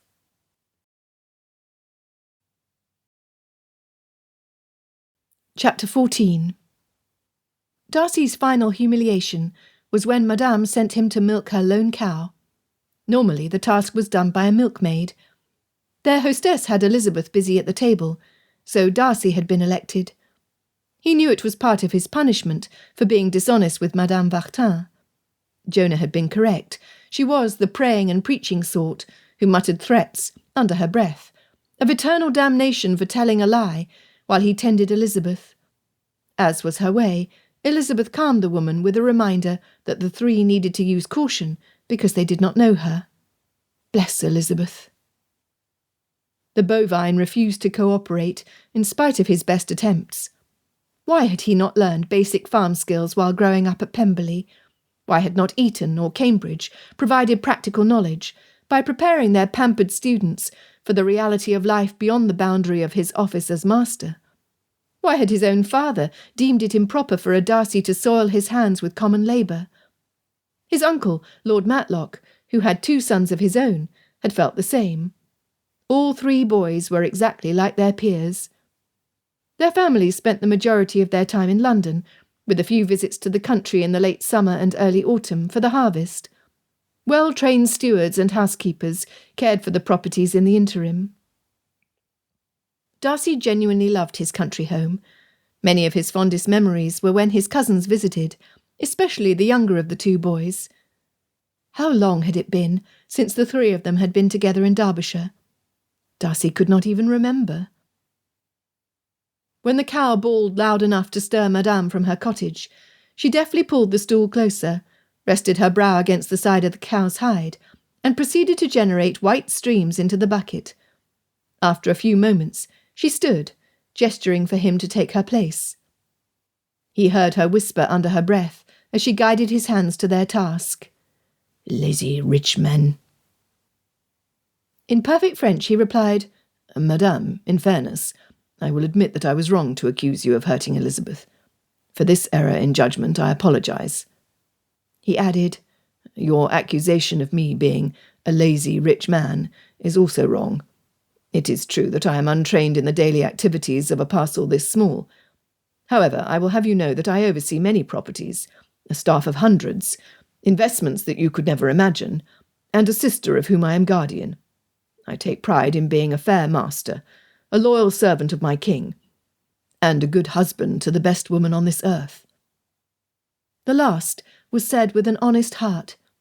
Until they married, and beyond, he would do everything within his power to see her cared for as mistress of his home and keeper of his heart. She harumphed. "Madame Vartin, our path to knowledge may be different, but I will share what I know. For example, I can see by the milk already in the pail that it has little cream in it. This cow will dry up before long unless she is bred. I also see that your garden plot is practically empty. Where the eggs came from this morning I do not know.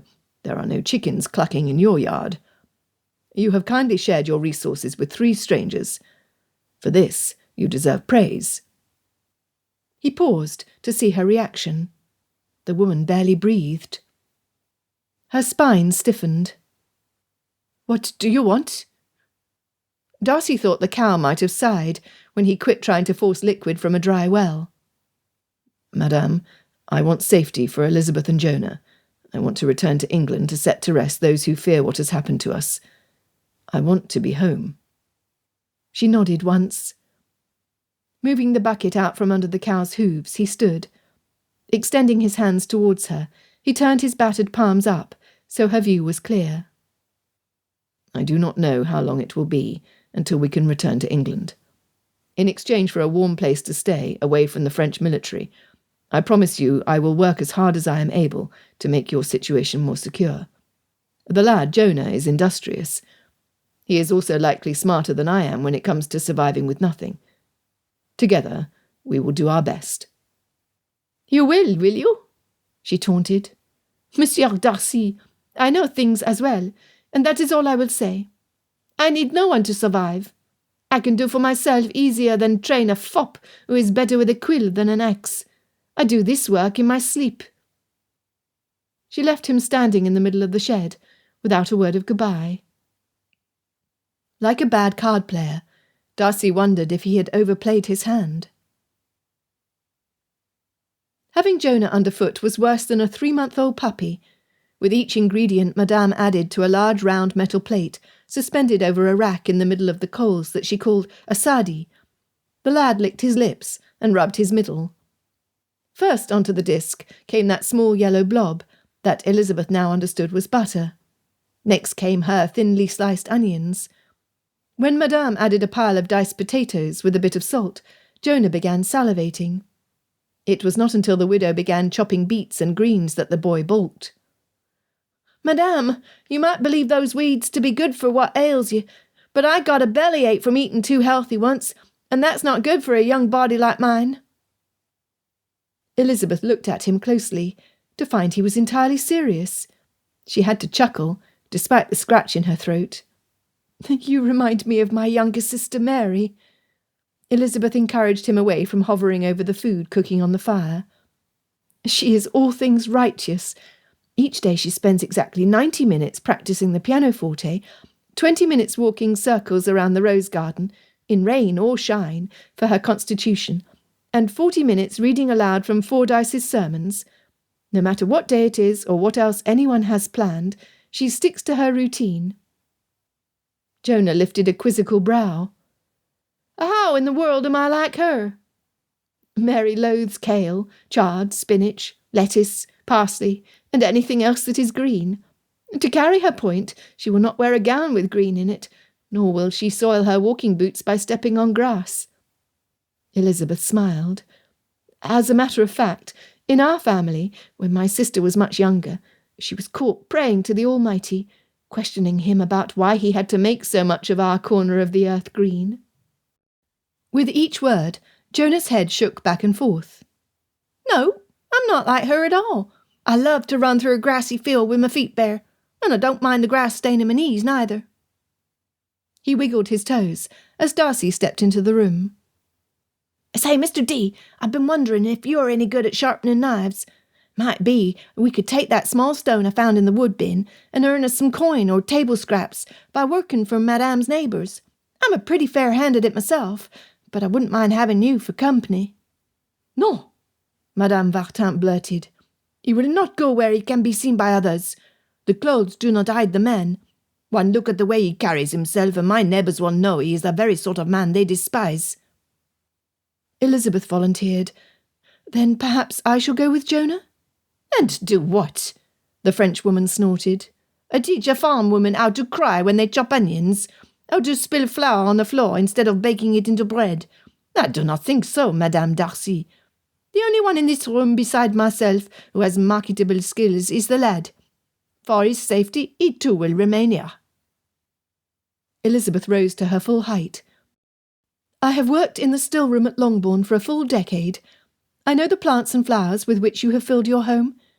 Your hands are stronger than mine, but mine have a stamina to mix tinctures and a delicacy of touch that I believe you may lack. Pray let us not work against each other. Let us take what abilities we have to see how we can make the best of our situation. Already we can easily discern that you have an abundance of generosity, for you have shared your produce with us without skimping on the portions. Jonah can perform any of his seafaring tasks much more easily on land, and my husband, he is not ashamed to apply his hand at tasks he routinely assigns to others." Elizabeth swept her hands to encompass them all. "You see before you 3 individuals who will work together. Let us find whatever advantage we may, please." After a long pause, the woman nodded. "I trade ointments for what I have in my larder. The local hens are almost done laying, so eggs will be rare. Due to the war, many of the properties have only the women and children at home. Few have money, so we trade or barter. We are a strong, independent people, who are used to making do with what we can grow or build." Darcy offered, "We are willing to do whatever it takes, so you do not suffer for our presence, madame." Jonah quickly volunteered. "Madam, I will kindly offer to test out any of your cooking. I remember me ma fixing me what she had, but nothing she cooked was like those potatoes, even with the green parts and the beets. I would eat it every morning if I could for the rest of my life." He rubbed his belly, then yawned. "My watch has ended. Be time for me to hit the bunk." As the sun dipped under the horizon, Darcy's eyelids drooped. Just as he had promised, he and Jonah had chopped and hauled wood most of the day. Inside the cottage, the two women had ground petals and leaves with a mortar and pestle, until the air was thick with a sweet, earthy fragrance. Before banking the fire for the night, Madame Vartin placed several rose hips in a pot with herbs and what looked like strips of bark she pulled from one of her baskets. Simmering it over the coals, she shared the steaming liquid with each of them. "I suspect each of your bodies will be complaining before too long. This tea will ease the ache in your muscles." Brushing off their thanks, she reluctantly admitted, "I thank you for gathering fuel for my fire." With that, she went to the chair in front of the fire, pulled a knitted blanket over her legs, and closed her eyes. Elizabeth was the first to go to the bedchamber. As they had done the night prior, Jonah and Darcy stepped outside, changing into their nightwear in the dusky light. By the time they returned, Elizabeth was sound asleep. Lifting the heavy quilt, Darcy slid in alongside her. Jonah did the same from the other side of the bed. Madame was correct. His muscles in his legs, back and shoulders screamed at him each time he moved or flexed. When Elizabeth immediately sought his warmth, turning in her sleep towards him and resting her head on his upper arm, he felt no pain. Instead, his heart filled with appreciation for her kindness to their hostess, to the boy who was attached to them, and to him.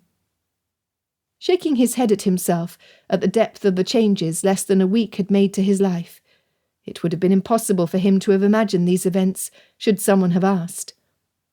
He would never have conceived of being kidnapped, smuggled aboard a ship destined for the Americas. He never would have guessed that he would be stranded on French soil. He would not deliberately have assigned himself the task of farm work. Most of all, in his wildest dreams, he would not have pictured himself sharing a bed with Elizabeth Bennet and a gangly lad from the Carolinas. Nonetheless, where he thought he loved Elizabeth before, he loved her now with a depth he had never felt for another person. Additionally, his life would have been less rich not coming to know Jonah Hackett. Even the cantankerous Madame Vartin was wiggling her way into a corner of his heart. Grinning to himself, upon reflection, he had no reason to repine.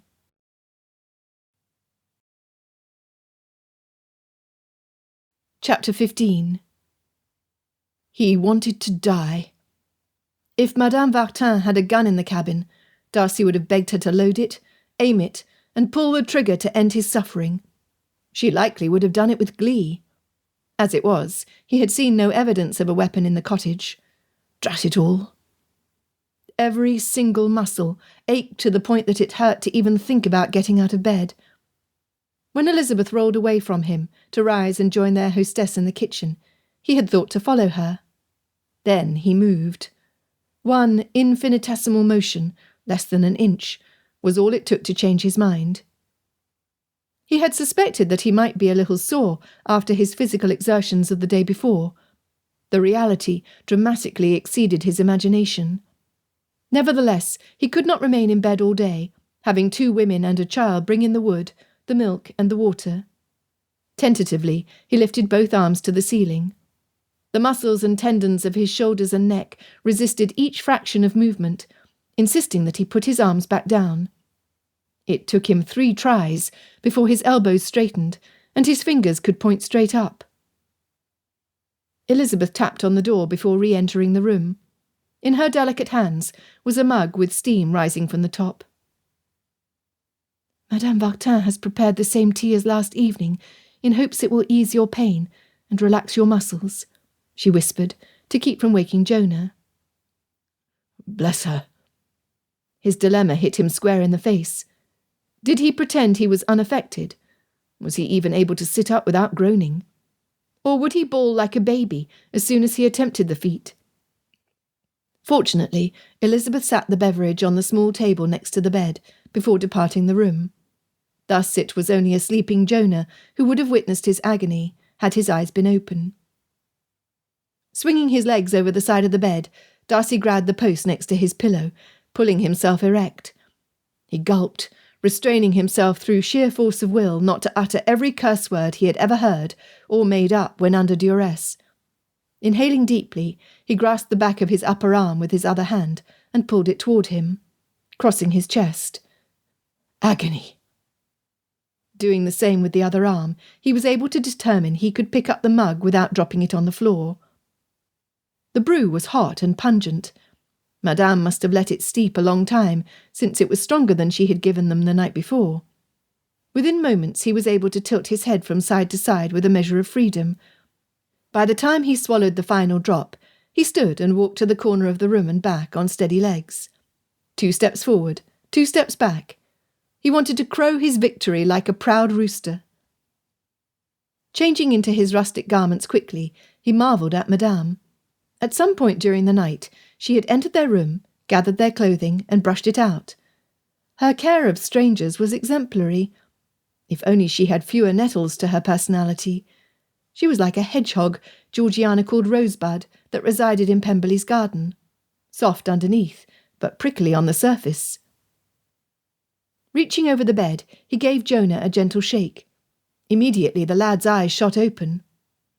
"I smell me some food," were the first words out of the boy's mouth. "Do you smell food, Mr. D? I'm thinking I dreamed about those potatoes we had yesterday. Do you think Madame has made more for today? If she weren't so old, I think I would marry her, except I grow fat and lazy eating all day long, so I better not." Jonah leaped out of bed and changed without looking at Darcy. He was out the door like a cannon shot. When Darcy followed, it was a disgruntled, disappointed lad who turned his back from the pot hanging from the fire. "Mush!" He spat out the word. "Here I was, thinking you were the finest lady on the planet besides Miss D, and then you gone and fixed gruel. You're a cruel, cruel woman, Madame Vartin. I wouldn't have thought it, but the proof is in the kettle."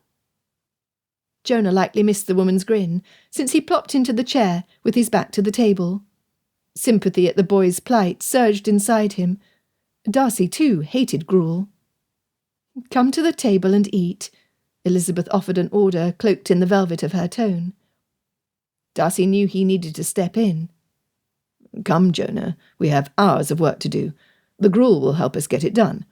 Once our tasks are complete, I suggest the 2 of us go back to the beach to see what sort of seafood we can gather." He turned his attention to their hostess. "Do you have tackle we might use for fishing?" "My husband's gear is in the basket by the door. You are welcome to it. Only take care. The sea is volatile this time of year and cannot be trusted. Do not turn your back on it or lose track of each other while you are on the shore. Look out for boats and ships. If you see one, get out of sight, and stay hidden until they pass." "This we will do," Darcy promised. By then, Elizabeth had loaded the table with bowls, spoons, and small cloths for use as a napkin. Each place had a mug of fragrant tea. Darcy knew they were in for something unexpected when the scoop Madame served him was dotted with what looked like dried currants. Both Elizabeth and the Frenchwoman waited until the males took their first bite. Jonah's eyes rolled back until it looked like he was swooning. "Well, bless my soul!" The lad immediately dug his spoon back into the bowl and took another bite. "This be the best awful gruel I ever had, Madame V." Darcy could not help but agree, although he hoped that he would have had a more polite response. The taste of apples, currants, and cinnamon was on his tongue. Milk and honey had been stirred into the pot. After 2 more bites, he placed his spoon next to his bowl. "I agree with Jonah. This has the most welcoming flavour that I have ever tasted. At the woman's nod, he began eating again, gratefully filling his stomach with the warm grains. Both he and Jonah accepted the offer of a second serving with glee. Elizabeth's throat must have improved. She emptied her bowl. Once the pot was left without a bit of food inside, Elizabeth broached a subject that had been on Darcy's mind. "Madame, how long has your husband been gone?" Elizabeth's tone was gentle. "It will be 5 weeks tomorrow since I last laid my eyes on Alex." 5 weeks! All three of them blurted, looking back and forth to each other. Darcy spoke. "Pray, accept our sincerest condolences on your suffering such a fresh wound to your heart. Had we known, we would have sought refuge elsewhere." "Condolences? Of what are you speaking?" The widow looked puzzled. "Alex did not die, or at least I do not believe him to be dead. He went to Ouistreham to look for work. He is an adept hand at any task, and he is humble enough to earn money doing tasks no one else is willing to undertake. I begged him not to go. Nevertheless, all but one of our cattle and pigs had been confiscated by the army. Had our remaining cow been of sturdier stock, she would have gone too. They took our grain and hay that Alex had gathered not 2 months past. I expect his return at any time." "Pardon me for not fully understanding you, but we had assumed you were a widow alone. In addition, there are no storehouses, nor evidence of any livestock that have roamed the area between here and the shoreline, or from your house to the trees." Standing, the woman swept all of the used dishes into a pot and poured a pitcher of heated water over them to soak. "Come with me." Gathering as much warm outerwear as they could find, they followed Madame Vartin out the door along a pathway Darcy had not noticed. Running parallel to the beach, it was not long before they entered a glen surrounded by tall trees, with their tops leaning sideways from the direct wind. The whole area was fenced, perfect pasture for farm animals. A low-topped barn was well situated at the far end. Its doors were wide open, revealing the inside to be bare. Continuing through tall grass that circled the field, Madame stopped at an open hole in the side of an embankment that had been boarded shut. Someone had draped sheaves of tall grasses in front of the wood to hide its location. Darcy would have walked right past it without knowing it was there. After pulling away the covering, Madame bent almost double and disappeared inside. Jonah shook his head. "I don't like dark, tight spaces that ain't below decks on a moving ship." Elizabeth volunteered to keep the boy company.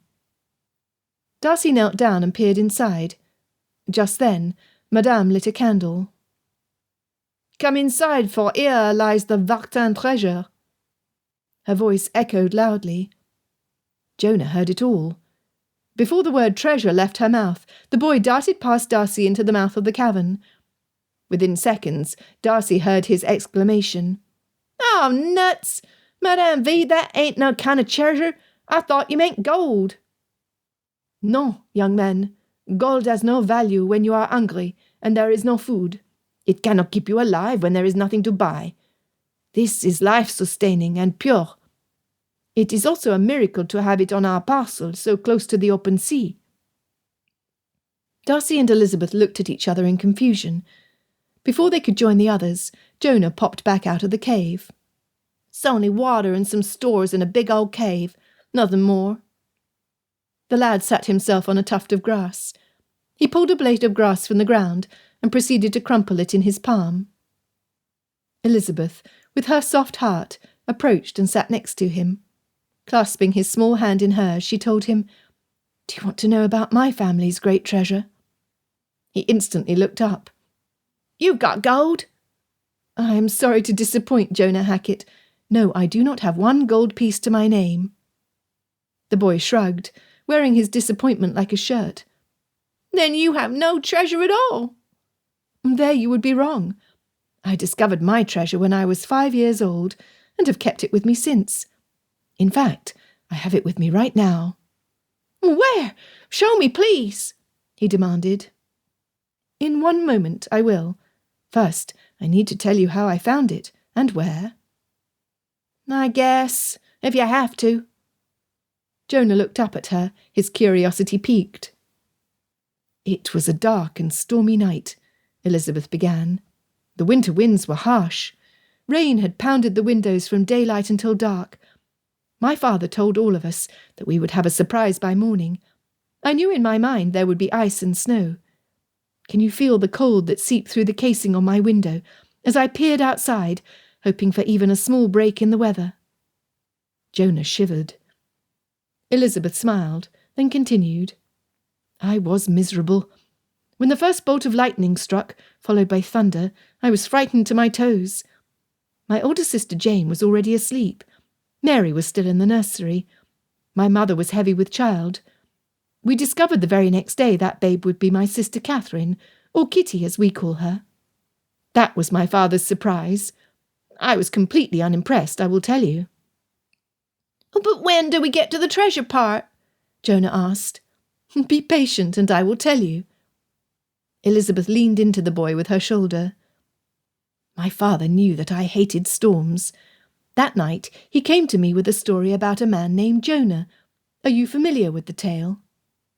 Jonah hung his head. "Yeah, me ma told me when I was little. Other kids teased me about being named for a coward.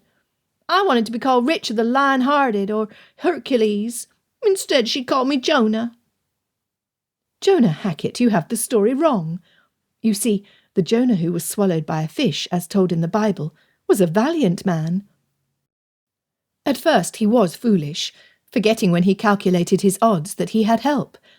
After he was cast out of the belly of the fish, what did he do?" "I guess he did what he should have done in the first place." "That is correct. It was a hard assignment he was given, to speak to God's enemies. However, when under test, Jonah showed bold courage. When my father told me this particular story, he had me place myself in the tale. He helped me to ponder what choice I would have made. Do you know what I told him?" "I don't," the boy replied, scooting closer to Elizabeth. "I reminded him that I was only 5 years old. I would stay home and play with my doll." Elizabeth laughed.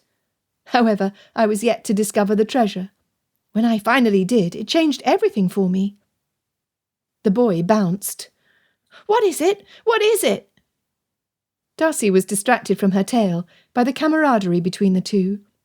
Jonah looked at her with eager anticipation and awe. In his heart, he felt the same as the boy. She was a wonder. Madame Vartin came from inside the cave to listen. "Very well, I will come to the good part." Elizabeth inhaled, then slowly released the air. "My father gave me the task of explaining to him in full detail all that I would feel, all of the emotions I would expect, in facing a daunting task like Jonah. Despite my young age, I knew fear, especially with the wind and rain pounding at my window. First, my father reminded me of the other storms I had lived through that winter, with no damage to myself and others. Jonah must have done the same, recalling times in the past when others had survived harrowing situations. Then my father reasoned with me that each little drop of rain and each puff of wind were tiny in comparison to our big house. He explained how Jonah could ease his fears by thinking of taking his message to only one person at a time, rather than to the city as a whole. Jonah did this, and was a huge success. Then he gave me my treasure." "What?" Jonah whispered. He referred to another Bible account, when he told me that young David had no fear of the giant Goliath, not because he saw how much bigger the giant was than himself, but because he realized how much smaller Goliath was than God. "Oh, I know that story. Boone told me that one." He pondered a bit. "So your treasure was knowing you got some powerful help like Jonah had?" "Exactly. I also learned the value of a good imagination, and I learned to step back from my fears, to break down whatever scared me into small pieces or portions. For example, instead of thinking of the storm, I pictured one tiny raindrop sitting in my palm. There was nothing fearsome in that, was there? Or facing one person at a time who was much smaller than God. Then I was taught the value of seeking help from a beloved family member, a close friend, or God above. This fills me with courage. Since then, I probably have more boldness than is good for me. Yet I'm able to work things out in my mind, so I can move forward, instead of being paralysed by terror. It was a tremendous gift my father gave me that night, one I hope never to forget. I kind of see it is sorter a treasure. Jonah jumped up. Though I much prefer gold. It was a merry group who wandered in the direction of the cottage. Darcy's delight with Elizabeth filled his chest. Even Madame Vartin might have chuckled a mite. They were less than 20 yards from the house when they heard voices carried on the breeze, demanding male voices speaking French. Without hesitation, all 4 of them turned and ran back to the cave. Even Madame moved quickly. It was a harsh reminder that their lives were in danger. The penalty for Madame harbouring enemies would be severe. Darcy yearned for a weapon, or a group of well-armed friends to come to their rescue. He wondered who the interlopers were, and how many of them had invaded Madame's property. Turning to ask her if she had recognised any of the voices, or what they said, it was then he noted that Jonah was gone. Chapter 16. Elizabeth's heart plunged to her toes. Jonah was not inside the cave. "Jonah," she whispered, though her inclination was to yell his name with the full force of her lungs. When Darcy just sat there, and Madame did the same, Elizabeth's anger ignited a fire under her. Standing, she stepped in the direction of the entrance. She would save the boy if no one else would. How could they do nothing? He was so young and defenceless. He needed someone to rely upon who would look out for his best interest. How dare Fitzwilliam Darcy claim to be a gentleman? He was nothing but a— "No, Elizabeth. We cannot risk the safety of 3 in the hopes of recovering 1. Darcy tugged on her arm until she sat roughly upon the stone. "Of all the cowardly things to do," she challenged. "You may not care about Jonah." She poked his chest with her thumb. "But I do. Release my arm, sir. The lad has no chance on his own. He's frightfully young, and too bold for his own good." Darcy shook his head. His stubbornness served to increase her ire. His grip on her arm tightened. "I do care, more than you could possibly know. Nevertheless, I will not risk your life for anyone or any reason, nor will I willingly bring harm to our hostess. Jonah knew what he was doing when he turned back to the cottage." "He is a boy," she hissed. "Yes, he is." Darcy ran his hand through his hair. "A boy who has lived on his own for 2 years, Elizabeth, surviving circumstances that we could never know. I cannot take the chance of leaving 2 women defenceless against who knows how many men. I will not do it." "I see," she sneered. "Your intention is to sit here and do nothing, completely unconcerned about the future of a lad you have known for mere days." Crossing her arms, she wanted to cry out in frustration. "What if it were one of my sisters? I could never live with myself if one of them were in danger and I did nothing. Please, please let me see if I can help him." "No." "No? You truly are telling me no?" She wanted to put her hands over her ears, to contain the steam she knew had to be pouring from inside them.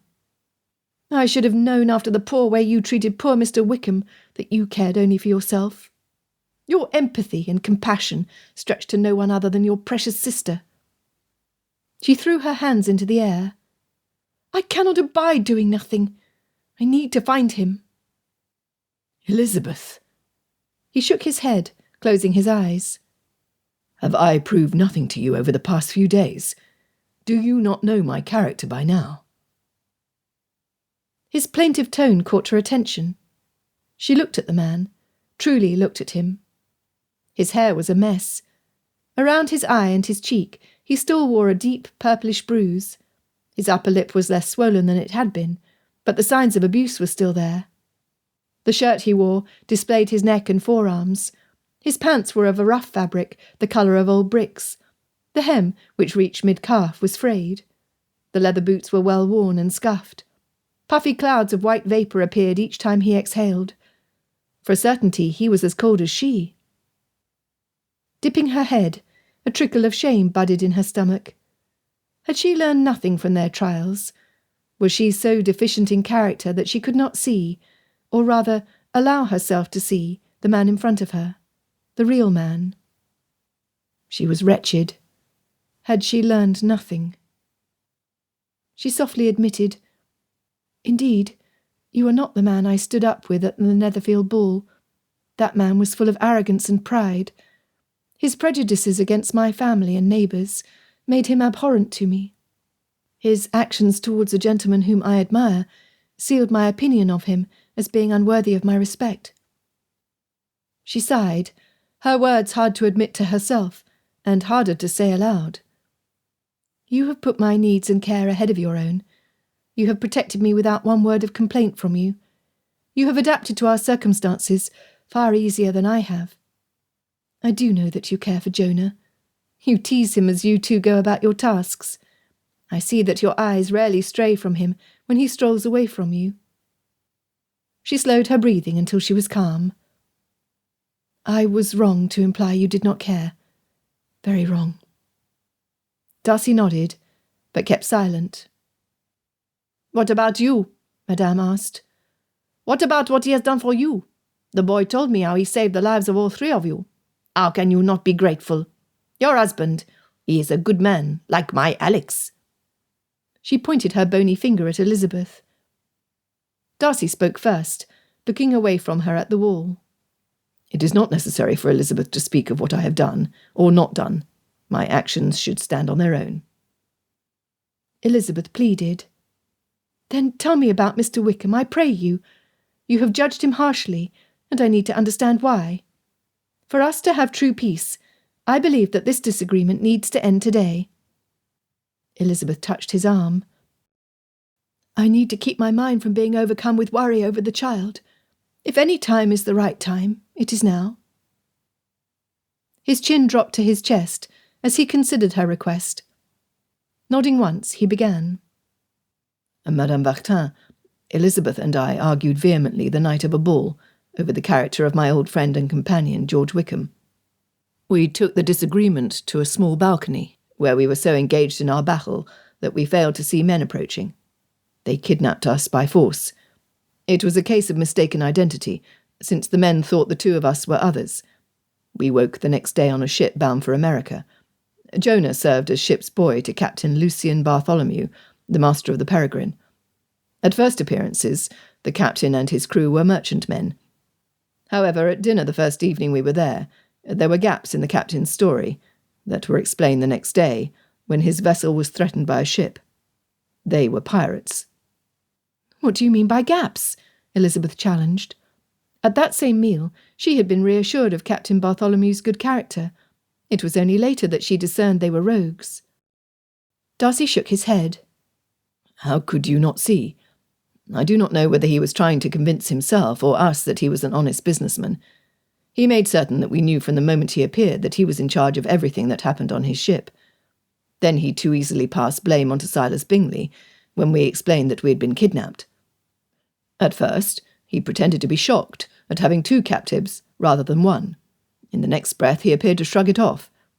Then he decided to make use of the fact that he had a female on board. Everything about his character was as criminal as his actions proved to be." Madame shook her head. "How dreadful!" "Yes." Darcy again ran his hand through his hair. "The greatest danger was to Elizabeth. The captain immediately showed his interest. The crew watched her every movement, eavesdropping on every word. All they had to do was toss me overboard, and she would have been fair game for their heinous intentions." He swallowed before continuing. "When her stomach rebelled at the movement of the ship, I was distressed to see her so overcome. However, since that same illness caused the three of us to be tossed into the sea, and we ended up in the safety of your cottage, I am now grateful." He harumphed. "Would that I could have protected her from the beginning. She would not have been exposed to vile characters who meant her harm." Madame asked, "This Wickham, this man who was the subject of your argument, he is not a good man?" Elizabeth watched Darcy carefully as he spoke. His honest countenance erased all doubt. "No," Darcy replied, before Elizabeth could open her mouth. He is the sort who always seeks his own advantage. For him, even if the truth is good enough, he plays with lies like they are toys. He uses women in atrocious ways, then tosses them away like refuse. He wants what he will not work for. In basic terms, he is lazy and immoral. He desires what I have with no care to the amount of effort it takes to sustain my estate. At one time he was a friend. Now he speaks of me and my sister with disrespect. I want nothing to do with him. What of Madame Darcy? How does he speak of her? Madame asked. Darcy looked at Elizabeth, lifting his brow before answering. This summer, Wickham imposed himself upon my young sister. In her innocence, she agreed to an elopement. When I arrived and stopped her from stepping into the coach he had rented, Wickham, in front of her, proclaimed his only affection for Georgiana was for her dowry of 30,000. When he arrived in Hertfordshire, he must have seen my interest in Elizabeth. His new goal was to destroy any hope of affection in her heart for me. What? Madame was puzzled. Hope of affection? Was there no love when you wed? She directed her gaze at Elizabeth, frustration pounding out with each syllable. How do you not know of this attempted elopement? She would be your sister too. As well, why would you take the side of a stranger over that of your husband? What is wrong with you young people? Do you not know that the only way to make a marriage work is to be joined together in everything? Each question to her was valid. Why would she believe Mr. Wickham, a man she had spent less time with than the man seated next to her? Had she completely lost her senses? Or were her prejudices blinding her to what was real and honest? She was struggling to come up with something clever to say to diffuse the tension. Darcy offered her no help, allowing her to take the lead. No, now was not the time for wit. Rather, an honest look at herself was needed. Did she know anything? How was it that she had been blind to both Captain Bartholomew and Mr. Wickham's true selves? Worse yet, she had accused Fitzwilliam Darcy of lacking in the very areas where those two other men were completely bereft. Compounding her error, Elizabeth had completely misjudged Darcy. In practically every way, she had been far more wrong than right. As Thomas Gray's poem, Ode on a Distant Prospect of Eton College, aptly stated, "Where ignorance is bliss, 'tis folly to be wise." Knowing there was no other way to set matters straight, she told the truth, which was always better than a lie. She blurted, "We had these misunderstandings because I am a fool, and we are not married." Yet, Darcy added. We are not married. Yet. Sparks flew from Madame's eyes.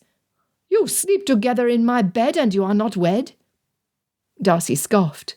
We sleep together, fully clothed, with a 10-year-old boy, Madame Vartin. There has been no inappropriate behaviour between us, nor will there be, until we are united in a marriage recognised by the Church and the law. The older woman sat back, leaning against the rock wall. "This explains much." Darcy and Elizabeth had yet to speak of marriage. Certainly, both of them knew the danger to their reputations if they remained unwed. Any hint at an elopement would forever tarnish their good name and that of their close families. Should he not offer marriage, her shame would be complete. Her relief at hearing him state his purpose allowed her mind to travel back to where the discussion began. Drawing on her courage, she admitted, "I thank you for your patience. I admit that my opinions are daily undergoing drastic changes. Mr. Wickham and the captain are both undeserving of my admiration, whereas you are a worthy man." His blush touched her heart. "Ah!" Madame's eyes darted between the two of them. "You two will do well," she pronounced, as if she were a prophetess. Where could Jonah be? Elizabeth asked no one in particular, her heart racing in fear. She swallowed, closed her eyes briefly, and inhaled. Relaxing her shoulders, she admitted, "I now comprehend that your decision was the course of wisdom, but not knowing or doing anything is torturing me." "It tortures me as well, Elizabeth," Darcy uttered softly. He took her hand in his, immediately extending comfort. Madame crossed herself in a move Elizabeth had seen other Catholic worshippers do. Amidst her deep concern, she noticed how rough the palm of his hand was against her own. Madame was correct. The man had exhausted himself cutting and hauling wood the day before, without one word of complaint. He was a good man. He willingly sacrificed for the benefit of others. To Jonah, he had been a valuable friend. Distant male voices that seemed to be drawing closer captured their focus.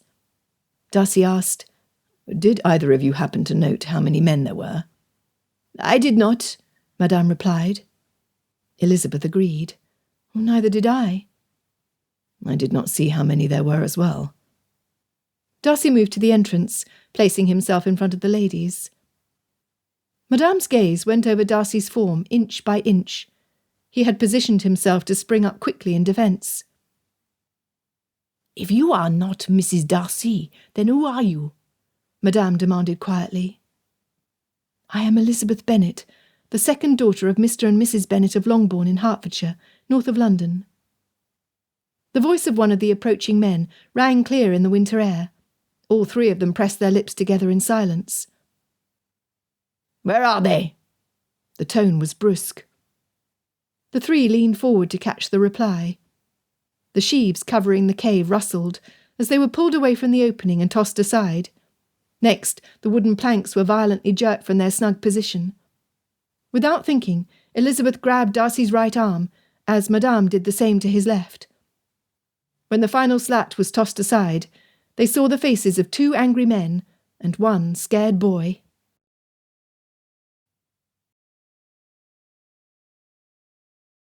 Chapter 17. "What have you done to him?"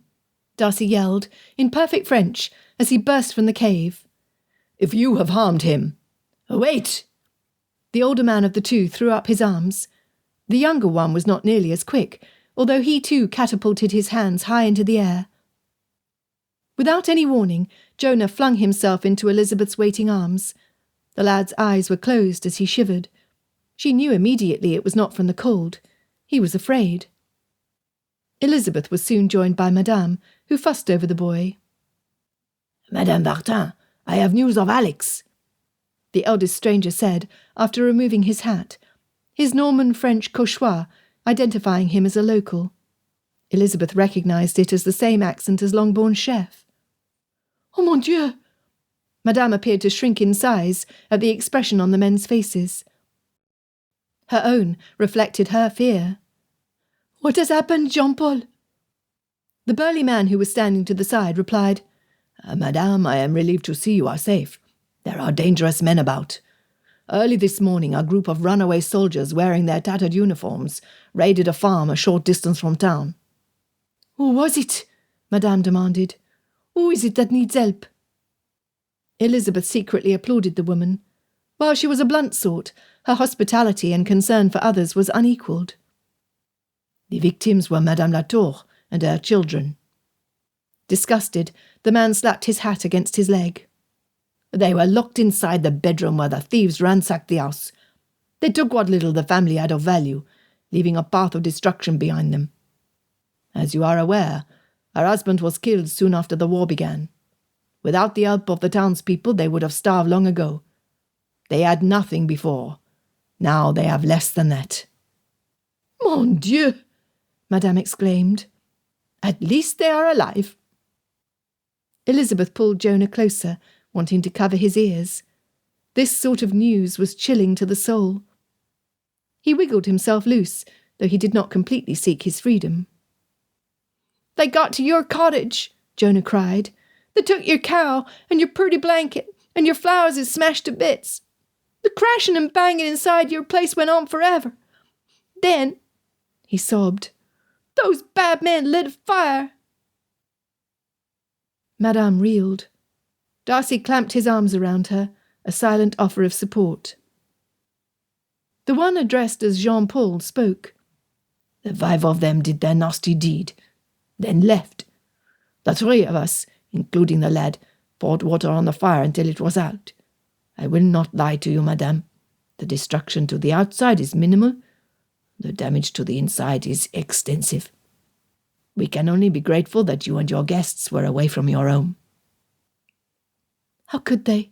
Elizabeth asked, ire moving her to express her indignation. "How could they harm defenceless women and children with no regret?" Jean-Paul glanced at her before his attention became fixed on their hostess. "That question leads us to the reason we were coming to see you, Madame Vartin." He sighed. "Trouble has been brewing in town for the whole of the 2 months since the men first arrived. At first, they told stories of their heroic actions, of how they were injured, gaining sympathy and free food from the inns. When there was more drinking than eating, the innkeepers requested that they move along. Their response violated everything proper. Settling in with the vagrants down by the docks, it was not long before they were involved in the traffic crossing the channel." The other man added, "It was them who introduced our neighbours to ether. Somehow or other they obtained a large measure of sweet oil of vitriol. Mixed with alcohol, it renders a man senseless. After claiming that Napoleon partook of the mixture for his personal entertainment in court, which may be true or not, they easily convinced good, hard-working fishermen that the pleasures would give them freedom. Instead, it made them dependent and under their control. I have not seen the like since I learned of opium dens in the Toulon region." Madame perched her fisted hands on her ample hips. "What does this have to do with my Alex?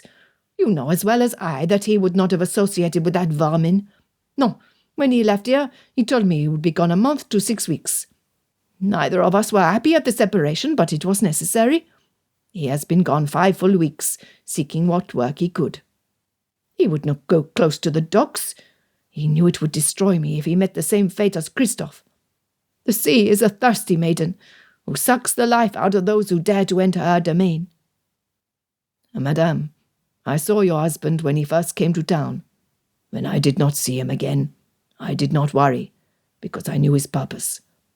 The 2 of us assumed he had found work. How wrong we were. I am sorry about it, madame." Jean-Paul rubbed his whiskers.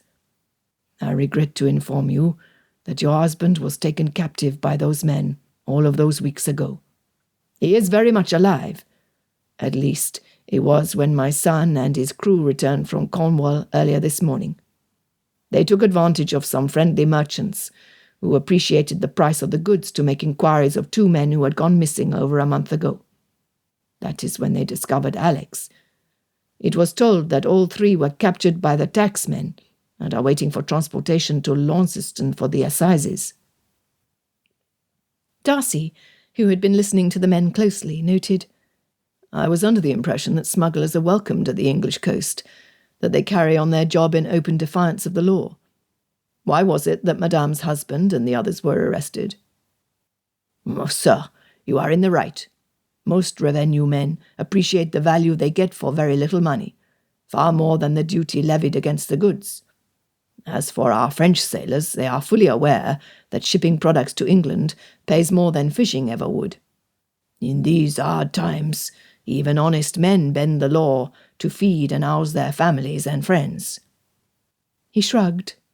"None of them knew the taxman would be in town that night. Along with him were a new set of lawmen who decided to flex their muscles to let everyone know who was in control." "How could that be?" Madame asked. "We know more of what takes place at Steeple Brink than the people who live there do. How could this have happened?" Jean-Paul answered, "I regret to inform you, madame, that word is that Alex, who had been unable to find work, was convinced by one of those phony soldiers of the riches to be had shipping goods to the Brits on that particular night. No one else would man their boat. The gossip is that Alex joined with the wrong people at the wrong time. They were an ill-prepared lot, I am afraid." "No," Madame Vartin insisted. "My Alex has always been a cautious man. He would never have willingly put himself in a dangerous situation, no matter how badly we needed the coin." Both men shook their heads. "This we know. We are merely telling you the gossip that is to be heard. While we do not know for certain, We suspect that your Alex and the others were put upon by these men, who used that vile ether substance, rendering them unconscious." Elizabeth glanced at Darcy to see his reaction. His eyes immediately met hers.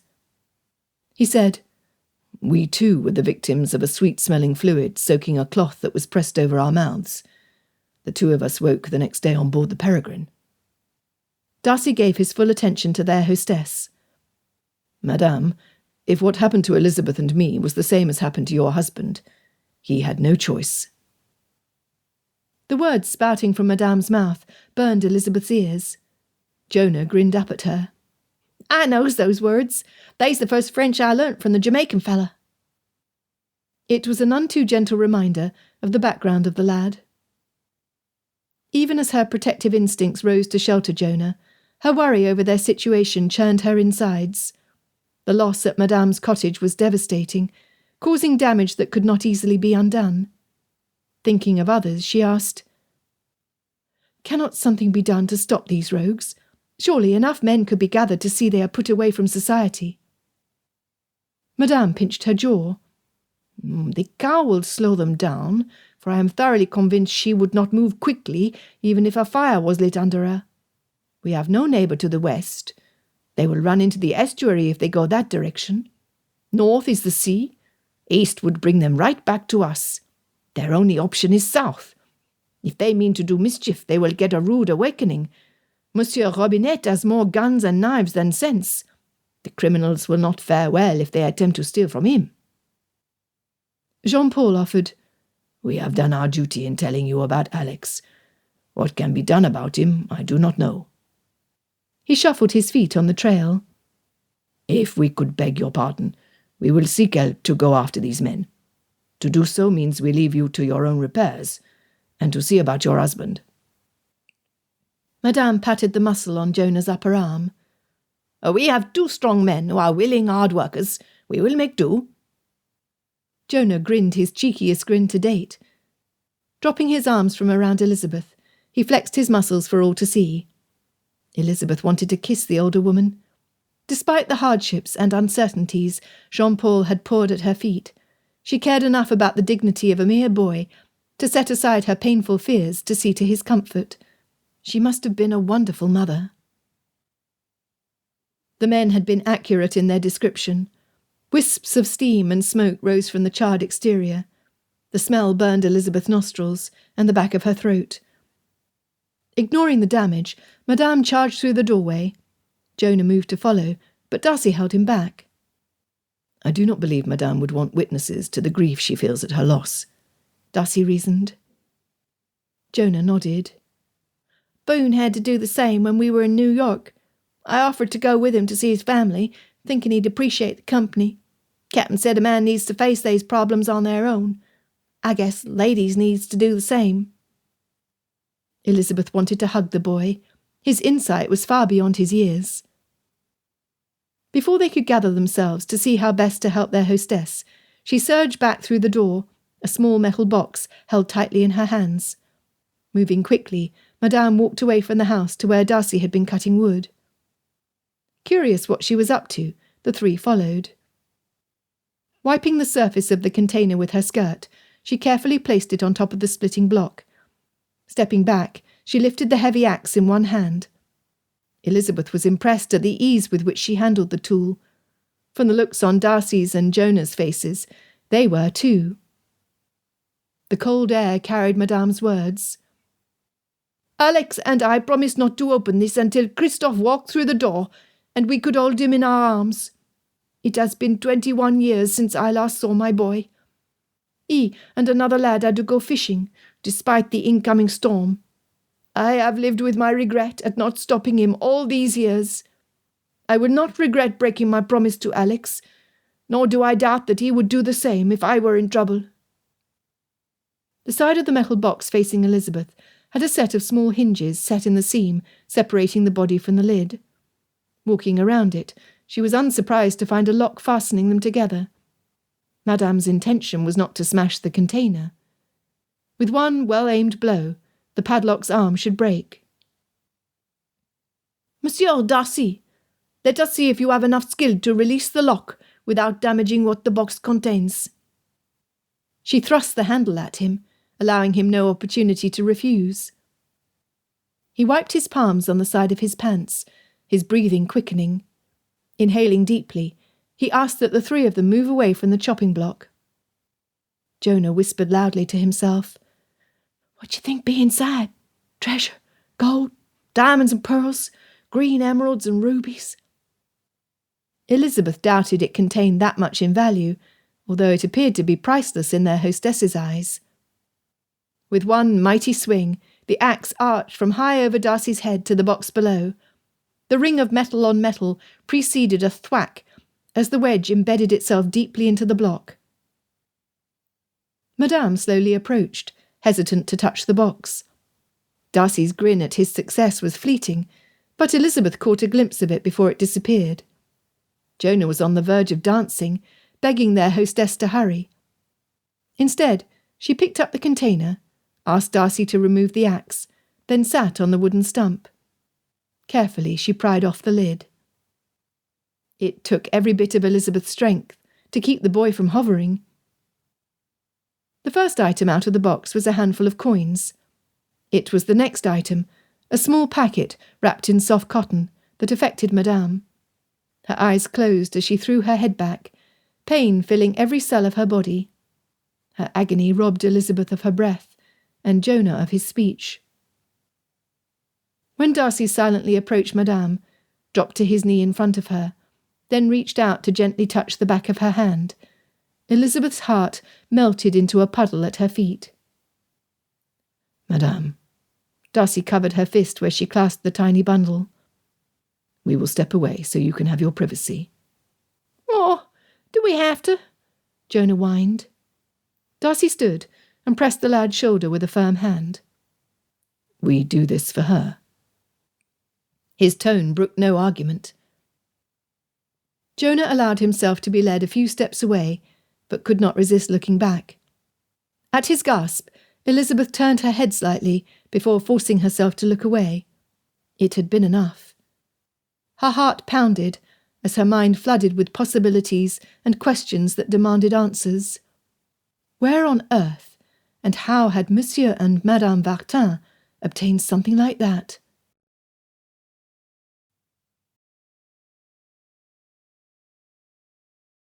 Chapter 18. He heard Elizabeth's gasp and saw Jonah's mouth gaping wide open. Whatever Madame held in her hand must be of shockingly high value.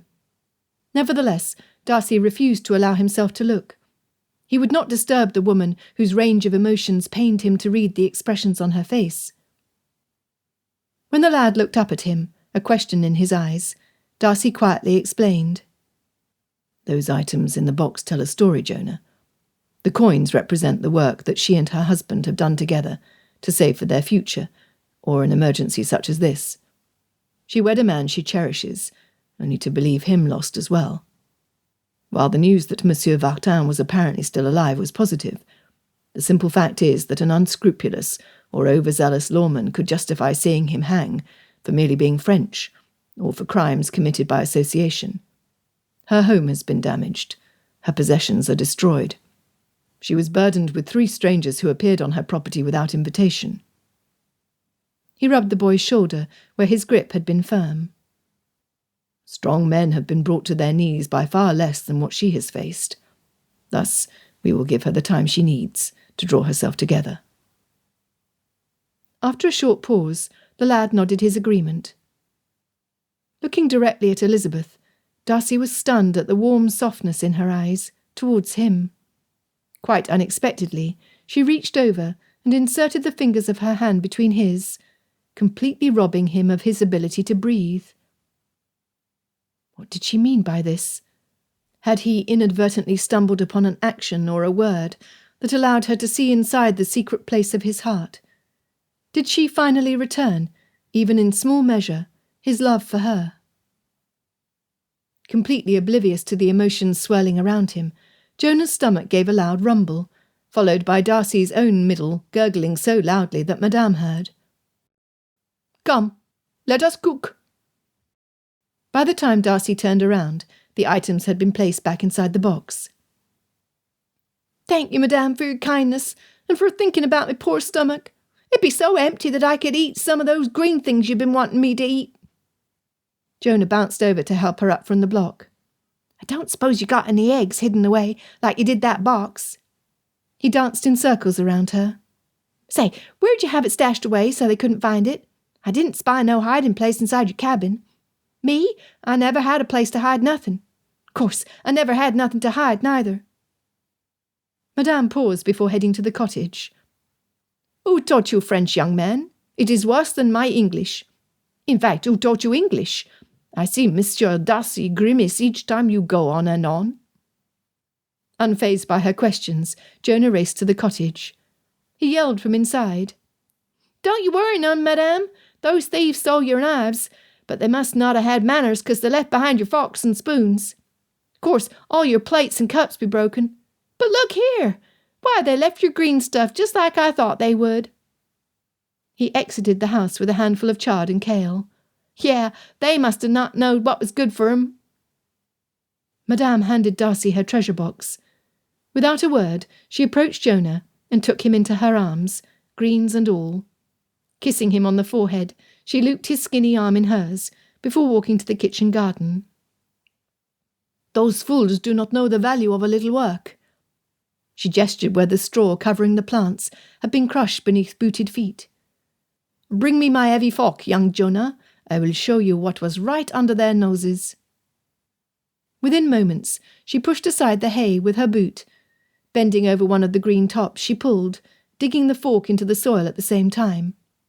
One mud-covered potato followed another, until there was a small pile in the dirt. Next, Madame moved to an area with tall, light green fronds. Before long, a bunch of carrots joined the potatoes. As Jonah praised and encouraged, she gathered leeks, a well-weathered onion, and garlic. As much as he regretted letting go of Elizabeth, Darcy needed to help. Handing her the box, he returned to the stump for the axe. Next, the cowshed contained a rustic wooden handle with a narrow shovel strapped to the end. Grabbing a well-used cloth bag on his way out of the door, he returned to the kitchen garden. Elizabeth called him to assist her inside the cottage. Together they brought a small table that had been tipped on its side to the back of the house. There Madame set the box. Returning inside, Elizabeth retrieved whatever unbroken pieces she could find. By the time Darcy had helped Madame to dig up the rest of the potatoes, a small pile of utensils, various tins, and one crock with the edge chipped off dotted the end of the table. Madame selected the largest bowl available, then sent Jonah for water. As he continued to harvest the garden, Darcy surveyed the familiar area to see what else could be scavenged. The water bucket was gone, most likely used to carry off what the men had stolen. The pitchfork used to spread the straw that had leaned against the shed was missing. The fabric covering the inside of one of the windows had vanished. Shaking his head at such blatant thievery, Darcy bent his back to the work. When Elizabeth and Madame came out of the cottage, with the chamber pot that had graced the bedroom full of coals, he set aside the shovel to help. Leaving the women to scrub the vegetables, he and Jonah gathered branches and chopped pieces of wood. In a clear spot in the yard, Darcy had earlier noted a ring of stones where fires had burned in the past. Over the circle was an iron stand that was hollow in the middle. There were no hooks or handles. He had wondered about its purpose. Madame scooted the table closer to the fire pit after the coals were dumped inside. Handing Jonah the now empty pot, she sent him for more water. From the cottage she brought out the large metal disc she had used to cook on the day prior. Setting it on top of the iron rack, the water she poured inside soon began to bubble. Darcy returned to his task of clearing the garden, stuffing the produce inside the feed bag. Elizabeth was at the table cleaning vegetables. Jonah raced to bring her bowl after bowl of water. With regret on her face, Madame went inside and ripped the other curtain from the window frame.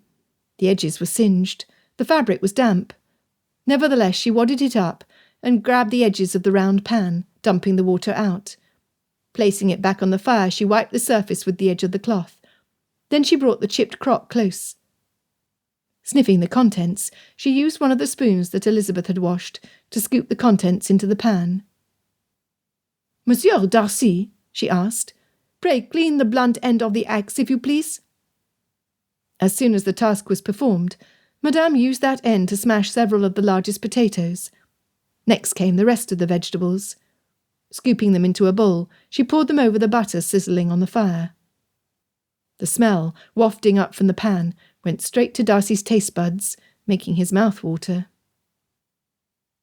Moving quickly, their hostess stirred the mixture from the middle to the edges and back, not allowing the vegetables to rest in one place too long. Within seconds, the pleasing aroma battled with the smoke from the charred surfaces of the cottage. Under Madame's direction, Elizabeth tore pieces of the greens from their stalks to drop into the pan. Darcy noticed that she moved with the same calm efficiency as their hostess. Every minute, it seemed his admiration for her grew. When the edges of the potatoes were a deep golden brown, Darcy, using the folded curtain to protect his hands, carried the pan to the table. Their alfresco meal was rustic, and the best that Darcy could recall consuming. Never in his lifetime had he eaten directly from a cooking vessel. He doubted that Elizabeth had either. However, young Hackett was in his version of heaven, even eating the kale and chard like they were manna. Once their appetites were satisfied, Madame handed out tasks like she was a rear admiral of the fleet. Elizabeth started sweeping up the mess in the bedroom before moving to the main room. Madame sifted through the debris left by the robbers, handing anything worth saving to Jonah. As Darcy hauled the heavier pieces out into the yard, he considered the growing pile on the table.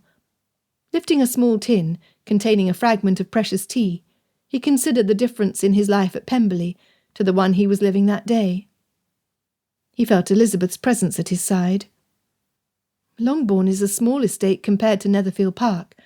From Miss Bingley's conversation, I deduce that your Pemberley is much larger. He nodded, still gazing at the table. Despite being pleased that her thinking was apparently in line with his heart was in his throat, keeping him from giving word to his troubled thoughts. Should Longbourn suffer the loss that Madame did today, the parade of servants it would take to empty our buildings of what would be considered worthy of being rescued would stretch across the yard. My father would crumple at the loss of his books. My mother's nerves would shatter. Mary would weep at any damage to the pianoforte. Kitty and Lydia would sob if their ribbons and lace could not be saved, and Jane would rush from one to another offering comfort. Darcy swallowed. "What of you, Elizabeth?"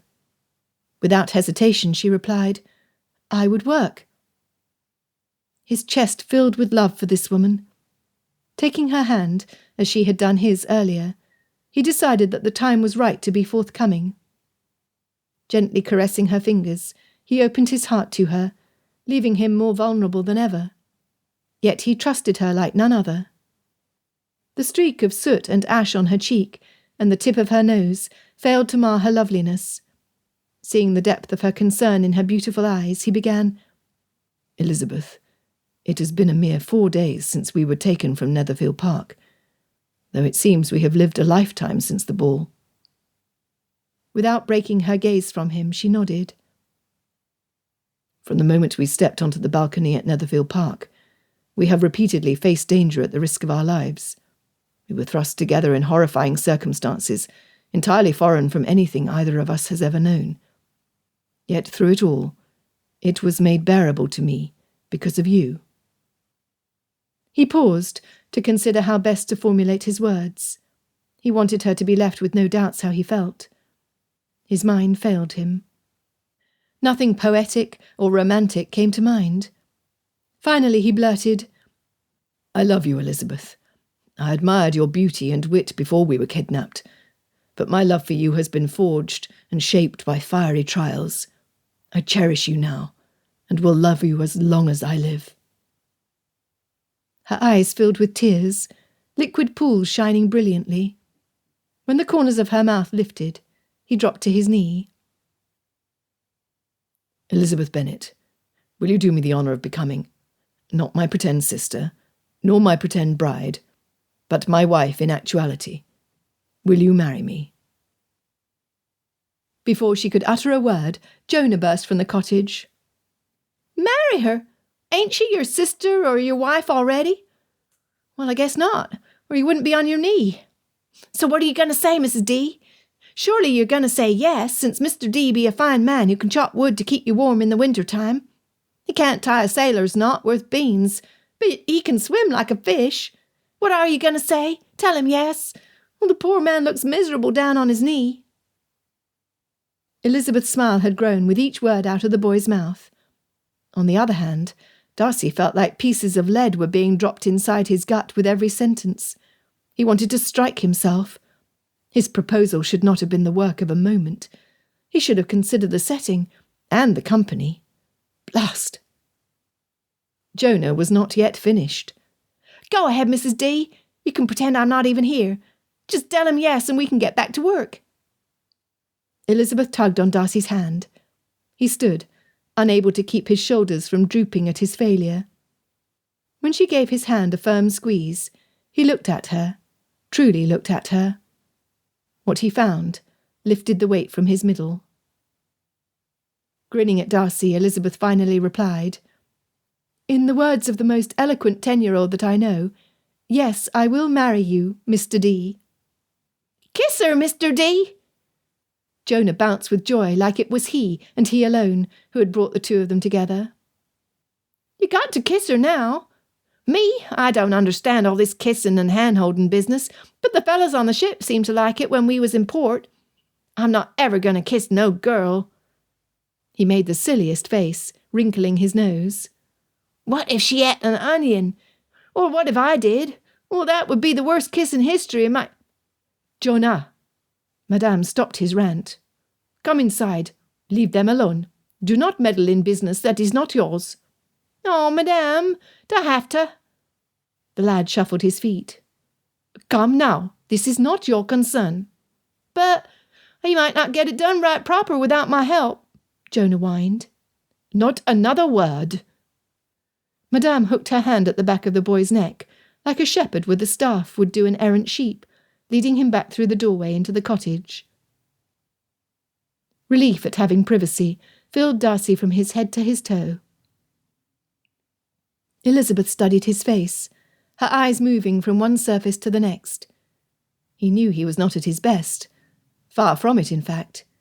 He had not bathed properly since the day of the ball. His growing stubble itched. His wavy hair was completely out of control. His clothing was rough, ill-fitting, and borrowed. His feet were pinched in worn boots, and he had not a farthing to his name. Jonah had a valid point. He had not washed his teeth in days. Neither had Elizabeth. Yet she was stunning, like a ray of the sun bringing light to his world. He loved her so much. He had to ask, "Could you ever see yourself loving me in return?" It was the boldest of questions. She inhaled sharply. Her pause nearly crushed his heart. However, he should have known better. She had proven in their days together that she knew when to speak and knew when to act. Stepping forward, she placed one hand on his chest, the other on his cheek. Just before her eyes closed and her lips touched his, she softly whispered for him alone, "I already do." Chapter 19. Elizabeth's toes curled as heat rushed from the soles of her feet to the tips of her hair. She feared lightning would shoot from her fingertips. His lips barely brushed hers, stirring a hunger inside her for something unrecognizable that she did not know she possessed. Her lips ached to feel his again. He was delicious.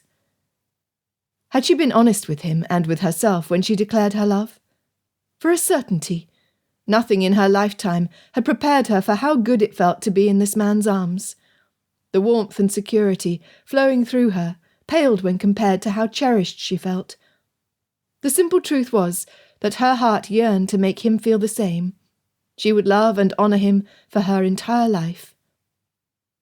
Nevertheless, how had she gone from despising the ground he walked on to eager anticipation of being joined to him forever?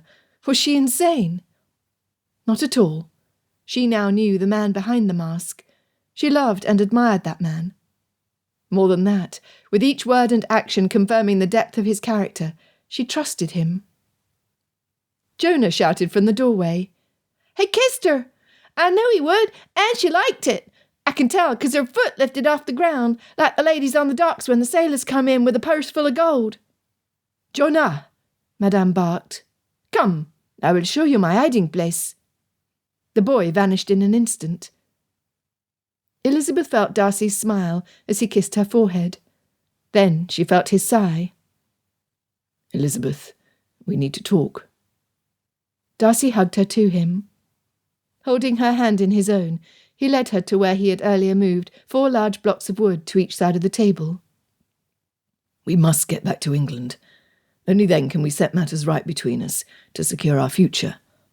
Our loved ones need reassurance of our safety, and we need to discover why Bingley is in such a mess, and what can be done to keep his uncle from making another attempt to force him to America."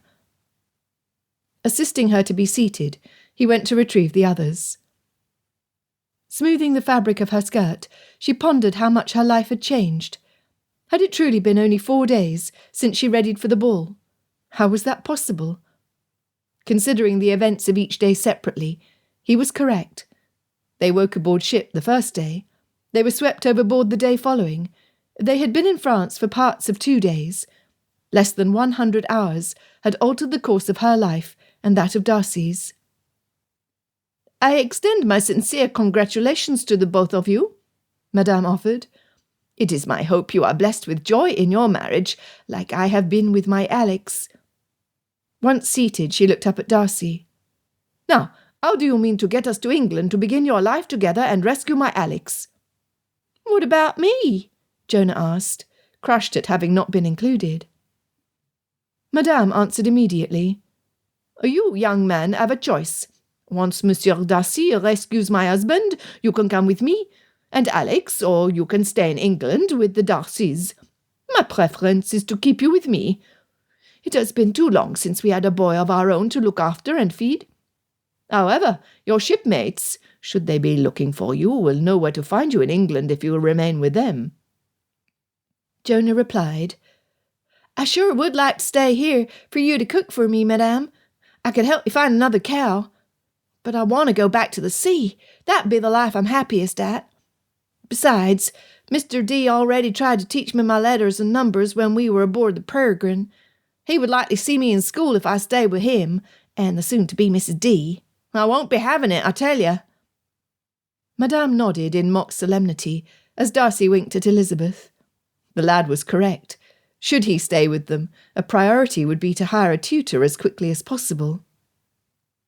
Their hostess continued. "My land lies 3 miles from Caen. We can take the produce from the garden to sell at the market. It will not bring much, I'm afraid, yet each franc will help." "What about your ring? You know, the one in the box?" Jonah asked. Madame sighed before heaving herself up from the stump.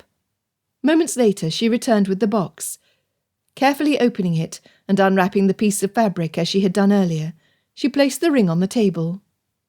The muted winter sunlight bounced off the rose-cut diamonds, set in silver, against a background of cobalt-blue guilloche enamel.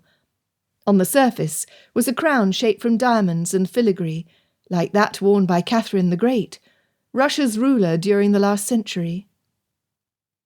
Only one time had Elizabeth seen something similar. It was an imperial presentation piece worn by one of her uncle's customers at his import-export business. The older woman had been fashionably dressed, with ropes of heavy pearls around her neck, dangling sapphire drop earrings, and a magnificent diamond brooch. However, it was her ring that had captured young Elizabeth's attention. Similar in style and materials to Madame's, it differed only in that there was a lovely curved E below the crown on the surface.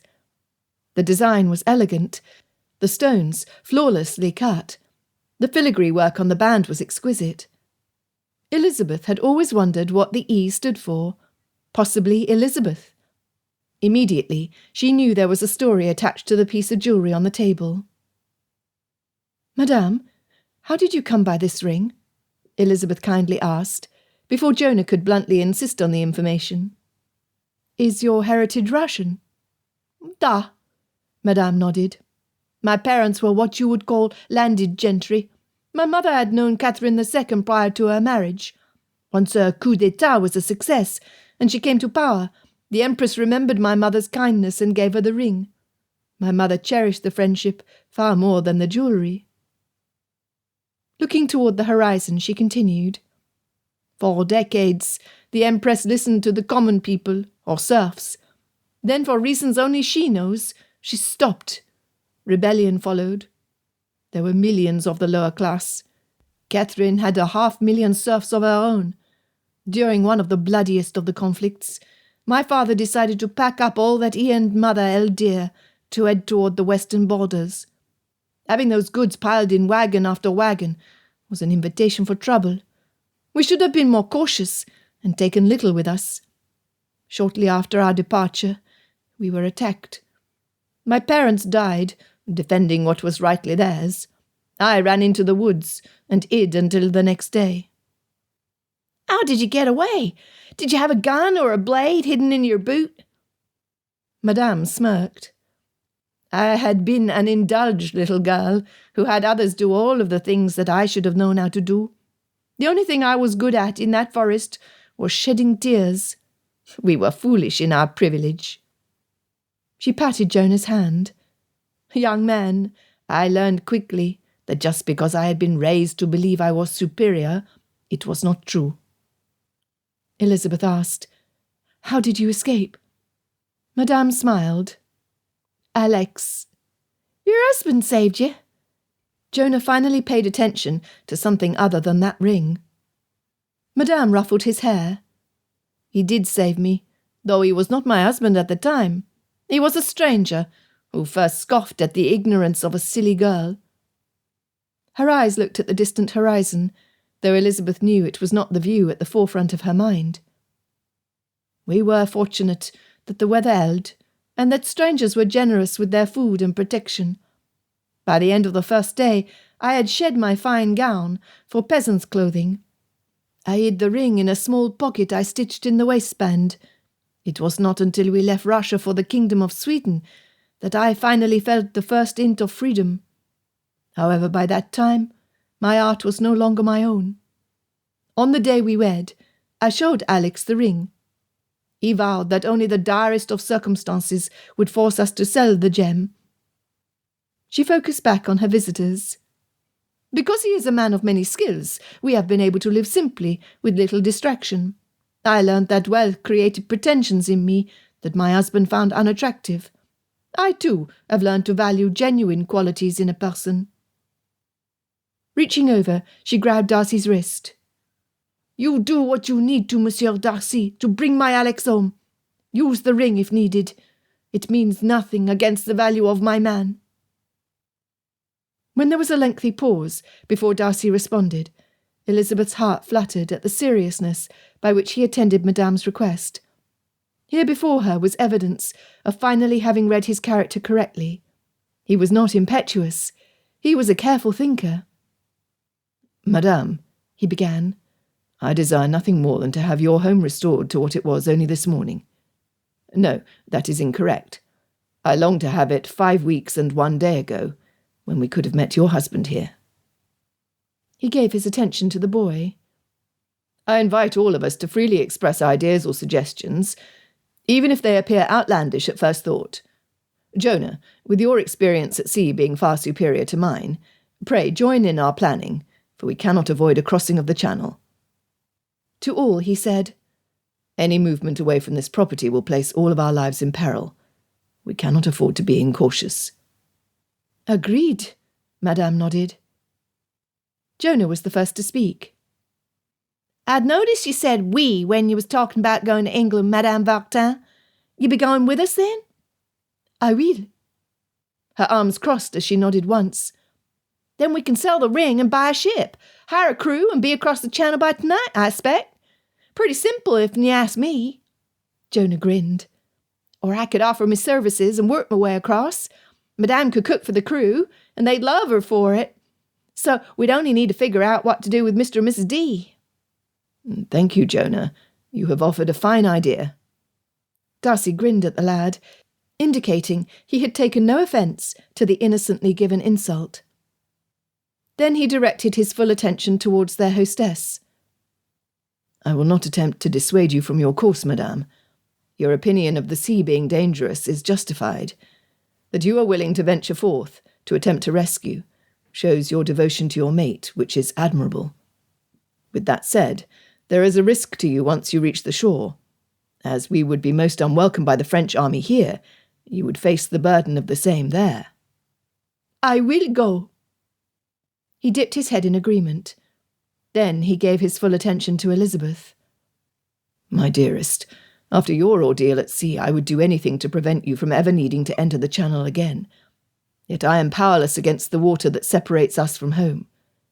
Will you—" His eyes pleaded. "Will you fare well?" He rushed to add, "And pray understand that I do not doubt your courage, my dear. I only worry that it is too soon." If she did not love him before, she would have lost her heart to him at that second in time. His concern was valid. The thought of being at the mercy of the powerful, tumultuous wind and waves made her hands shake, her heart race, and her stomach churn. Nevertheless, there was no other way home. She would have to cross the Channel. Lifting her hand to his mouth, his lips brushed over her knuckles. "Elizabeth, if it proves to be too much, Jean-Paul said they have oil of vitriol at the port. Perhaps it would ease your way if you soundly slept while we crossed." Darcy gently squeezed her fingers. Before she could reply, Madame spoke. "She will be fine. A desire to be back on familiar land, hearing familiar language, and eating terrible British food will keep her eyes focused on where we are headed. Do not worry about your Elizabeth. A woman knows how to focus her heart on where it needs to be, despite the hardship it takes to get there." Darcy glanced at her, his brows up by his hairline. "Madame is correct," Elizabeth said. "I will do whatever it takes to make a successful crossing without drugging me. I will need to be alert when we arrive on the shore." Darcy smiled with approval. "Very well, then. I propose that we take a page from Madame's book and present ourselves as we want others to see us, or how they would expect to see us." He paused. When no one objected, he continued. "Jonah is correct when he suggested that he has much to offer during the crossing. My plan is that he offers his skills sailing and my muscles in helping to load and unload the cargo. I will again pretend to be mute. As payment, we would ask for a one-way passage for our two ladies, one who is Jonah's grandmother, and the other my wife. Do you see anything in this idea where a smuggler would object?" "Why not just give him the ring? Then we pay for ourselves to go across." Darcy responded. "That may appear at first glance to be the course of wisdom. Pray recall the sort of men we would be dealing with, Jonah. They are willing to break the law to earn money. What would stop them from taking the ring and throwing us overboard once we were away from the shore? Additionally, the value of the ring far exceeds passage for 4. No, until I can prove my identity once we are on British soil, we might need a grand sum to buy Monsieur Vartin's freedom. Therefore I suggest we approach Jean-Paul to put us in contact with the men who returned from Cornwall this evening. Due to the fact that the sailors, including his son, attempted to locate the missing men, I would be more inclined to trust them to see us to safety. As well, if they knew our purpose was the rescue of all 3 men, they might welcome us aboard." "I see." Jonah's head bobbed up and down. "Yeah, it sounds like a good enough plan to me." Madame Vartin agreed. Elizabeth squeezed the hand that Darcy still held. "I will stand by you." Madame picked up a spoon that had been left on the table. She studied it like it held the secrets of the universe. Then she tossed it back on the small pile they had recovered from the cottage. It was then that she uttered words that would change her life forever. "We will not be coming back." Chapter 20. Darcy inquired of their hostess one last time. "Are you certain there is nothing else you wish to bring?" "I have everything I need." Hours had passed while they cleaned the inside of the cottage to Madame's satisfaction. When Jonah inquired why they were going to so much effort if she was not planning to return, their hostess merely shook her head and replied, "We do not know what tomorrow will bring. I know what I want, but Alex may have something else in mind. I will follow where he leads, even if it is back to France." Darcy carried the sack of vegetables. Madame had in her hands a small cloth bag with the metal box and several items she had gathered from the cottage. She had not looked back once since they left. The trek to Caen went fairly quickly, since they only stopped once on the way. Rather than selling the vegetables, as she had earlier stated, Madame gave them to the Latour family, who had been robbed that morning. When the lady of the house had attempted to express her sincere thanks, Madame brushed off the words. Instead, she insisted that Madame Latour busy herself feeding her children. When the younger woman glanced down at the child at her feet, Madame used the momentary distraction to walk away. As she marched by him, Darcy lifted the small bag from her hands. Surprisingly, she gave it up with no struggle, only the command to be on their way. "But I'd have thought we was going to sell the potatoes for francs," Jonah puzzled. Madame grabbed his hand, pulling the boy along. "They need the food more than we need a few coins. Let us go." Not far from the Latours, a farmer with a cart gave them a ride for the remainder of their journey. Thus there was about an hour of daylight remaining when they arrived. The sun setting on the buildings in Caen showed the city at its best. On one of the hills, the Château de Caen was flanked by the Romanesque abbeys of Saint-Étienne and Sainte-Trinité. Their substantial stone structures gave the whole area a feeling of solidity and permanence. Under other circumstances, Darcy would have spent hours learning of their history, in Elizabeth's company, of course. Without a word, they moved through the crowds to the River Orne. Fishermen were offloading their meagre catch from the day. Boys ran from berth to berth to help them tie up their vessels, in hopes of a few francs. Businessmen made loud demands on the men's time and their income. Emaciated females lurked in the dark doorways, desperate to ply their ancient trade. Napoleon's war had been harsher on his own people than it had been on their enemies. Darcy clasped Elizabeth's hand tighter, pulling her closer to him. Danger hovered over the whole area, like the foggy mist rising from the water. Even Jonah was unusually subdued. Worldly weariness settled on Darcy's shoulders. He had observed this life many times in London, though he had never been as much a part of the scenery as he was on that day. His cousin had shared few details from the conflicts he had endured during his tenure on the continent. None of it was pleasant.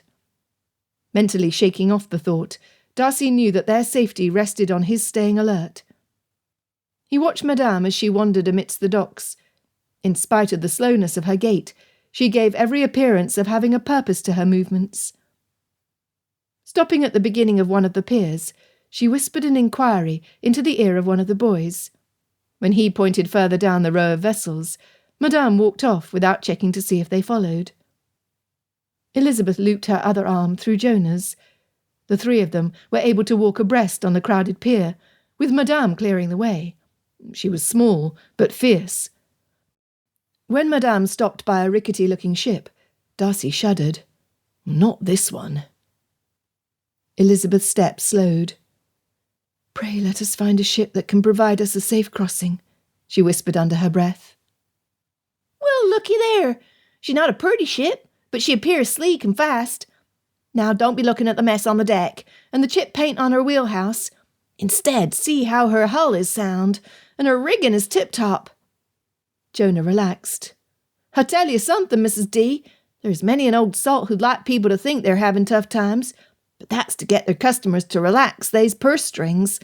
I bet you good money that the man captain in that there clipper is as smart as Captain Bartholomew, or even Boone." Elizabeth released the breath she had been holding. "Then we will see who is the wiliest, the old captain or Madame." Jonah piped up. "My money's on Madame." Darcy's was too. They did not have long to wait to discover their fate. As they moved to where their hostess was waving to them, Darcy's attention was caught between the difference of the ships closer to the centre of the city than those at this end of the port. Those were offloading fish. Their crew was departing for home. These were beginning their work-day, or night, preparing to depart. Smugglers. Madame had done well. The captain was approximately the same age as Darcy, he guessed. His hair was whipped by the chill wind, his skin was as weathered as his ship, and he was dressed far differently from the crew of the Peregrine. This captain wore a heavy dark wool coat and long trousers. A knitted cap was in his hands, from having taken it off when he spotted Madame. The attention he gave the older woman was respectful, possibly a mite fearful. As the two discussed the terms of the transport, Darcy observed the stance of the combatants. First, the captain would vigorously shake his head, no, then Madame would do the same. After going back and forth in this manner several times, the captain threw his hands into the air, the universal signal that he capitulated to the force that was Madame Vartin. Moments later, their hostess rejoined them on the dock. "We are to go aboard now. The rest of his crew will arrive shortly. They will be stopping before we reach Ouistreham to load their cargo. From there we sail directly to Cornwall." Jonah ran down the pier, hopped aboard, saluted the officer, and immediately settled himself next to the man in charge. The captain assisted Madame. Darcy turned to help Elizabeth step down into the vessel. Her eyes were tightly closed. Her lips were pressed together. Her face was pasty white. Fear rested upon her like a heavy cloak. Darcy kissed her. Her eyes popped open. "What? Why did you do that?" "It was the only thing I could think of to gain your attention quickly," he admitted, hoping that he had not turned her away from him with his brash actions in a very public setting. When the corner of her lips tilted up, he knew his impulse had worked. "Mr. Darcy, please know that I shall remember that move for the rest of our lives. Should I ever need an immediate response from you, I will not hesitate to follow your example, no matter what you are doing and whose company you are keeping," she teased. "Je t'aime." Those were not the words he had intended to utter, but he felt his devotion so strongly at that moment that nothing else came to mind. "I love you too." The melody of her voice harmonized with his heart. Smiling, she took a deep breath, blinked twice, then stepped down to where Jonah and Madame were waiting. Her courage humbled him. He could not wait to have Elizabeth be his Mrs. Darcy. Before they could settle, 3 men dressed in the same dark clothing as the captain came aboard. Making little noise, they slipped away from the dock to ride the tide down the river. During the whole of the nearly 10-mile journey to the mouth of the Orne, not one word was spoken. When they pulled into a cove downriver, the crew and Darcy went about loading the cargo with quiet efficiency. Ouistreham had been a trading port since the Middle Ages. Few lights were visible as the vessel passed along the river banks. Once the lights were left behind, the movement of the water changed. So did the activity of the crew. The captain informed them, "You might want to go below and remain there until we cross the bar into the sea. It will be rough going for a bit. We will catch quite a bit of spray until we are away from land. Right now the flood tide is about to end. We will be in slack water where it should be calmer for a few minutes. The ebb will see us to our destination. The channel likes to have its own way, as do I. It takes anywhere from 8 to 12 hours, depending on the winter winds, which can howl fiercely." The captain directed one of his crew to show them to a small cabin. The quarters were tight, exactly as it had been on the Peregrine. This time there were 4 beings squeezed inside instead of 2. Madame settled at one end of the bunk at the first hint of the ship rolling up a wave, then splashing down. Elizabeth quickly joined her, as did Darcy.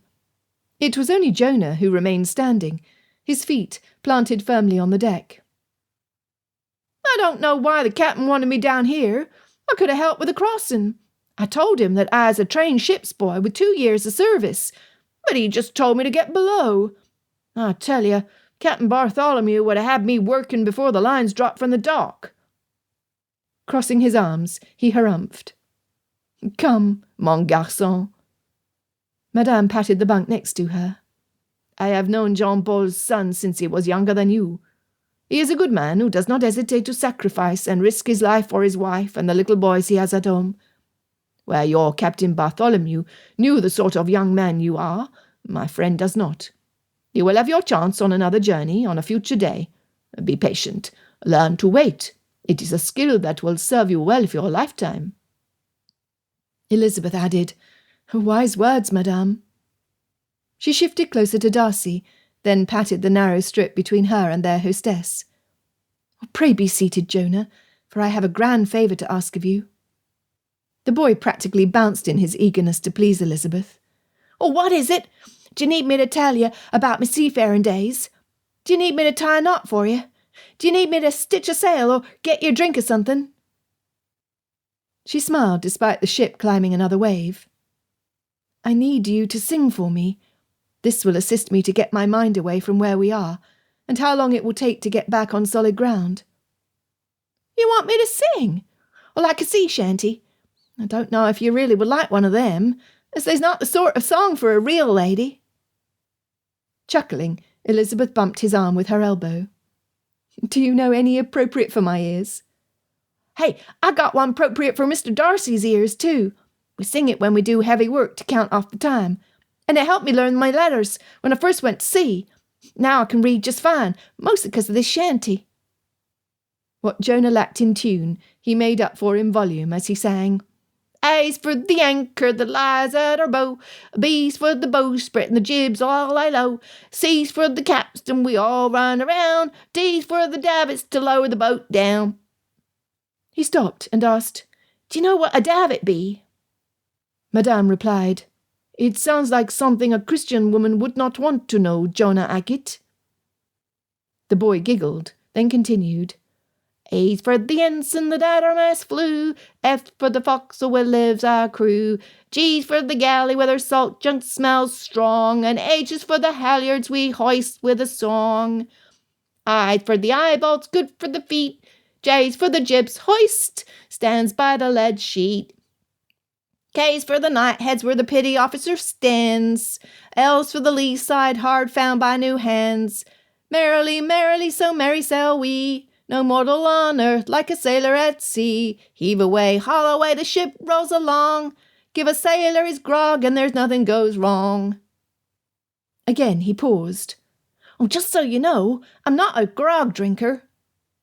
Very seriously, Darcy replied, "I am pleased to know I do not need to worry about you overindulging in front of the women, Jonah." Holding in their laughter, all of them asked him to continue. "M's for the mainmast, it's stout and it's strong, N's for the needle that never points wrong, O's for the oars of our jolly old boats, and P's for the pinnace that lively do float. Q's for the quarterdeck where our officers stand, and R's for the rudder that keeps the ship in command.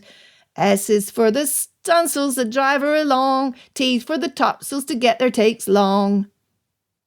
This time it was Elizabeth who lifted her hand, so he stopped. "I believe I know what most of the letters represent. However, what on earth is a pinnace?"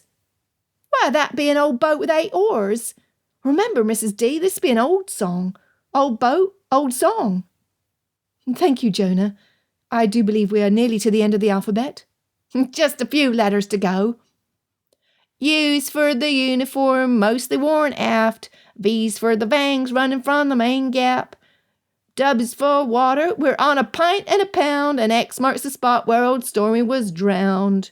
Y's for yardarm, needs a good sailor man, Z is for Zoe, I'm her fancy man, Z's also for zero in the cold winter time, and now we have brought all the letters in rhyme. Merrily, merrily, so merry sail we, no mortal on earth like a sailor at sea. Heave away, haul away, the ship rolls along. Give a sailor his grog and there's nothing goes wrong." By the time Jonah finished, Darcy wanted to cover his ears. No, that was not accurate. He had wanted to cover his ears when the lad began the tune. Nonetheless, the joy on the boy's face at having sung the shanty in full was delightful. "Thank you, Jonah." Elizabeth was quick with her praise. "You certainly sang with enthusiasm." "That ye did," agreed Madame, her eyes rolling up to the ceiling, possibly in gratitude for the shanty's ending. Darcy nodded, suddenly overwhelmed. Not from the song, which he had heard before. No, it was the people in the quarters. The 3 particular individuals sharing the room had become precious to him, so precious that he never wanted harm to come to any of them, ever. The volume of emotion flooding his chest was painful. He not only loved Elizabeth with his whole heart, both Jonah and even Madame had wiggled their way inside his thumping chest as well. Yet they belonged in different parts of the world from him. Whatever was he going to do when he needed to tell them goodbye?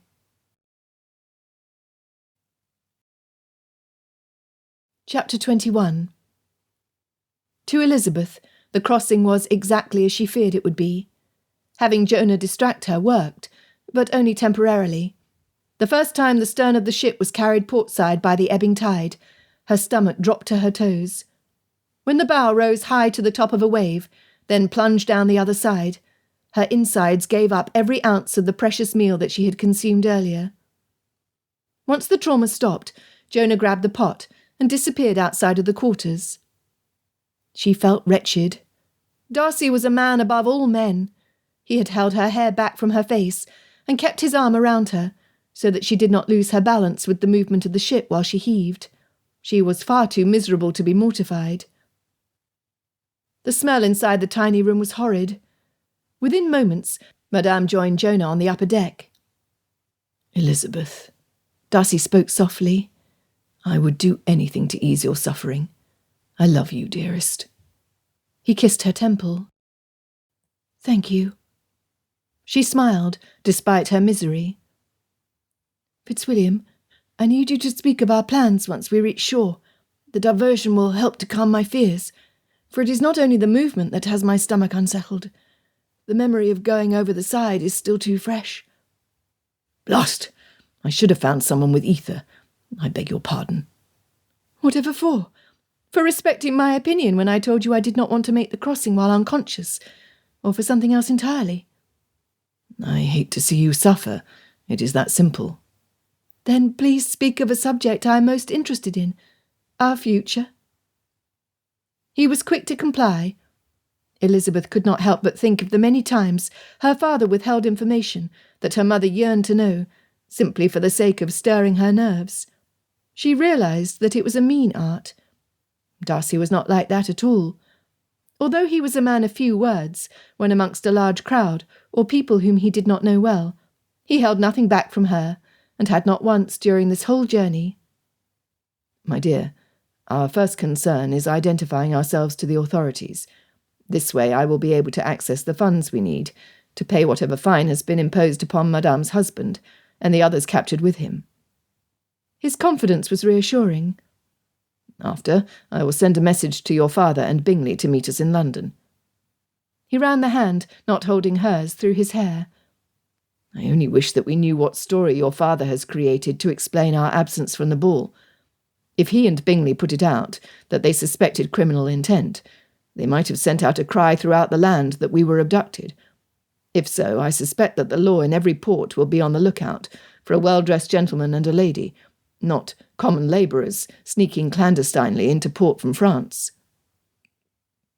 When the ship took another roll, Elizabeth lay down on the bunk, her head on Darcy's leg, desperately wishing the sea would calm. She considered the dilemma. If they, on the other hand, proclaimed that we ran off to Scotland, then our appearing in Cornwall unwed would leave our reputations in worse condition than if we had actually eloped. Exactly. It would be much harder to convince anyone to believe we are who we really are.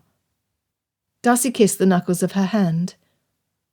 Another option we must consider is that they were able to contain any rumours, not start them. She scoffed. You truly believe that of my mother? You are a generous man, Fitzwilliam. No, I rather suspect that once it was determined that we were missing, her hue and cry would have been loud enough to inform the dead that we were Scotland-bound. It would not have mattered if the kidnappers had dropped the ether-covered rag on the balcony, left behind their pistol, or wrote a note stating their intent. She would convince herself and anyone who would listen that we were off to be wed. I do not know whether to agree or not. If I do, will you accuse me of disdain for others in thinking poorly of your mother? If I do not agree, Will you consider me arrogant to believe my viewpoint superior to yours?" In the darkness, Elizabeth heard the teasing in his tone. "My dear man, I have learned a thing or two about you since waking next to you on the Peregrine. While I might have accused you of being small-minded before we were kidnapped, you have revealed to me that you are far less prejudiced and prideful than myself. Pray, feel free to agree with me any time you are inclined." He chuckled. "I will keep that in mind, especially after we are wed." The vessel took another wave to the side, tilting it precariously. The memory of the last time this happened to her evoked a fear in Elizabeth that paralysed every fibre of her being. "No," she squeaked, so taut were the muscles in her throat. "I will not allow fear to consume me. I will not." "Come." Darcy jumped up, banging his head on the low roof. The sound of the thud barely penetrated Elizabeth's consciousness. "Blast!" Grabbing Elizabeth in his arms, he pulled her out the door. When he headed for the stairs leading to the upper deck, her body rebelled against her traitorous mind, her heels attempting to dig in on the smooth wooden surface. Her heart knew he would not endanger her on purpose. Summoning every ounce of courage she possessed, she followed. The cold air, coupled with her fear, shook her to her core. He attempted to help her along. "Please, we will only stand at the top of the stairs. I will hold you tightly so we will not go overboard. I promise. I will never let you go." "I will be well. I will. I trust you. I do," she repeated over and over, as tears streamed down her cheeks. Her body shivered. Her stomach roiled. Yet her courage rose with the wind. The ship travelled up each wave. Hovering at the crest, the vessel plunged safely down the other side. They were not swallowed by the sea. After tracking their movements, each wave became a small victory. Jonah had sailed for 2 years, in good weather and in bad, with no harm to him. Madame told her, while they were slicing vegetables, how she had travelled by ship from Viapuri, Sweden, to Calais, when she and Monsieur Vartin escaped Russia. According to her, the hazardous trip took 15 days through the violent North Sea. If they could survive those journeys, Elizabeth Rose Bennet would survive this one. Blinking rapidly, she wrapped her arms tightly around Darcy. Gulping down her rising bile, from the ship's movement, not from fear, she stated with complete honesty, "I will be well." Jonah appeared at the top of the stairs. "Can you feel it, Mrs. D? We're across the bar, so we should have smooth sailing for a mite. Come on up. Why, we be close enough we can see the lights of England almost." Remaining where she was, Elizabeth rested her temple against Darcy's cheek. "You would not have let me fall, would you?" "I would do anything within my power to keep you safe," he vowed, as his hand rubbed up and down her back. "Do you not yet know that you are my life? From now on, anything we do will be done together. I plan to live a long life with you, my Elizabeth. I have every intention of standing alongside you, at whatever chapel you choose, to marry you for better or worse, in sickness and in health, until death do us part, which will not be today." "You are a remarkable man." Relaxing her grip, she said, "I will follow you wherever you lead." Leaning back, she caught his eye. "Or I will lead you a merry chase, and you may follow, should you choose." "Oh, I will choose, Elizabeth Bennet, my future Mrs. Darcy. Have no doubt that I will." He grinned. "Come, let us see those lights welcoming us back to England." By the time they reached the upper deck, the clouds parted. Light streaming from the full moon gleamed on the surface of the water. The waves were slight, causing the ship to rock like a cradle with a baby. Joining Madame and Jonah by the wheel at the stern, Elizabeth gratefully hung onto the railing when Darcy moved away from her to avoid bumping into a stack of kegs tied to the side. It was these same wooden containers that had been quickly stowed aboard in that dark cove before Ouistreham. The captain approached. "Sound carries over water. I ask that you keep your voices low or do not speak at all. When we reach shore, do not be surprised if we do not steer towards the fires. Often they are lit by wreckers who would love nothing better than to have us run onto rocks, so they can scavenge our valuables to sell to the same buyers we use. There is little loyalty in this business. As well, we run the risk that the same tacksmen who capture Monsieur Vartin will show up on the beach. If that happens, we will rush back to the ship to seek another cove. This might mean the night would be longer than we hoped. Our goal is to leave for Caen before light. Thank you, Captain. We are grateful for the information. Darcy paused before he added, Since the three of us will be arriving on this vessel with this cargo, do you have an opinion as to how best we could present ourselves for our safety? The captain considered for a good length of time before he answered the very question that Elizabeth had been wondering. The second you and the lady open your mouths, they will know you are British. Whether they believe you to be a smuggler or not will be up to how clever you are at convincing them. The boy will have no trouble, as they are used to wharf rats. My concern is Madame. He looked directly at the older woman, whose chin lifted, her eyes glaring him down. Madame, pray do not be a stubborn Frenchwoman. This lot would have no qualms about tossing you into the brig with your husband. What came out of Madame Vartin's mouth was a spate of words in a language unknown to Elizabeth. With one brow lifted in arrogant disdain, this was no French country maid on board. Instead, aboard the smuggler's vessel, was a Tsarina from Imperial Russia. Very good, the captain chuckled. I now no longer doubt that you had the authority to see our transaction completed, madame. Alex est un homme chanceux. He is lucky indeed, madame replied. Now, we will all be quiet.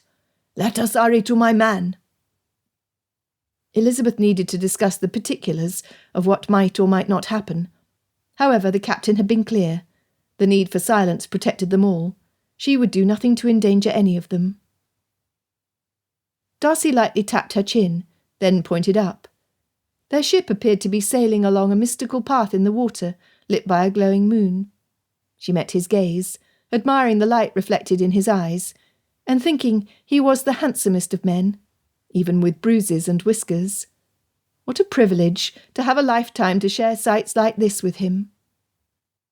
Smiling, Darcy pointed upriver. There the stars twinkled magically, reflecting their sparkles on the water. It was a sight unlike anything she had ever seen.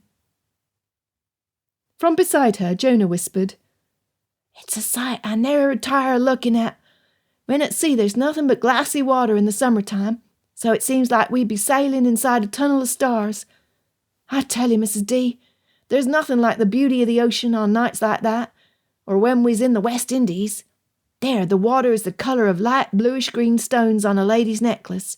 You can peek over the side and see fish and rays and sharks. You can even see the sand on the bottom. It's a sight to behold. I do imagine it is. Her mind simply could not fathom what he described. There were many wonders in the world she had dreamed of seeing, always hoping that travel would be possible at some time in the future. Until she could lose her fear of the ocean and her misery from the motion of the waves, they would forever remain undiscovered. She sighed her disappointment. Darcy leaned in close and softly spoke for her ears alone. Each wave is bringing us closer to England, my love. We are going home. Home. The word itself invoked comfort and warmth, filling Elizabeth's heart with good cheer. For home, she would endure anything. Chapter 22. The night was still dark when they reached the British coast. The few lights that were visible beckoned the ship toward the shore. The captain sailed past them, when one of the lanterns started flashing twice, then pausing, repeating the pattern over and over. The captain steered the ship toward them. Once they were anchored in a narrow cove, Darcy helped Elizabeth and Madame to the beach. Jonah made it just fine on his own. There were still a few hours until daylight, when Darcy hefted the last barrel in the cargo hold onto his shoulder. His body protested the hours of hard labour. The cave where the brandy was stored was guarded by 4 men bearing arms. Once that final barrel was stacked with the others, Jean-Paul's son conferred with a man who had walked out of the darkness. When a lantern was lit and swung in an arch, the sound of harnesses and the huffing of hard-worked horses filled the air. Into the light approached a team pulling a large wagon. Get her unloaded, men, the newcomer barked. Darcy went to the back of the wagon to discover a pile of metal intended for the French army to make into weapons. The irony of British smugglers equipping their enemy turned his stomach. Nonetheless, this was not Darcy's battle to fight on this particular night. Grabbing heavy pieces in his hands, he carried them along with the 4 other men to the ship in which they had crossed the channel. By the time the cargo area was full enough to weigh the vessel down, Darcy was past exhaustion. He needed to rest with the others of his party. Jonah sat with Elizabeth and Madame in a clump of tall grasses. All of them were tired, cold and hungry. The potatoes Madame had prepared for them the morning prior had served their purpose hours prior. They needed shelter and sustenance. As suddenly as the 5 men had appeared, they vanished into the darkness. The captain approached Darcy. You need to get your women away from the beach. The guards have not gone far.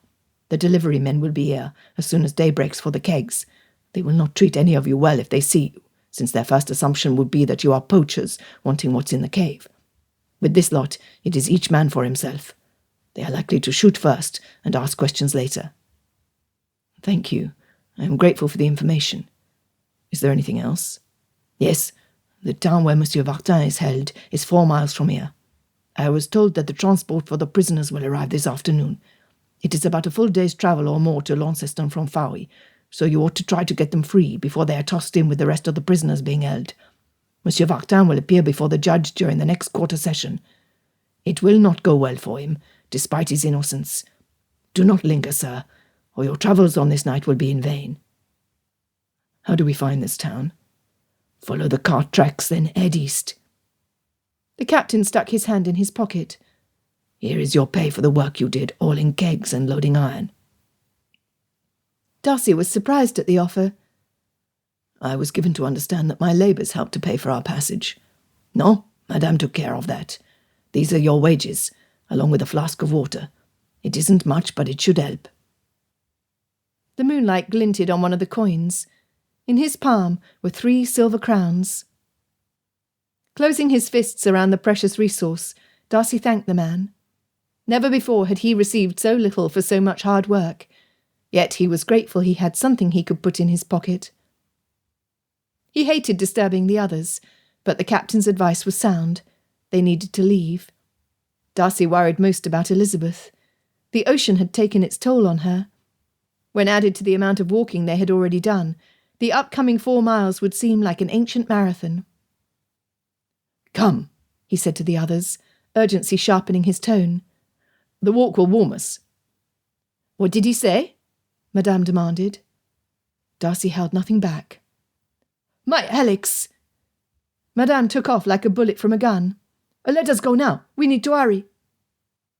As they rushed to catch up with her, Darcy told Elizabeth and Jonah. Pray think, please, of how best we should use these coins. The ring is gone, since the captain said that Madame had paid for our passage. We cannot afford to waste a farthing. Food, Jonah suggested. I don't think I'll ever be full. Then we have 4 miles between us and something for you to eat. For now we need to be silent and listen for approaching men. As the captain said, they will not treat us well. I'll keep a lookout, Mr. D. Don't you worry none. Clasping Elizabeth's hand in his, they climbed the sandy trail. The rising sun gleamed off the droplets of frost melting on the tops of the grass. It had not taken long to be away from the rocks and sand. Following the cart trail had been fairly easy. There had only been one time that they had had to shelter off to the side of the road. The jangle of the harnesses and the creaking of the wheels had alerted them enough in advance that they were able to protect themselves. Madame's initial boost of energy waned after the first mile. She, too, had no food or rest since the day before. They were each of them weary to their souls. Elizabeth knew that she was in trouble when the next step she took felt unstable. Her right leg seemed to wiggle at the knees. When she moved her left leg, the same thing happened. Holding tighter to Darcy's hand, she forced herself to move one more step. Weakness coursed through her whole body. Fitzwilliam, I fear I cannot continue. As soon as she stopped, her legs quivered, then gave out underneath her. Darcy caught her before she collapsed to the ground. Elizabeth! He searched her surroundings before carrying her to a small stand of trees. Helping her to lie gently on the ground, he called for Madame, who immediately left the road to come to their side. We will rest here until you can continue, Darcy insisted. How her heart warmed with his tenderness. You cannot risk being too late for Madame's husband. She has done so much for us, Fitzwilliam. We need to do all that we possibly can for her. Madame approached. I feared this would happen. She lost too much of her insides to bear up under this sort of trek. Do not worry about me, Monsieur Darcy. I shall continue on alone. Elizabeth recognised when Darcy was faced with weighty indecision. He rubbed his chin with his hand. She knew it would be up to her to provide direction and reassurance. Madame, without Monsieur Darcy's help, you might be able to see your husband, but you would not be able to rescue him. I cannot leave you alone, Darcy stated. I will not. Elizabeth thanked him, then said, We are far enough away from the coast that we must be out of danger from smugglers. Would you not be confident of Jonah's protection, should you leave him with me? I trust him with my life. Would you not do the same? The lad's chest nearly burst from being puffed up. Then it deflated. I was hoping to help break Monsieur Vartin out of jail. Then we could eat and maybe sleep in a bed before eating again. Of course, I'd want Mrs. D there too. His foot scuffed the grass. Elizabeth looked to Darcy, her eyes pleading with him to agree. When his pause seemed to go on for a length of time, she began to worry. Finally, he nodded. Jonah, as the captain of this ship, I assign you, and only you, the task of protecting Elizabeth. As acting quartermaster, there is no greater service you can do for the ship and the crew. I will take Cook into town to care for necessary business, before returning with supplies and the rest of our crew. Do I have your loyalty, Jonah Hackett? Aye, aye, Captain. With a smart salute, Jonah moved to stand in front of Elizabeth, arms crossed and feet shoulder-width apart. Before leaving, Darcy bent to kiss her temple. If there were any other way, he began. There is not. Pray be safe and return quickly. We will not move from here until we see you. I love you, Elizabeth, soon to be Darcy. As I love you, Fitzwilliam, soon to be my husband. Her fingers brushed over his lips. Be safe. Pressing the tips of her fingers against his mouth, Darcy kissed each one. Standing, he patted Jonah on the back before walking away with Madame. Never had Darcy yearned to be in two different places at the same time. For a certainty, his heart was back with Elizabeth. It almost broke him the first time he looked behind to where they were hidden. Quickly studying each rock, each tree, each tuft of grass, he cemented it into his memory so he would easily find them again. He would be back as soon as was humanly possible, he had no doubt. Madame interrupted his intentions. Do you have a plan? Our first order will be to find your husband. I will speak to whomever is in charge to see if any arrangements can be made to release the men before they're taken away. Oh, how I long to see Alex. Her eyes twinkled up at him. You will know soon enough. Our eager anticipation to see the other half of you will fill you with a joy you cannot find elsewhere. I will be all once I am reunited with my man. Worry settled upon Darcy's shoulders. Madame gave him the impression that it would be an easy task to set Monsieur Vartin free. Jean-Paul had revealed that this group of tacksmen were bent on making an example of Alex and the two others. It would be anything but easy. He scoffed, if only to himself. How in the world was he to defend a man against a crime that Darcy knew little about? The laws of land ownership, deeds, and variances were as familiar to him as the back of his hand. But smuggling? Taxes and duties on imported goods? Being an unwelcome foreigner on British soil? He knew nothing other than the basics. The coins in his pocket would not allow him through the door to a skilled attorney's office, nor would he have enough time to send an express to his personal man of business to obtain what he needed by the afternoon. He looked like a vagrant. He smelled like someone who needed a good scrubbing, and he was as poor as a pauper. Yet he had an asset that none could steal from him. Others may not recognise him, but he was Fitzwilliam George Darcy, Esquire, Master of Pemberley, grandson of an earl, and nephew to the Archbishop. He was Cambridge educated, with 5 years of single-handedly overseeing hundreds of staff and a fortune in investments. Pushing his shoulders back, he walked alongside a fiercely determined female. Her steps had become smaller until she began lagging behind him. As soon as the town came into view, her energy reserves gave her what she needed to make it the rest of the way. Darcy's admiration for her grew with each stride. Before Elizabeth, he would not have comprehended what could move a person to outstanding feats of strength. Now he knew that he would pour out his life's blood, if needed, to protect his future wife. He shook his head at himself. He had been a fool, thinking that Bingley's constant pursuit of the perfect angel for a wife was a ridiculous result of youthful impetuosity. Now that he was assured of Elizabeth's love and devotion, Darcy had to humbly admit that Bingley knew what he was about. He would do whatever it took to finish their business on this day. He stood tall as they strolled into the small village of Fowey. He was Fitzwilliam Darcy, Esquire. Chapter 23. He was Fitzwilliam Darcy, prisoner. Sitting on the grimy bench in a small room at the back of the stable, Darcy fretted about Elizabeth. She would be expecting his return at any time. With his current incarceration, he was afraid for her and Jonah. He was afraid for himself. Madame had been insistent that their first order of business was to find Alex.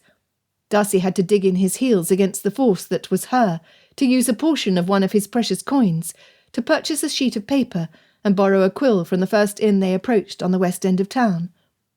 Quickly sending a message to his butler at Darcy House in London, he used another coin, and the promise of much more, if the harbour-master arranged delivery for the missive on the next vessel leaving for London.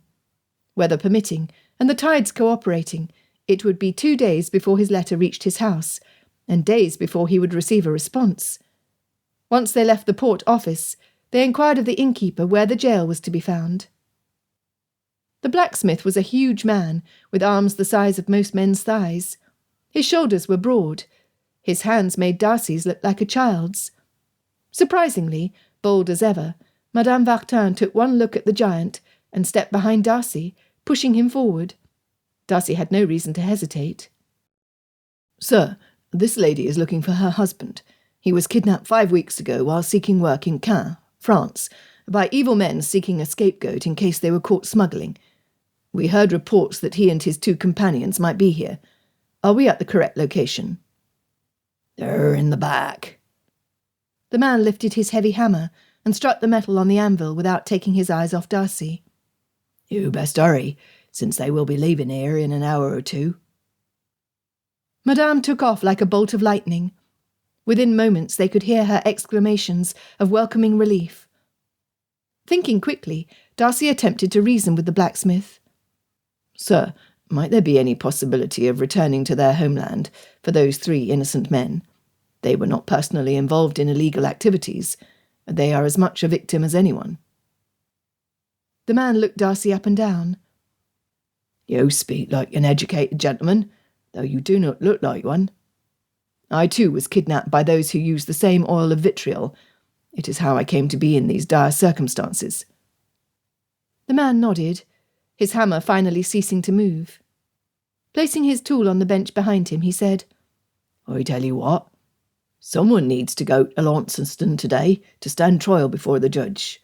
If you're so convinced of their innocence, feel free to take their place." "You do not understand," Darcy pleaded. "My intended and a young boy with us were too weak to make it all the way to Fowey. They are hidden alongside of the road. If I do not return before dark, they will be defenceless. I cannot do this to them. As well, we have family who are searching for us as we speak. My betrothed's father is very ill. My own sister is young." Darcy would use any tool possible to evoke empathy in the man. "We lost our dear mother 12 years ago, and my father 5. We are orphaned. Please, sir, have mercy on myself and the others." "Mister, That is not my concern. He picked up his hammer and started pounding the metal, ignoring Darcy completely. If you could wait several days for them to depart, my man of business will be here to vouch for my identity and pay whatever fine has been incurred for all 3 men. I don't care if you are the King of England or as rich as Croesus. I am to send a prisoner to Launceston this afternoon, so a prisoner will get into the wagon when it arrives. Whether it's you or them, I don't care. My mind will not be changed. Blast! What was he supposed to do now? His attempt having failed, Darcy joined Madame in front of the stall, hoping to come up with another plan. The whole front had been boarded up with thick timbers. A 4-inch gap was left in the wood to provide prisoners their daily rations, Darcy suspected. It was through this window that Madame conversed quietly with her husband. When Darcy approached, they both became silent. "Well?" Madame straightened and put one fist on her hip. Her other hand gripped the window, where a man's hand covered hers. "What did he say? Will he let my Alex go free?" Failure was an uncomfortable fit for Darcy. He considered his options, then recalled Elizabeth telling Jonah about her treasure when they were back in Madame's cave. The lesson he had taken from the exchange was that setting aside emotions to do the right thing was usually the right course. If Elizabeth or Jonah were standing here instead of him, he had no doubt that either of them would hold their head high as they climbed inside the prisoner's wagon, waving cheerfully at the others until they were out of sight. What a woman! What a lad! With this clearly in his mind, he made the only decision that he could. Monsieur Vartin and the others will go free as soon as someone takes their place. His heart was crumpling into a million pieces, most falling into the pit of his stomach, while others clogged his throat. Doing the right thing did not make him suddenly feel better. He was wretched. Would Elizabeth ever understand him not putting her ahead of near strangers? Except they were not strangers. Elizabeth cared for Madame as much as he did. "Take their place! What is this?" Madame demanded. "If they need someone for the assizes, I will stay," she readily volunteered. Her husband cleared his throat from the other side of the door. "Oh, pardonnez-moi, Monsieur Darcy. It is my pleasure to introduce you to my husband, Alex Dimitri Vartin. I have briefly explained to him how we have arrived here and who you are." Darcy addressed the hole in the door, where the light barely penetrated. He could see the man's eyes and his cheekbones. Monsieur, I fear for the safety of your wife and yourself, should you remain on British soil. The sooner that we can get you back to France, the better you will be. The timbre of Monsieur Vartin's voice was rich and low. Monsieur Darcy, my sweet wife told me that you are a clever man. I have never had reason to doubt her word before, and I will not start now. Therefore, if she chooses to remain here with me to face our future together, then so be it. Sweet. Any human who would refer to Madame Vartin as sweet was either overly generous or blind and deaf to her stubbornness. I pray you, the both of you, you will need to make your way back to your home in France. Only then will you be safe. "Huff!" Madame blurted. "Safety in a country at war? No, sir." Madame. His frustration almost getting the better of him, he sucked in a deep breath. You cannot do this. "Oh, do not tell me you would not do the same for your Elizabeth, Monsieur Darcy. In a heartbeat, you would give up everything you own for her. I see it in your eyes and the way you are drawn to her. Sacrifice for the sake of togetherness is worth more than gold. Even the boy knows this." While his mind rebelled at her comments, his heart agreed. I will stay, Madame Vartin. Once the words were said aloud, it was as good as done. "Monsieur Darcy, you are the best of men." She pulled her hand away from the window to offer it to him. Gripping his fingers tightly, she promised, "We will hurry back down the road to the boy and lady. We will find this Launceston, and we will find you. Do not fear. We will care for your woman like she is our own." Her words were no sooner uttered than the blacksmith rounded the corner with his hammer in one hand and a ring of keys in the other. In silence, he unlocked the makeshift cell, stepping back to allow the three inside to leave, and Darcy to enter. Slamming the door shut, the padlock closed with a deafening click. Darcy's future was sealed.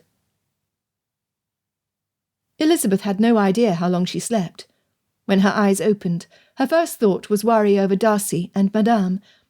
Her first sight was Jonah tearing grass from the ground to fling each piece as far as possible. "Jonah," she whispered. He spun around. "Good, you're awake." "I am." Struggling to sit upright, she reached for the flask. Thankfully, the water sloshed inside when she lifted it from the ground. Taking a sip to see how it landed in her stomach, she drank fully, saving enough for later. "Pray, help me to stand, kind sir. We have far to go. We do not have all day." "We're leaving here." He glanced around their little oasis. "Well, Mr. D told me to look after you, but he never said I had to do it exactly here. And I confess that I'd rather be in town with Mr. D and Madame. I'd love to help break her man out of jail." As they stepped out onto the road, she reminded him of the need for caution. They knew no one in the area, and there were criminals about. "Maybe we'll get arrested by the same lawman who throwed Monsieur into the jail. Then we'd all be together. I bet it's cramped inside there. We'd be 7 people in tight quarters." Jonah continued chattering as they walked until Elizabeth needed to sit and rest. By then the lad was picking up small stones from the road to throw them as hard as possible. After a short time, they were back on the road again. The two of them needed to stop twice more before they walked over a rise to see a village in the distance. It comforted Elizabeth that Darcy had walked the same path. Perhaps she even unknowingly walked in his footsteps. It warmed her heart to believe that she had. They made it to the bottom of the next small valley when they heard voices coming towards them. Before they could find shelter, Madame and the 3 others crested the hill. The one closest to Madame, who held her hand in his, must have been Monsieur Vartin. He was a tall man, though not as tall as Darcy. His dark hair was streaked with grey, as was his beard. His cheeks were hollowed, his skin a pasty sort of beige. He had the same determined chin as Madame. As well, his eyes sparkled with life. Many times over the course of the 2 days they spent in France, Elizabeth had heard their hostess boast of the strength and accomplishments of her husband. He could chop wood and plant crops for hours at a time without the need to take a break. He could carry heavy loads, even his wife if necessary. These were not taunts to make Darcy feel less of a man. Rather, they were absolute truths, as seen by a wife who held her husband in deep respect. It took less than a second for Elizabeth to realise that they were short one person. Madame said, "It is good you made your way here." "Where is Darcy?" she demanded. In as few words as possible, Madame explained the situation, then made introductions. Digging into the cloth bag with the metal tin inside, she handed the 2 Frenchmen the francs she had hidden, telling them they would need to make their own way home. "Now we go back to get Monsieur Darcy from the jail." "Yay! I get to break someone out of jail." Jonah pumped his fists into the air. "Come!" Elizabeth grabbed his hand. "We need to hurry." Her heart was in her throat, making it difficult to draw in the next breath. Of everything the gentleman had suffered, this humiliation had to be the worst for Darcy.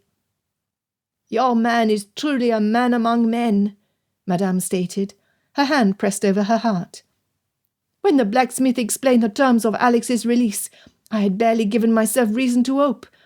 Monsieur Darcy did not hesitate to volunteer himself. Though it was obvious he ached at not being able to come for you. You both were his first concern."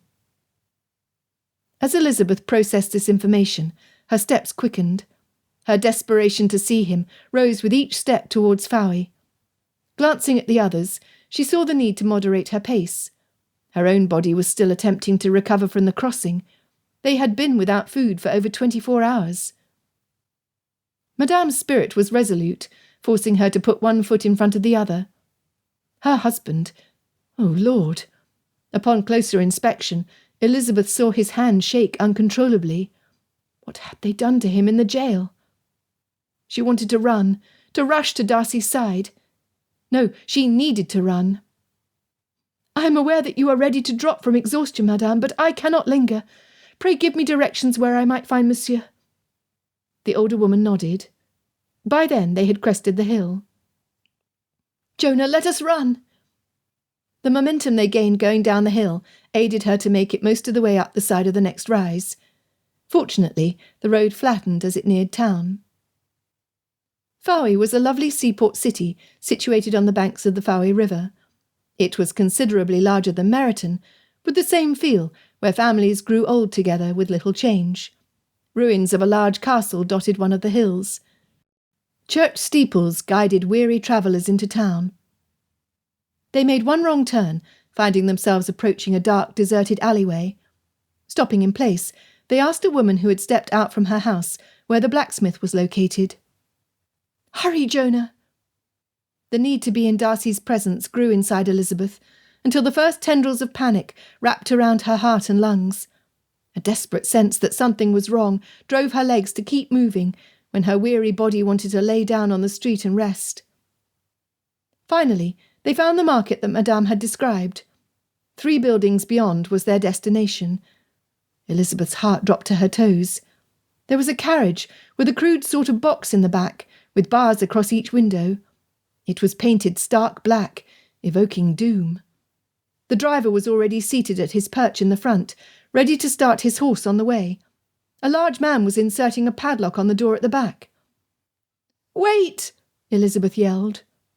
Grabbing Jonah, she pulled him off his feet. "Wait! Do not leave, I beg you!" she wailed, as her feet pounded on the packed dirt. "Open the door!" Unexpectedly, the man did as she bid. Without hesitation, she leaped up onto the step, dragging Jonah behind her. There sat the man of her dreams. His chin dropped to his chest.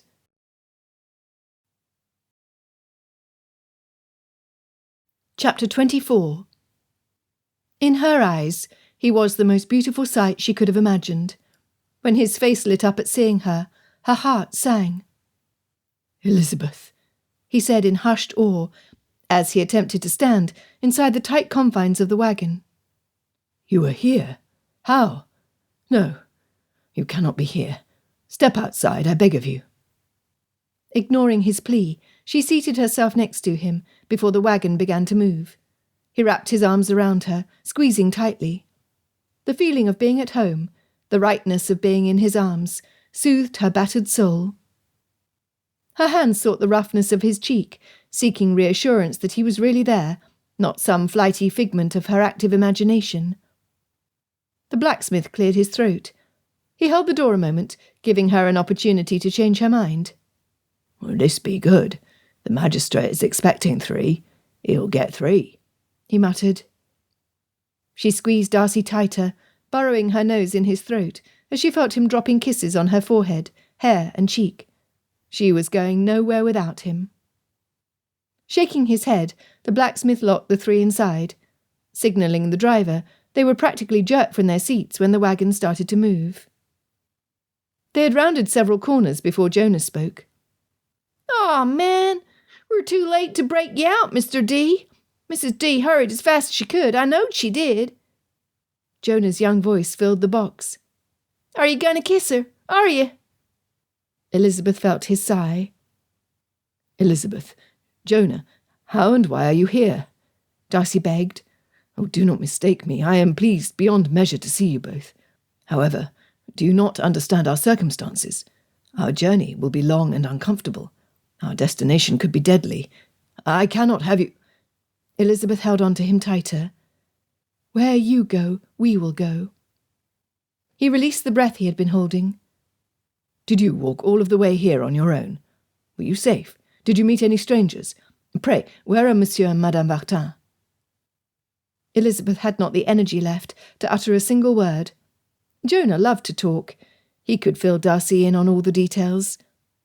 Before he was finished, any fragments of energy left in her muscles seemed to drain from her entire body. Closing her eyes, she slept. "We be going back the same way we come, Mr. D. I bet we will be seeing Madame and her man before too long." Darcy considered his course of action. Digging in his pocket, he produced the 2 remaining crowns. Handing them to Jonah, he assigned him the task of getting the Vartans' attention, so they could catch them when they were tossed from the transport. But that be all the money we have. Jonah closely examined the silver coins. If we give it to them, which is a mighty fine thing to do, I must say, then we will have nothing. He understood the boy's confusion. Settling Elizabeth more comfortably in his arms, he sought to clarify, saying, They have only a few coins, with which she and her husband will start anew. No, she gave those francs to the man captured with her man. She has nothing. Then it is only fitting that we repay her for her hospitality with what we have. Do you not agree? The lad's chin lowered, as his eyes rested everywhere but on Darcy. Well, I guess. Jonah, pray look at me. Darcy waited until the lad complied. I understand that it must have been frightening to you to find yourself alone in Charleston with no funds to pay for your next meal. That is a memory that will likely haunt you for your lifetime. The boy nodded. In spite of your being quite young, you considered your options and chose to join Captain Bartholomew, working rather than begging. I praise you for being so wise at that tender age. But think, in the 2 years you were at sea, were you ever without provisions? No. If I worked, then I ate like the rest of the crew. Was it not the same at Madame's? If we worked, which we did we not have food to eat and a warm place to stay? Yes, we did. The boy's face brightened. So, if we're still willing to work, then we shouldn't need to worry about filling our middle? Darcy grinned. I believe you are correct. It might not be exactly what we would wish on our plate, but it will be enough to be able to work another day. The boy considered. I surely didn't think you gentlemen-like men put so much stock in working as you do, but I don't doubt your word, Mr. D. I'm willing to make do until our circumstances change. I expect you and Mrs. D to do the same, huh? He peered out the side window, his head small enough that he could stick it through the bars. I see 'em, he hissed. They's walking towards us. What? Darcy strained to see out of the window behind him. His view was of the hind end of the horse and the back of the driver's legs. Sure enough, Monsieur and Madame Vartin were marching rapidly in their direction. I assumed they would be heading toward the sea. No, I bet they's coming after you, Mr. D. Madame would never leave someone she loved in trouble, same as you. Darcy sat back, stunned. Jonah was right. Every inch of Madame was loyal. Look how long she had remained by the sea, in hopes of their son returning home. 21 years of keeping a fragment of hope alive. He should have expected this from her and her husband. Tossing the coins to them, Jonah yelled, "See you in!" He looked to Darcy. Where are we going? Launceston. See you in Launceston, Madame and Monsieur. He waved, his small hand sticking through the bars. From the bars in the back, Darcy could see Alex Vartin bending to retrieve the coins, as Madame returned Jonah's wave. Faites bien attention à vous, Madame yelled. We will try to be as safe as possible, Darcy replied, so only Jonah could hear. Elizabeth woke to the noise of the wagon in one ear and the regular beating of Darcy's heart in the other. Warmth on both sides indicated that Jonah had fallen asleep against her back, his thin arms at her middle. Their situation was dire. Even so, she could not help but believe that with the 3 of them together, there was nothing they could not endure with equanimity. Unable to resist, she tilted her face just so until her lips brushed Darcy's jaw. His eyes shot open. A broad grin appeared, delighting her. "Thank you for sharing your warmth, my dear man." "My pleasure," he whispered, hugging her to him. "I see you have a youngster taking advantage of the comfort you provide." "Fitzwilliam," she sighed. "In an unexplainable way, I am perfectly contented at this moment. Oh, I am well aware that we are headed into a horrible situation, with little hope of immediate relief. Nevertheless, it will be one more adventure we can share with our grandchildren, when they believe their grandparents are staid in their countenance and exceedingly boring." He chuckled. Do you believe that our children will believe the same of us? Oh, most likely. She smirked. I do think, my dear man, that the both of us will never be the same, if and when we are able to return home. His smile disappeared. Elizabeth, I cannot help but look back on my actions prior to the Netherfield ball with abhorrence. I was exactly as you accused me of being, arrogant and prideful. The events since then have been harrowing. They forced me to see myself in a whole new light. What I discovered was not pleasing. He rubbed his chin, scratching his whiskers with the roughness of his palm. My love, I had always thought myself to be cleverer than most of my peers, that I held myself to a higher standard, and that I was, I do not know, different, I suppose. Now, after seeing how others live their lives, and the reasons behind the choices they made, I understand that, in truth, I was more like my peers than I could have guessed. This realization, while not condemning those I grew up with, has thoroughly demonstrated massive flaws that I can no longer ignore. I think you are wonderful, Elizabeth quickly reassured him, stating what was the truth in her heart. He kissed her cheek. I thank you for that, Elizabeth. Yet, is it the man you knew then whom you love, or the one in front of you now? Leaning back, she looked him square in the face. You are a brave man, Fitzwilliam Darcy. How so? For I do not believe that of myself. Then listen to each word, I pray you. Elizabeth stroked his jaw and chin before resting her hand on his shoulder. Change seems to come hard to some people. It is a giant obstacle few men are willing to challenge in my limited experience. Thus, when I watched you adapt to each situation you were confronted with, I began to admire you. As I watched you slough off the accoutrement of a wealthy man for the simpler garments of a labourer, I noted that your dignity and moral principles remained intact. It was then that I glimpsed your true character, Fitzwilliam. Where before I had seen pride in abundance, now I recognised your deep, abiding sense of loyalty and self-sacrifice. I love the man you are inside. I cherish knowing that your constancy can be relied upon when you are under trial. Mostly, I love how you now see others with eyes of appreciation for their finer qualities. Like Madame and Jonah. Exactly. Elizabeth kissed the tip of his chin. Your wealth is what you carry in your heart. It is your having a fine mind that you willingly use to make the lives of others better. It is your sense of improving yourself for that same purpose. She heaved a great sigh. In actuality, I do not believe that I am the same person as before the ball. My intentions that night were to forge new acquaintances and have a delightful time. Now I discern how shallow were my expectations. When I discovered who shared the bunk on the Peregrine, I thought you would be a burden to myself and the crew, one who insisted on his own way to the detriment of others. How wrong I was. Instead, you became my hero. You were a hero to Madame for finding and arranging for the release of her husband, at tremendous cost to you. You are a hero to Jonah for being a man he could look up to with confidence. You, Fitzwilliam Darcy, will always be my hero. The depths of his eyes pulled her in until her lips met his, in a kiss so tender she wanted to sob. I love you, Elizabeth Almost Darcy, he whispered against her lips. You own my heart and my soul. As you own mine.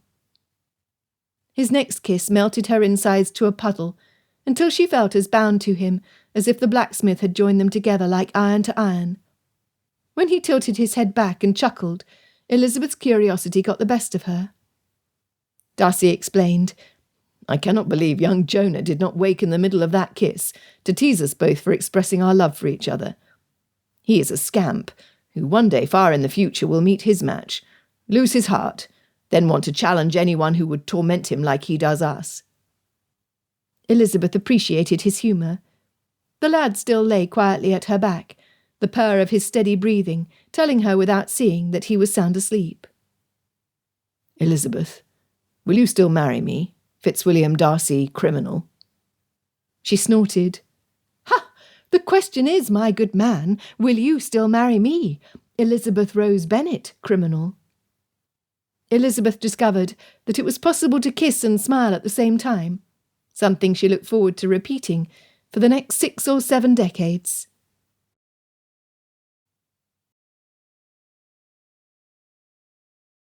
Chapter 25. The journey to Launceston was traversed in miserable weather. A heavy freezing rain began falling soon after they left Fowey. When the wind picked up, it blew sideways in through the barred windows, open holes containing no glass. Darcy and Elizabeth placed Jonah between them to keep him as warm as possible. That night they were again locked in a stall behind the blacksmith's shop. The straw had not been changed. It reeked of refuse and waste. With only one damp blanket for the 3 of them, the worn and weary trio chose to place it on the straw instead of covering themselves. Their meal was a thin soup with a chunk of bread. No spoons were provided, so they each drank out of the bowl. A small pitcher of water was provided to wash down the crumbs. All 3 of them woke the next morning with scratchy throats and stuffed-up noses. Even Jonah felt the need for a warm bath. The same soup as the night before was barely warm when they received it, providing little comfort and satisfaction to their bellies. Fortunately, the driver allowed them the use of the blanket when they returned to the wagon. The rain had ceased during the night. A thick layer of heavy fog settled on the village, soaking everything it touched. The inside of the wagon was still damp from the rain. A small puddle was in a low spot in front of the bench where they sat. Darcy's concern for Elizabeth was a living, breathing thing. From almost the moment he first came to know her, he knew she enjoyed lengthy outdoor walks. When her sister became ill at Netherfield Park, Elizabeth made the 3-mile journey from Longbourn on foot to verify that her sister was being cared for properly with no adverse effects. Her skin and hair glowed with good health, attracting his eye. Now, no matter how much he rubbed them with his own, her hands remained cold. Her skin was pale, her hair dull in the early morning light. He wrapped the blanket around her and Jonah before pulling them close to him. It was not enough. Achoo! From the corner of his eye, Darcy could see through the window behind him. Their driver sneezed and snuffled several times in a row, cursing the bad weather and the muddy roads. When he muttered under his breath, Darcy strained to listen. What he heard was far from reassuring. "This ought to do it.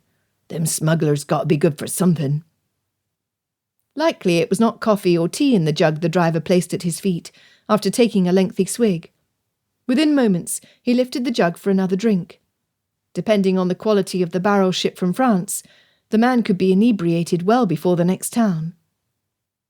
"What you watching, Mr. D?" Jonah had plucked a piece of straw from Elizabeth's skirt and was tying and untying a variety of knots until the straw fell apart. "You're looking for something I need to help you with." Lowering his voice, Darcy said, "I'm counting to see how much of that jug of brandy our driver is drinking, attempting to calculate at what point he will tip over, hoping he will not fall to the ground." "If he lands on his head and knocks himself clean out, we'll be locked in here with no way out, huh?" "I was thinking that very thing, Jonah."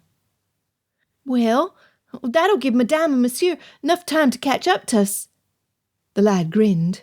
"I sure could use some of her cooking 'bout now." He rubbed his stomach.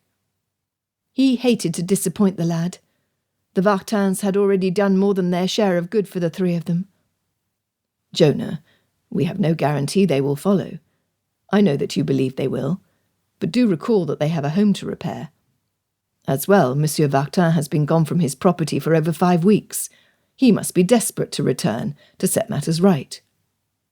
"Would you gentlemen like my opinion?" Elizabeth smiled. "I think— Oh, there goes the jug." Sure enough, the driver drank greedily from the vessel. "Pardon me." Darcy dropped his arm from around the 2 of them and spun to look out the window. The grassy knolls lining both sides of the road were reassuring. However, up ahead, the bank to the west dropped off steeply. From his angle he could not see how deep the ravine went. He could not take a chance on the safety of Elizabeth or Jonah. "Driver!" he yelled. "Driver! We need to stop immediately. I beg you, pray stop." The man belched before pulling on the reins. "Whoa!" When he bent to peer at his cargo, he said, "This had best be good. I can't be affording to stop. The rain will be starting any minute, and I want to get as far as we can before I's soaked. I beg of you, pray open the door." Darcy knew that to insist would be to their detriment. The man would likely balk at being ordered by a prisoner. In his stupor, the driver failed to tie off the reins. Turning to let himself down the side of the wagon, his foot must have met with air. The next thing they heard was a thud and a groan. Before they heard nothing but the howling of the wind through the trees. "Now what do we do?" Jonah asked. "We wait." Darcy mused. Either the coming rain will wake the driver, or the next transport will stop. We can hope for the second rather than the first. Jonah glanced out the side window. "Oh, look! He be asleep on his back with his mouth wide open. He's likely to drink more rain than brandy in that pose." They heard a snort from the ground before the snoring commenced. "A Boone didn't snore, but the captain could wake the dead." Elizabeth chuckled, then asked Darcy, "Would you stop for a prisoner wagon? I cannot believe help will come to us easily." She was correct. The road was well travelled. In the hours they sat there, other carts and carriages slowed to creep around them, with most of the passengers and drivers staring at them from the comfort of their seats, but not one stopped. To pass the time, Elizabeth tasked Jonah with guessing which direction the next travellers would come from, north or south. Darcy guessed the mode of transport. Any sound from the approaching vehicles was drowned out by the wind, evening the odds of him being right or wrong. Elizabeth teased, "I am convinced that the next one will be an elegant barouche with the gold-embossed seal of nobility on the door. The occupant could only be an elderly lady, dressed in rich satins and silks, layered with a string of pearls a mile long and a diamond brooch bigger than my hand.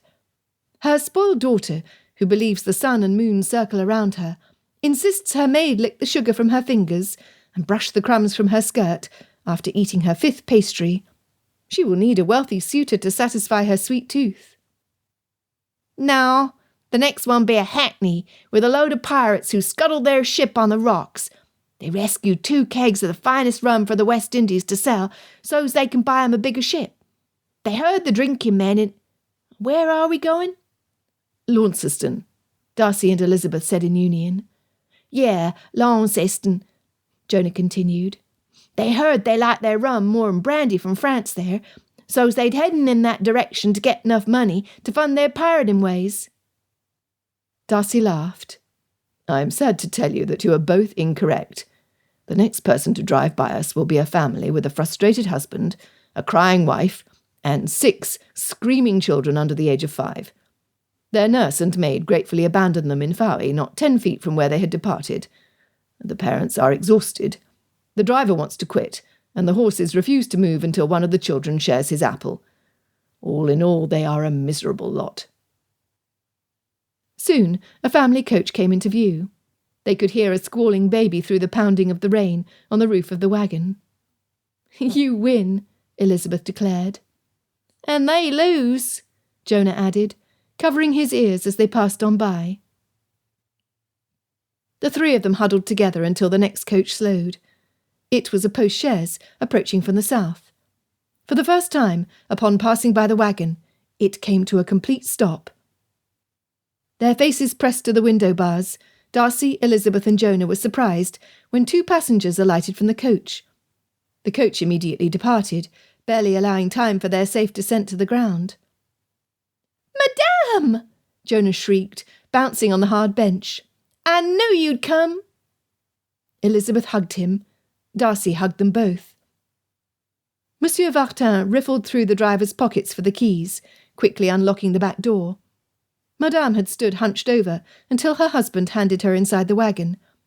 Jonah launched himself at her, barely keeping from knocking her down. Madame pulled him to the bench, rocking him back and forth. A tear welled up in the corner of the boy's eye as he looked at the woman he had missed. "You brought food," he grinned. "I told you they'd come for us, didn't I?" Jonah spoke between stuffing the yeasty bread in his mouth. "You did indeed," Darcy admitted. Looking at Madame, he asked, Why did you follow us?" She shrugged. Her husband replied, his accent thicker than his wife's. "We are not here for you or your bride, monsieur." Me? Jonah was incredulous. You came for me? Madame took his small hand in hers. "Yes, young one. You see, the others will be starting a new life together. They both are strong-willed and stubborn like me and Alex were many years ago.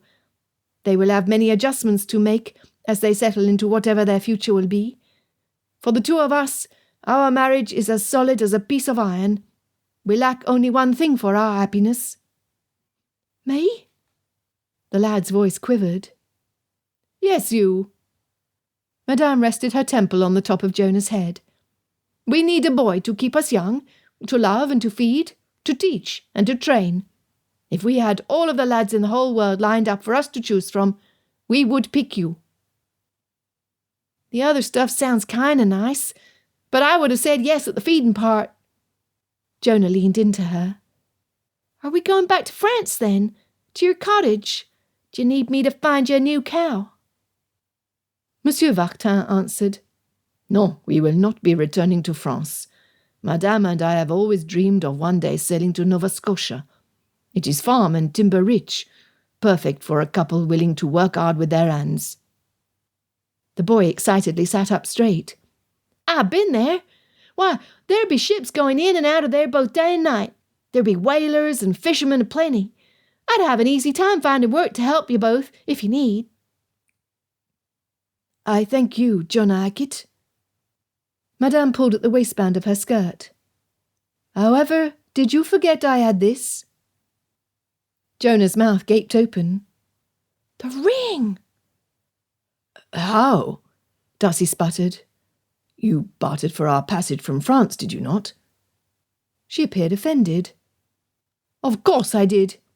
Jean-Paul's son would never have taken us on his ship until payment was provided in advance." "Then, if you did not use the ring, how—" Madame's grin was sly. "I offered him our land and what was left of the cottage. At first he had no interest. However, when I told him of the natural spring and what we had stored inside, he immediately agreed to my terms." Darcy's smile lit his face. "You are a skilled negotiator, madame, and you are a fortunate man, Monsieur Vartin, to have such a wife." From outside, the driver snorted and snuffled, before his snoring settled again into a regular rhythm. "We are flirting with danger the longer we remain. We cannot be seen escaping by other travellers." Darcy reminded them of the precariousness of their situation. "The rain could start again any second, which could wake the driver." Elizabeth asked the Vartins, "What are your plans?" Monsieur Vartin replied, "My wife would give me no peace unless we see you on your way to your people before we board the ship for Canada." Grateful that the parting was not immediate, Darcy stepped from the wagon, turning back to assist Elizabeth. "Let us go." The walk was brutal. The road was littered with ruts, filled with muddy water, making it impossible to determine how deep they were. The shoulders of the road were narrow in places, where they needed to walk single file. Darcy fretted about the toll the arduous trek would have on Elizabeth and Monsieur Vartin. Neither looked well. Neither complained, nor asked for rest. With relief, they entered the valley surrounding a small farming community, where the main road crossed in all four directions. The soil was rich and dark, the air heavy and grey. A steady mist had been falling since departing the wagon. The five of them were soaked through. Rather than stopping at the first inn they approached, the group headed through town, toward the Plymouth Road. Seeing a busy inn where the front was filled with an assortment of transports in various stages of unhitching and harnessing, they decided this was the place to stop. The stables were busy. Grooms and drivers were loudly jockeying for position, so their teams would be next in line. By the time they stepped inside, he could see that Elizabeth was close to collapsing. Bringing Elizabeth with him, Darcy pushed through the crowd surrounding the fireplace until he could feel the warmth of the fire on his face. He cared nothing for those who sought to halt his approach. His move was bold as brass, since they had no money or no way to obtain any. They could not pay for any services the inn had to offer. He would go back outside to offer his help in hopes of earning some coins. Madame approached the busy innkeeper. Darcy could not hear the exchange. However, he knew the value of a French cook who made tasty meals with basic ingredients to an inn this size. There would be no questions asked about why and how she had arrived in the small village. Within moments, the innkeeper's wife approached with 2 hot cups of tea.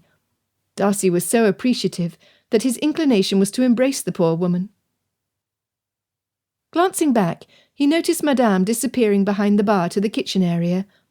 His heart landing in his stomach, Darcy realised their tea came at the price of Madame's labours, despite her being as exhausted as the rest of them. Jonah approached, dropping down at Elizabeth's feet. Monsieur Vartin soon followed.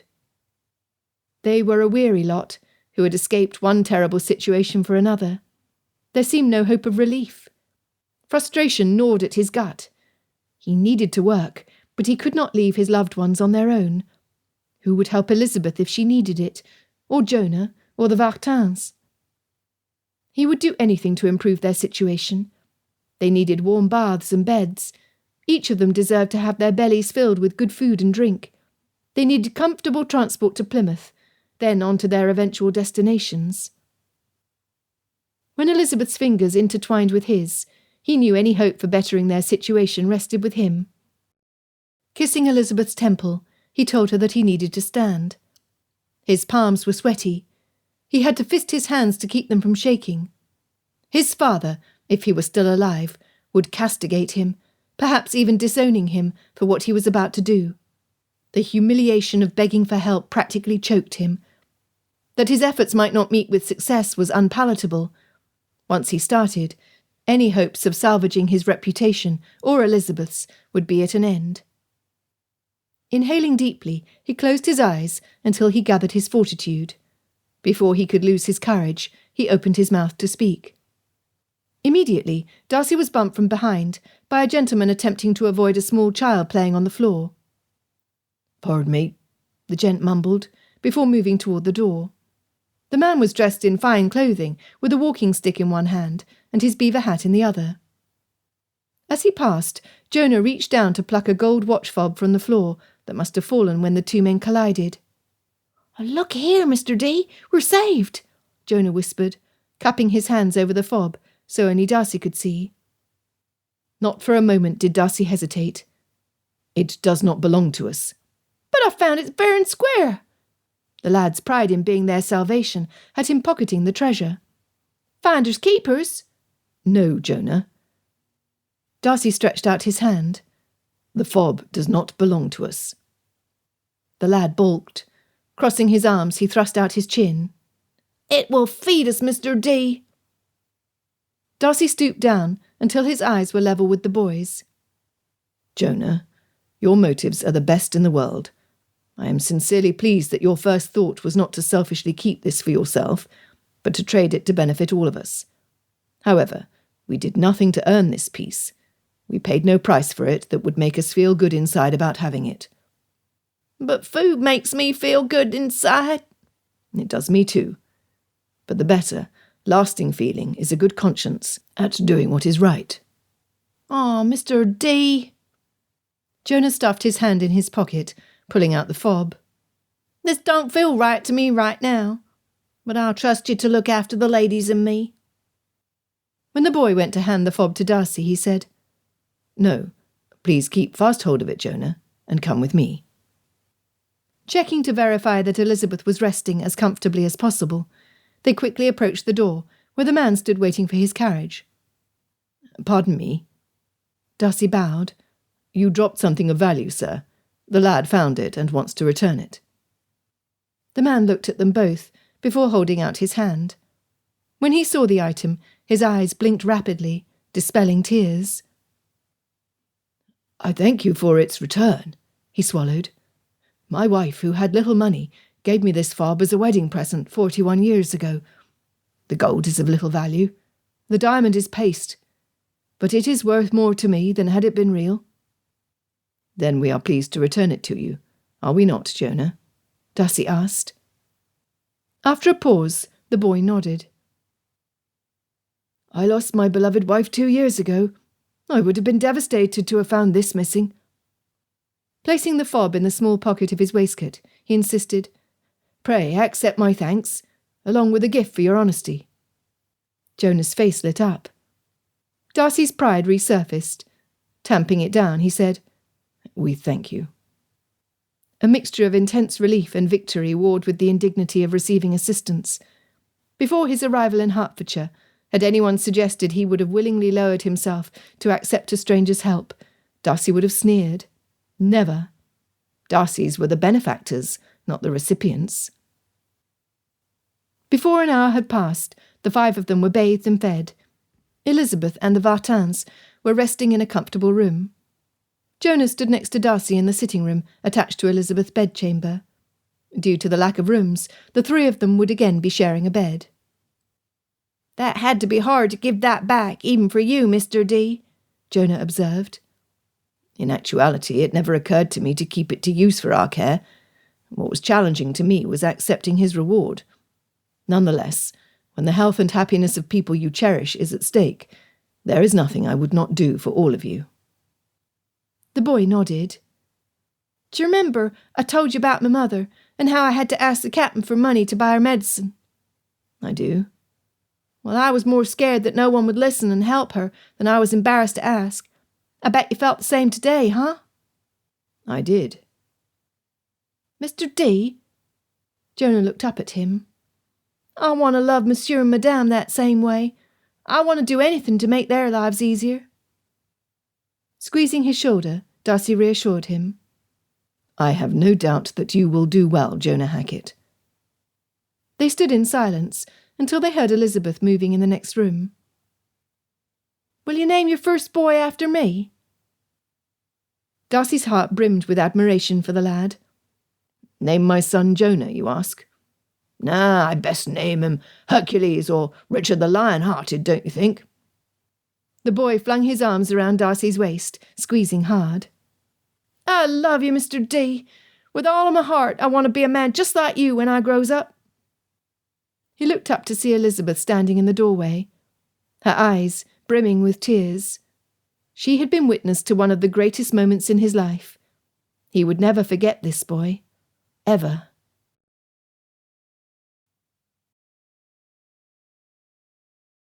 Chapter 26. The sky was pitch black when they arrived in Plymouth.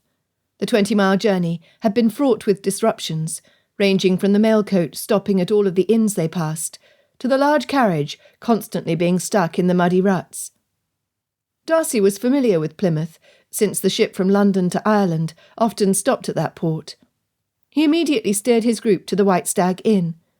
The gift from the gentleman allowed them to improve their lodgings from the night before. The hushed tones of the patrons were music to Darcy's ears. A young couple sat by the fireplace.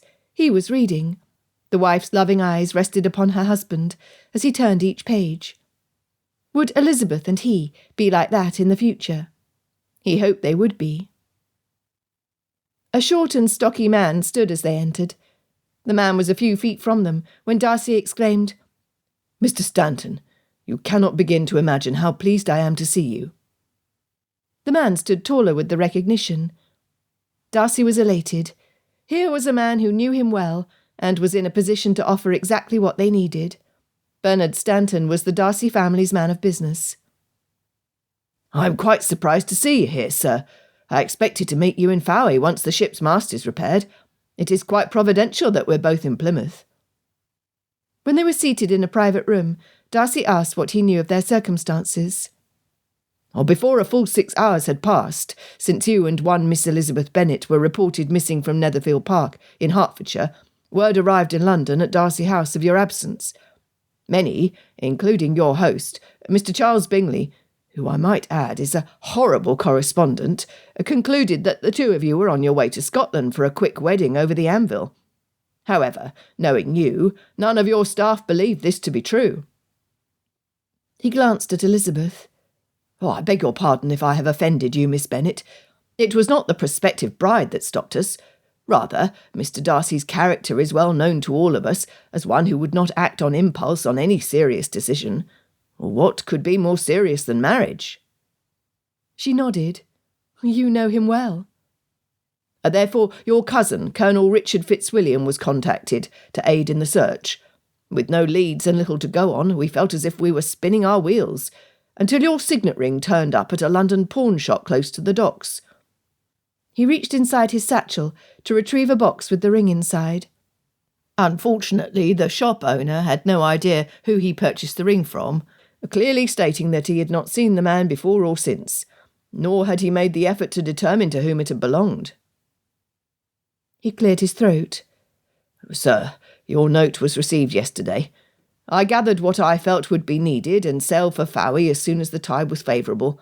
Your cousin set off from London in your coach, along with Mr. Bennet and Mr. Bingley, who insisted on coming. I will send a series of messengers to intercept them so they can be diverted south.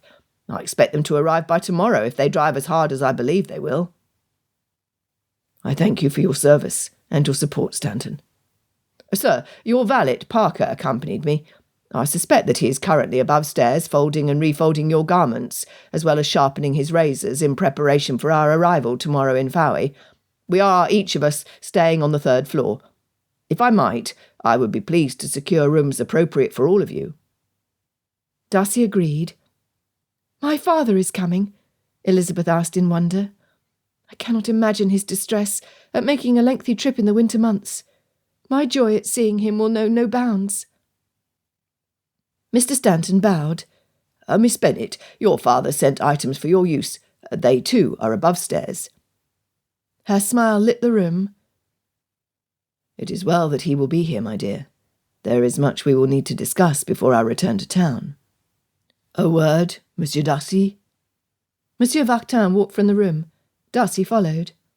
Once they were outside, the Frenchman said, My wife, the boy, and I will be leaving you as soon as passage can be arranged. His response was immediate. Please, let us have this night to rest and be refreshed. Allow us to say a proper goodbye in the morning. The man considered Darcy's request.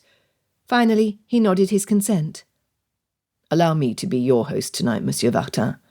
Elizabeth will need time with Jonah before you take your leave.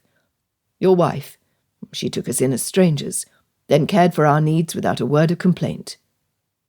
Without complaint? Monsieur mused. Well, without too much complaint, Darcy confessed. The man grinned. Shaking hands, the two stepped back inside the inn. Why, Mr. D, I just about didn't know you all shaved and cleaned up. You look even better than when I first laid eyes on you on the Peregrine. Darcy grinned at the lad, but his eyes searched for Elizabeth. She stood across from him in a dress she had worn in Hertfordshire, her hands meekly folded in front of her, her eyes downcast, so her lashes rested against her cheek. Was she shy? What had happened to render her timid? Elizabeth, are you... In slow motion, her eyes met his. When her chin lifted slightly, and the corner of her mouth moved, Darcy spied the welcome he had dreamed of during the hours his valet took to make him presentable. Fitzwilliam. His name had no sooner left her lips than she moved towards him, her arms wrapped tightly around his neck as her mouth met his. She was... Oh, God, he simply could not think of... Delicious. Yes, she was delicious. She was delectable, she was delightful, and she was smiling. Or was it him? He could not tell. He whispered against her lips. My darling, how can someone so heavenly tempt me beyond reason? She giggled. Rhetorical, my love. Or do you expect an answer now? Is it possible to love someone more each minute of each day? I hope so, Fitzwilliam, because I do. Wow, that was sure some welcome, Miss D. Now don't you be thinking you ever want to try something like that with me, 'cause, well, I don't mind it when you kiss my forehead like Madame Vartin does when I tell her she'd be the best cooker in the world, but all that other stuff ain't for me. Jonah stuck his thumbs in the waistband of the new trousers Stanton had purchased for him. Look, Mr. D, I got shoes to fit my feet. They don't pinch. He stuck one foot out, turning it from side to side. I am pleased for you, Jonah. He vowed to himself to give Stanton a bonus in his next pay packet. Having the two of them there at that moment in time filled his heart with joy. Yes, he was a happy man. Monsieur and Madame Vartin entered the sitting-room, where they broke their fast from a table laden with meats, breads, fruits and jams. Jonah made so many trips to refill his plate that Darcy worried his trousers would no longer fit. Later, Darcy asked Monsieur Vartin if he could have a private conversation with him. When the man readily agreed, they left the others and went to a separate room. The conversation was lengthy. The negotiation was quickly settled. By the time the sun was high in the sky, Madame had stitched each one of the gold coins Darcy had presented to her husband inside her undergarments and the waistband of her skirt. Monsieur had done the same to a belt she had fashioned for him to wear about his waist. They would not suffer want during their travel to Canada, or after. However, Darcy knew beyond a shadow of doubt that they would be as frugal as ever, despite the fortune they carried. They were leaving. Elizabeth's chest hurt. Her heart still beat its regular rhythm, but her inner self was crumbling quickly. Torn between being happy for the life Jonah would have with his new guardians versus knowing how much she would miss him, she hugged him close. She had stayed awake until late the night before, writing a letter to the lad. Each stroke of the quill carried with it an attachment she never wanted to forget.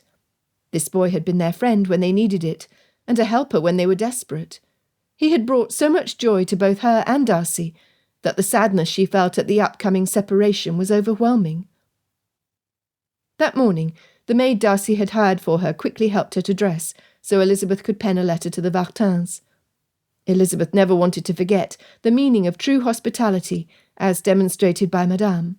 She never wanted to forget the priceless lessons she had learned about the value of learning basic tasks for a household. One never knew when or how quickly circumstances in a life could change. Elizabeth was pleased to see that in his hands Darcy carried neatly folded missives of his own. They were as thick as hers. Her hand flew to her chest. Her heartbeat had quickened as soon as her eyes found his that morning. Yes, despite the sadness, her reason for joy stood close to Monsieur. Reasoning with herself that Jonah and the Vartins would have happy lives together, she was able to extend her goodbyes. "Oh, Mrs. D, don't you cry. There's only a wee small ocean that'll be separating you and me. I expect Madame will be just as hard on me to learn my letters and such, so you'll be hearing from us pretty soon. Mr. D done give us his directions, so don't you cry." The tears trailed down his cheeks, which were amazingly clean.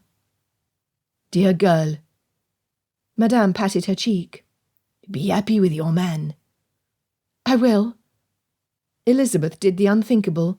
She hugged the most unhuggable woman of her acquaintance. Madame squeezed her waist so tightly, Elizabeth thought she might never need a corset again. When Madame stepped back, she announced to the room, "We will go now. Do not follow us to the coach. We can see ourselves off on our journey. Once we settle, we will write, fully expecting a reply as soon as you are able." She approached Darcy, taking one of his hands in hers. "Monsieur Darcy, you gave our Jonah something that money can never buy, an example of what it means to be an honourable man of worth. You gave me back my Alex when I was without him. You brought me a son to fuss over and to feed. You are my hero, Monsieur Darcy, on this day and for all of my tomorrows." Standing on her toes, she kissed his cheek. Without looking back, she walked out of the room to the waiting coach. Monsieur Vartin shook Darcy's hand, bowed over hers, and followed his wife. Jonah shook Darcy's hand, like Monsieur had done.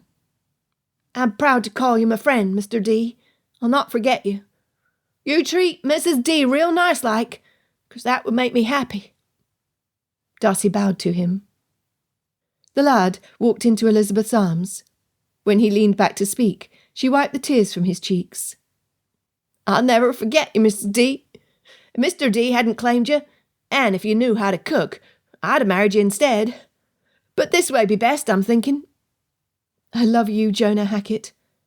Elizabeth smiled at the lad. "I always will."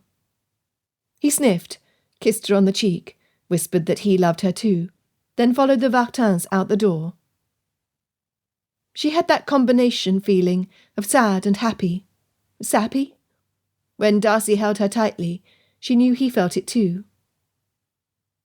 I believe, kind sir, that we will suffer greatly the day our sons leave for Eton, or our daughters bring their young men home to introduce them to us.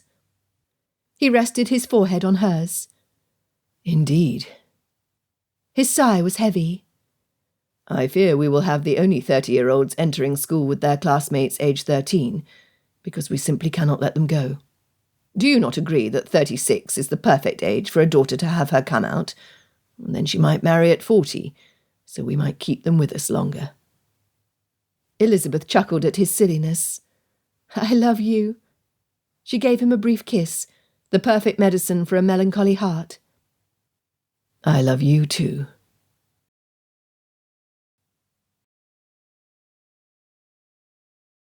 Chapter 27. Plymouth Dock was surrounded by the dockyard to the west, by the barracks to the north and east, and by Mount Wise to the south. Elizabeth sincerely appreciated that Darcy had arranged for a maid who had no difficulty keeping up with them as they strolled the narrow cobblestone streets of Plymouth and beyond. The days since the Vartins and Jonah departed had been filled with long conversations and discovery. As they walked around the city on that day, the air was cold and heavy with moisture. Snuggling into her new coat, she squeezed Darcy's arm to gain his attention. How long do you suspect until we see my father? He patted her hand. Soon, I hope. Richard will push the horses, my driver and the other passengers to the limit. However, he is not a cruel man. If he notes the strain of the long hours of travel on your father, he will adjust their schedule. I desperately want him to be well, Fitzwilliam. That the actions of the kidnappers, and one Silas Bingley, has caused my father to suffer at all, is another reason for loathing the men responsible for our being here. We have many reasons to resent those men, Darcy agreed. Elizabeth, by my not hiding who we are, I made our situation the subject for potential gossip. You have nothing to regret. She smiled up at him. In my eyes, and that of the Vartins and Jonah, everything you have done has been an act of bravery and love. My dearest man, I have learned over the past week that being respected by others is of critical importance to any male, including Jonah. For a female, we thrive on being loved and held in affection. By giving your name to the blacksmith in Fowey, you demonstrated that you held each one of us in esteem. If this means that others will speak poorly about our plight, then so be it. Both of us will scoff at their ignorance. And to be honest, I believe that having the final word on our value shows the world our devotion. When other gentlemen see how much your wife cherishes you and adores you and works alongside you, their hearts will fill with envy for what we have. In fact, it would not surprise me if they do not attempt their own grand feat to establish their importance in the eyes of others.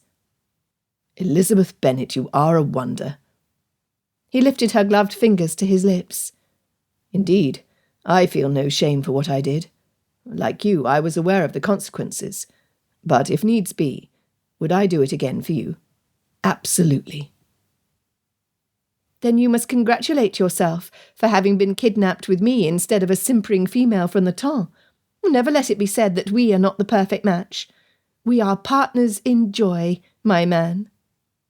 She stopped. Oh my, I just thought of something that we probably should consider. When you left Hertfordshire, you were a reserved, taciturn man of fine reputation and honour. When I left, I was an impulsive, impertinent girl. Will anyone recognise us now, Fitzwilliam? For the first time in her 20 years, she appreciated her mother's nerves. How would her father respond to her? Of course, he would know her physical appearance, for it had hardly altered at all. Yet her inner self had been through events that would forever change her outlook, her actions, and her opinions. Additionally, the circumstances of their kidnapping had put the whole Bennet family in a precarious situation. If Elizabeth's reputation could not be saved by her marriage, then all 5 Bennet daughters would be affected. While it is true that we are forever altered by our experiences, the simple fact is that we have no control over what others say, or how they view us. Rather than fret over the gossip-mongers and backbiters, we can retreat to Pemberley and remain there in perfect bliss until another scandal comes along that far outshines anything that happened to us. I will confess that Georgiana would be as happy as a lark to stay in Derbyshire. Should any of your sisters feel the need for escape, should any or all of your family decide that time away from Hertfordshire would improve their circumstances, we could have them all with us, if you would like." "You would not mind, truly?" Peering into his eyes, the depth of his sincerity was as evident as the nose on his face. He meant each and every word. A large carriage pulled by a team of matching horses came into view as it rounded the corner at the end of the next street. Elizabeth stepped away from the road to allow the conveyance to pass. Darcy hesitated, then followed. "Elizabeth, you were wondering how long it might be until your father appeared. Since that is my coach, I believe we might want to hurry back to the inn. By the time they disembark, we can welcome them to Plymouth." Her heart pounding, they moved as quickly through the crowded thoroughfares as they were able. By cutting through several of the side streets, they arrived ahead of Darcy's carriage. Rushing up to her room, she refreshed herself as best she could in a short period of time. Within minutes, she descended the stairs. She heard him before she saw him. Her father had arrived. "Lizzie!" She walked into her father's opened arms once they were in a private room. "My lord, girl, you look—" One hand rested on her cheek, the other grasped her chafed hand. "What has happened to you, Elizabeth? How did you end up in Plymouth? Your poor mother will never forgive you for not going to Gretna Green." She heard his fear in every word. Closing her eyes, her senses filled with the familiarity of every day of her 20 years. "Papa, I am pleased you are here." Stepping back, she surveyed his face. Were there more lines down his cheeks and at the corners of his eyes than there were before? Of course. How could there not be? Her father loved her. His pain at having her missing must have been devastating. The Colonel cleared his throat. "I beg your pardon, but we have ground to cover and plans to make. While I am not completely insensitive to your feelings, this discussion needs to happen now." There were 3 large leather chairs and 1 sofa around the fireplace. Darcy was sitting at one end of the sofa. Instead of sitting next to her father in one of the chairs, Elizabeth moved next to her intended. At her father's raised brow, she smiled. "Bingley," the Colonel barked, "perhaps you might want to discover the sights in the town, or rest in your room." The word sounded more like an order than a suggestion. Darcy stopped the younger man from leaving. "No, Bingley needs to remain, since our story will begin and end with him." To say that his comments surprised the room would have been an understatement. "Explain yourself," the Colonel demanded. "The heated conversation Elizabeth and I had at your ball, Bingley, was not over when the music ended. I followed Elizabeth to the balcony, where we were immediately set upon by kidnappers. They used that vile-smelling oil of vitriol to render us both unconscious. We awoke the next morning aboard the Peregrine, a pirate ship headed to Charleston in the Carolinas, where I would be turned over to Mr. Silas Bingley. For what purpose I do not know." "Uncle Bingley?" The younger man's mouth gaped open. "You know my uncle?" "I do not." Darcy continued the tale. "Our ankles were bound, and our wrists were tied tightly behind us. We were placed in a dark room, where we struggled for freedom. The captain and the crew believed us to be Mr. Charles Bingley and Miss Caroline Bingley. My question to you, Charles, is why would your uncle forcibly kidnap you? What did he want of you, or what did you have, that was valuable enough to him that he willingly and cunningly broke the law?" "I do not know." Bingley ran his hand through his hair as he paced the room. "I mean, I started getting letters from him several months before I decided to lease Netherfield Park." "That was 6 months ago, Bingley," Darcy stated. "Yes, well, you know how poor I am at correspondence, Darcy." "Did you read any of his letters?" the Colonel asked, his stance over where Bingley had dropped into a chair, threatening. "What did your uncle ask of you?" "He only wanted me to come for a visit. Actually, he was pretty insistent that I come. Each letter became more and more demanding. I swear that is all." "Bingley?" Darcy insisted. "Well, yes. He did happen to mention that I was old enough to wed his only child, a daughter named Priscilla. He threw his hands into the air.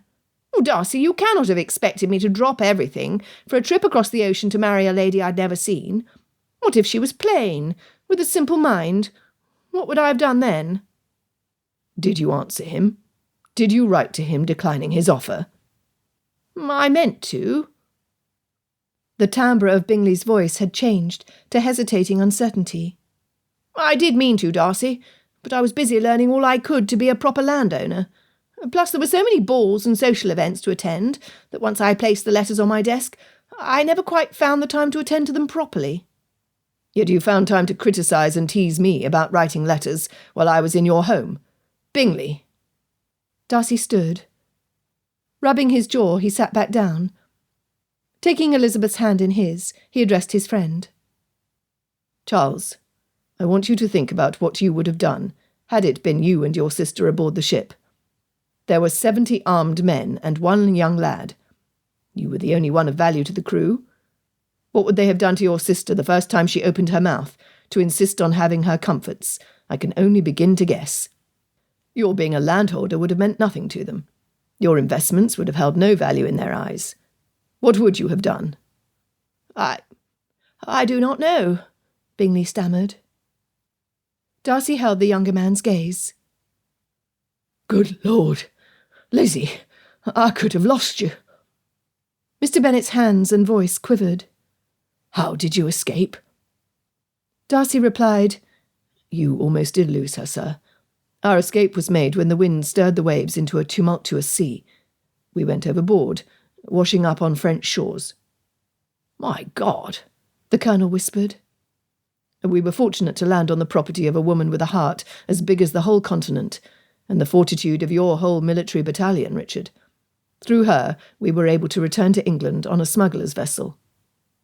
Incredible, the Colonel muttered. Bingley looked like he was going to be sick. Mr. Bennet's eyes glanced at Darcy, then at Elizabeth. What happens now? Darcy cleared his throat. And what sort of talk has arisen from our departure? Before the ball was over, you were both found to be missing. My dear wife fainted at the assumption of Elizabeth's eloping with a wealthy man. Jane attempted to quiet her mother and her aunt, but the speculation was already circling the ballroom. The Colonel added, Although your valet shared the gossip with me, I simply refused to believe it. However, as Stanton has undoubtedly told you, we had nothing to go on. Addressing his future father-in-law, Darcy said, You have long known how uniquely wonderful your second child is, sir. In my arrogance, I failed to appreciate her value, at first. Oh, do not judge me as completely ignorant, for there was something about her that captured and held my attention from the start. I am now convinced that I could spend a lifetime with her, and still find more to learn and love about her. Your daughter holds my heart in her capable hands, Mr. Bennet. I will forever cherish her, protect her, and adore her. You have my word. Will you honour me with your permission and blessing to marry Elizabeth? Lizzie? Mr. Bennet asked, incredulous. You want to marry her? I apologise for questioning you, Mr. Darcy, but I did not expect this reaction from you. Your attitude toward her, in fact, all of us, was condescending in Meryton. This is quite unexpected. He paused, then continued. I have learned since your disappearance that you have a reputation for being an honourable man. Thus I fully expected you to offer marriage, as any respectable gentleman would do under the circumstances. But this proclamation of love, why, it is surprising. He looked at his daughter. Lizzie, I would not have you join yourself to a man whom you hold in little regard. If you cannot forgive his initial insult to your form and character, I will refuse my consent. I would rather take my family from Longbourn and resettle elsewhere than have you enter marriage unhappily. She grinned at Darcy before turning back to her father. Papa, I am madly and deeply in love with Fitzwilliam Darcy, gentleman, sailor, farmer, milkmaid, woodcutter, smuggler, and not-so-hardened criminal. Several times over the course of the past days, he has protected me at the risk of his own health and life. I am safe when I am with him. I will marry none other. The Colonel lifted a glass to the couple. My cousin is a milkmaid and a woodcutter. These are stories I need to hear. In due time, Darcy replied.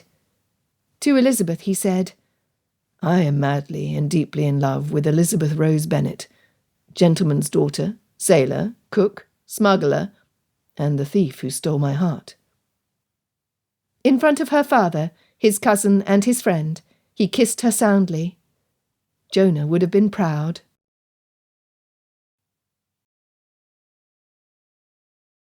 Chapter 28. With her father to accompany her, Elizabeth's maid remained in Plymouth. Thus it was 5 well-dressed travellers who set out for London. They had not gone far when Colonel Fitzwilliam began his interrogation. Bingley, tell us all you know about your uncle. My Uncle Silas? Bingley asked. Both Darcy and the Colonel rolled their eyes. Elizabeth's father snorted. Yes, Bingley. Well, in truth, my father did not like him very much. He was a spoiled younger brother who had dreams of grandeur. He resented how our background in trade separated us from the upper echelons of society. While I was still very young, my uncle took his portion of the business and left for America. I personally do not remember him. Darcy asked, What do you know of his financial situation? Bingley nodded. I know quite a bit, actually. The first letter I received from him boasted of the size of his holdings, including slaves, and his income from his cotton and tobacco fields.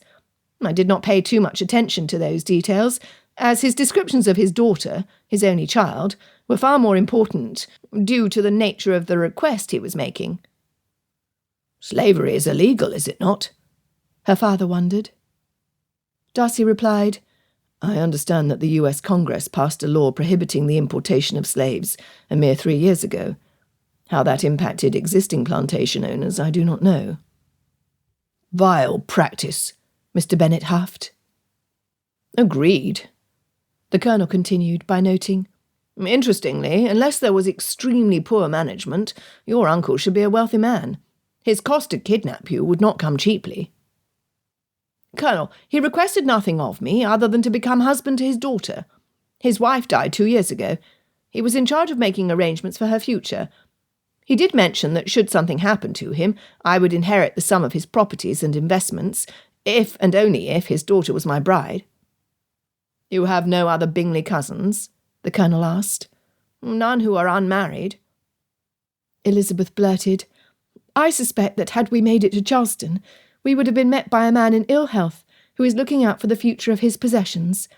The sicker he became, the more desperate to have someone he could train, during the time he had remaining, to continue on his course after his demise. I agree with Elizabeth. Darcy smiled across at her. The minute you said your vows, Bingley, you would have had the whole of his operations dropped on your shoulders.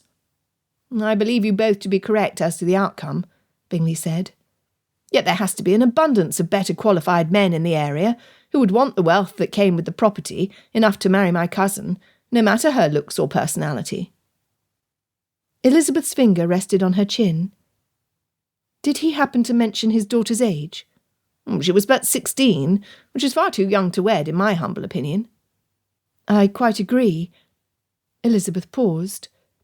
While I think our conjecture as to his motives might be correct, that we would have met a man in ill health, I cannot believe Mr. Silas Bingley was as wealthy as we might suspect. Pray consider, what loving father would willingly marry off an only child to an unknown relative? Was he hiding something from local gentlemen, or were they not interested because they knew his financial situation? I cannot believe that the desperation was due to poor health alone. Bingley sank down into the squabs. He cannot be sound in mind. That is all that I can add. Darcy asked, My question is, if he was so desperate to kidnap you, what will he do once he discovers you are not on the Peregrine? If you were his only hope, I cannot believe that he will give up until he draws his last breath. Which brings up the pirates, the Colonel stated. What tale will they tell when they arrive in Charleston with no Mr. Bingley? What might be the consequences, since Silas Bingley paid for services that were not rendered? Might they seek revenge upon either or both of you when next they are in England? Darcy looked directly at her. My dear, you knew Captain Lucian Bartholomew and crew as well as I. What is your opinion?" These were matters that Elizabeth had considered during the hours when she was unable to sleep. "I have no good feelings toward any one of the crew on the Peregrine, with the exception of Quartermaster Boone, who took exceptionally good care of Jonah. As to the captain, I believe that the niche he created, catering to the wives of wealthy men in Charleston, would have him far more concerned with getting the goods he had promised them into their greedy arms than one Silas Bingley. It appeared to me that having a long-term business arrangement with the ladies was his motive, particularly since your offers of ransom fell upon deaf ears." "I agree." Darcy's smile was solely for her. "He was offered double his income if we either turned back to London or travelled to New York or Boston. Captain Bartholomew never gave a moment's consideration to the gain he could receive from me either as Charles Bingley or Fitzwilliam Darcy. Of course, I do not discount that he would have thought up some means of gaining money from me and from Silas Bingley. Such was his fiscal interest." Her father added, "Or perhaps this is a result of legislation from the American presidents. First, Jefferson insisted on the Embargo Act, then Madison took up his cause with the Non-Intercourse Act. Little did they realize how much the people in their country would crave our British goods. Stopping the legal entry of these items served to irritate our Parliament and the Admiralty, while increasing the demand and profit for pirates and smugglers willing to run through the blockades with our products." The Colonel nodded, then asked, "What about this Jonah, or the French couple? Will they demand anything from you in the future?" Elizabeth's reply was both immediate and firm. "Without a doubt, Colonel, their claims on us will last a lifetime." "Blackmail, you say?" The Colonel harumphed. "I have contacts in Canada who could set them straight. What do they have on you that we need to overcome?" "Love, Colonel. Only love." During the 5 days it took to reach London, his Elizabeth regained her strength, as did her father. It had been agreed that Darcy would obtain a common licence from the chapel he attended in town. The two of them would marry as soon as the licence was issued. The day was the 11th of December, 1811, a Wednesday at 11 o'clock in the morning. A light snow had fallen the night before, coating London with an unparalleled beauty, welcoming Elizabeth Bennet as the future wife of Fitzwilliam Darcy. Her aunt and uncle had delivered to Darcy House a gown Elizabeth had stored at their home for social occasions when she visited town. The vibrant blue trim was the colour of royalty. She would be his queen. Dressed in his finest day clothes, Darcy stood at the front of the church, waiting for his bride. The Colonel stood alongside him in dress uniform. Elizabeth's youngest sisters, who had been escorted to London by Darcy's man of business, giggled and waved at Richard, who ignored their antics. Bingley had managed a seat next to Mrs. Bennet, who concentrated more on him as a future husband to her eldest daughter than on the couple who would be wed that day. Apparently, the matron feared him being as negligent about proposals as he was with correspondence. From each stop of their journey home, Darcy had sent instructions to his household. Bring the Bennets to London, freshen the mistress's chambers, clean the house from top to bottom, prepare a small celebration for the wedding of their master to the woman of his dreams. There she was. His breath caught in his throat. Her glorious hair was fashioned on top of her head, with small white flowers in her curls that looked from a distance as if they were snowflakes. The light shining through the stained-glass windows glowed on her skin. When she stepped closer, he could see the twinkle in her eyes.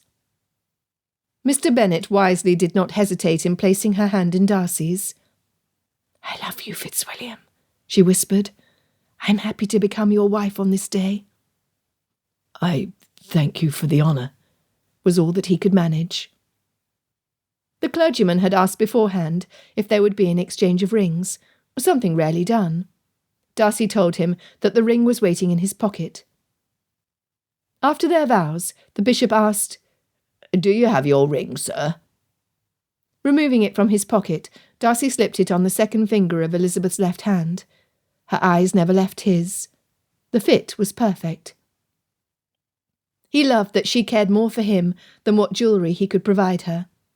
Lifting her finger to his lips, he kissed the stone as the bishop intoned, Bless, O Lord, this ring to be a sign of the vows by which this man and this woman have bound themselves to each other, through Jesus Christ our Lord. Amen. Look at the ring, Elizabeth, Darcy whispered. Hesitatingly, her eyes moved from his to her hand, whereupon they shot back to him. The muted winter sunlight bounced off the rose-cut diamonds, set in silver against a background of cobalt-blue guilloche enamel. On the surface was a crown shaped from diamonds and filigree, like that worn by Catherine the Great, Russia's ruler during the last century. Madame's ring. "How? When?" she stammered. Kissing the tear from her cheek, he inherently knew she would easily figure it out on her own. To his surprise, she handed her flowers to her eldest sister, standing next to her. Pulling something from the bouquet, she clasped Darcy's left hand in hers. What was she up to? Feeling a rough scratching against his finger, Darcy looked down. His heart almost exploded. His Elizabeth must have had Jonah teach her about knots, because around his second finger was an almost perfectly tied bowline. He grinned. So that was the lesson she had missed the morning they were swept to sea. What a woman. With a final prayer, Mr. and Mrs. Fitzwilliam Darcy signed the registry and walked out of the church for the first time as man and wife. Their first impressions of each other had long been replaced by admiration and tenderness. The trials and tribulations they had faced together had moulded their characters until they were made for each other. They were forged together until nothing would ever separate them. Their knowledge of what was truly important aided them to sift through the chaff for what was most valuable. All of the rest was cast away.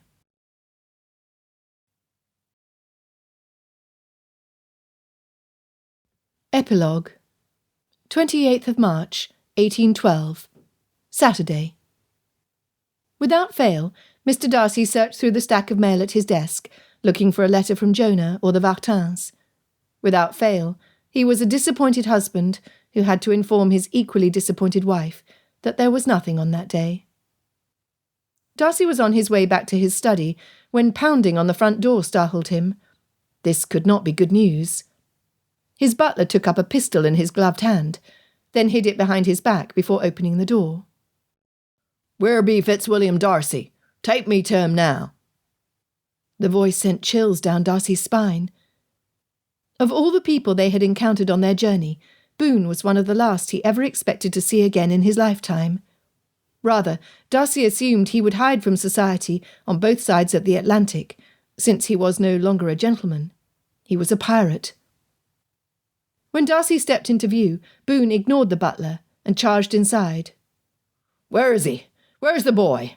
I know you got him, so hand him over." "Come with me, Quartermaster Boone." Darcy turned his back to the man and entered his study. He signalled the door to be closed, then asked the sailor to be seated. When the pirate began to speak, Darcy held up his hand. "Pardon me, Boone, but if we wait just a few more— Ah, yes, I hear her approaching now." When the door opened, Elizabeth strolled in like she welcomed pirates during visiting hours on a regular basis. "Good morning, Mr. Boone. Are you here for Jonah?" Elizabeth's polite boldness seemed to set the man at ease. "I am." "You cannot know how pleased we are to learn Jonah's respect and affection for you was deserved, Mr. Boone." She stood next to where Darcy sat behind his desk. "He spoke kindly of you." "He is here, then. I'd hoped you would treat him well, especially you, Miss B—" The pirate slang was gone. "Darcy, I am Mrs. Darcy, Fitzwilliam's wife." The pirate chuckled. "I suspected that I was not the only one pretending to be someone else." Revealing the events that transpired after they were washed overboard to the satisfaction of the quartermaster, Darcy asked what they most wanted to know. The quartermaster had his own agenda. Before I answer, I need to ask, will these Vartins treat the lad well?" Darcy quickly replied. "They are solid gold. From the instant Madame Vartin set her eyes on Jonah, she treated him as if he was their long-lost son. He will be taught to be a good man. He will be loved without question." And he will be fed until he cannot eat a morsel more, Elizabeth added. Boone chuckled. Oh, that is good to hear. I can be at peace about him. He cleared his throat. As to what happened after you went overboard, we were welcomed to New Providence Island by 2 ships which had partnered together, like Gentlemen Steve Bonnet and Bluebeard, in an attempt to steal our booty. Captain Bartholomew was injured in the fray. Elizabeth gasped. Oh, do not fret, Mrs. Darcy. It was a slight wound to his shoulder. Unfortunately, it was his sword arm, which would have weakened him in battle. The captain was taken in by a wealthy widow searching for a man to keep her company. Lucian decided his future was more secure in her arms than aboard ship. I've captained the Peregrine since. He cleared his throat. We saved our cargo from the pirates and made it to Charleston, only to discover that our client, Mr. Silas Bingley, had died before we left the London docks with you. His daughter, who hated slavery, impetuously ran off with an abolitionist from the north. Had you not gone overboard, you would have had a miserable welcome at your destination. I see. Darcy processed the information. Well. The man wiped his hands on his thighs and stood.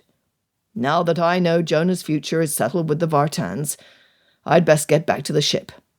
Perhaps some day I will sail into Nova Scotia and look him up. In the meantime, the ladies of Charleston are screaming for goods. I thank you for watching out for the boy.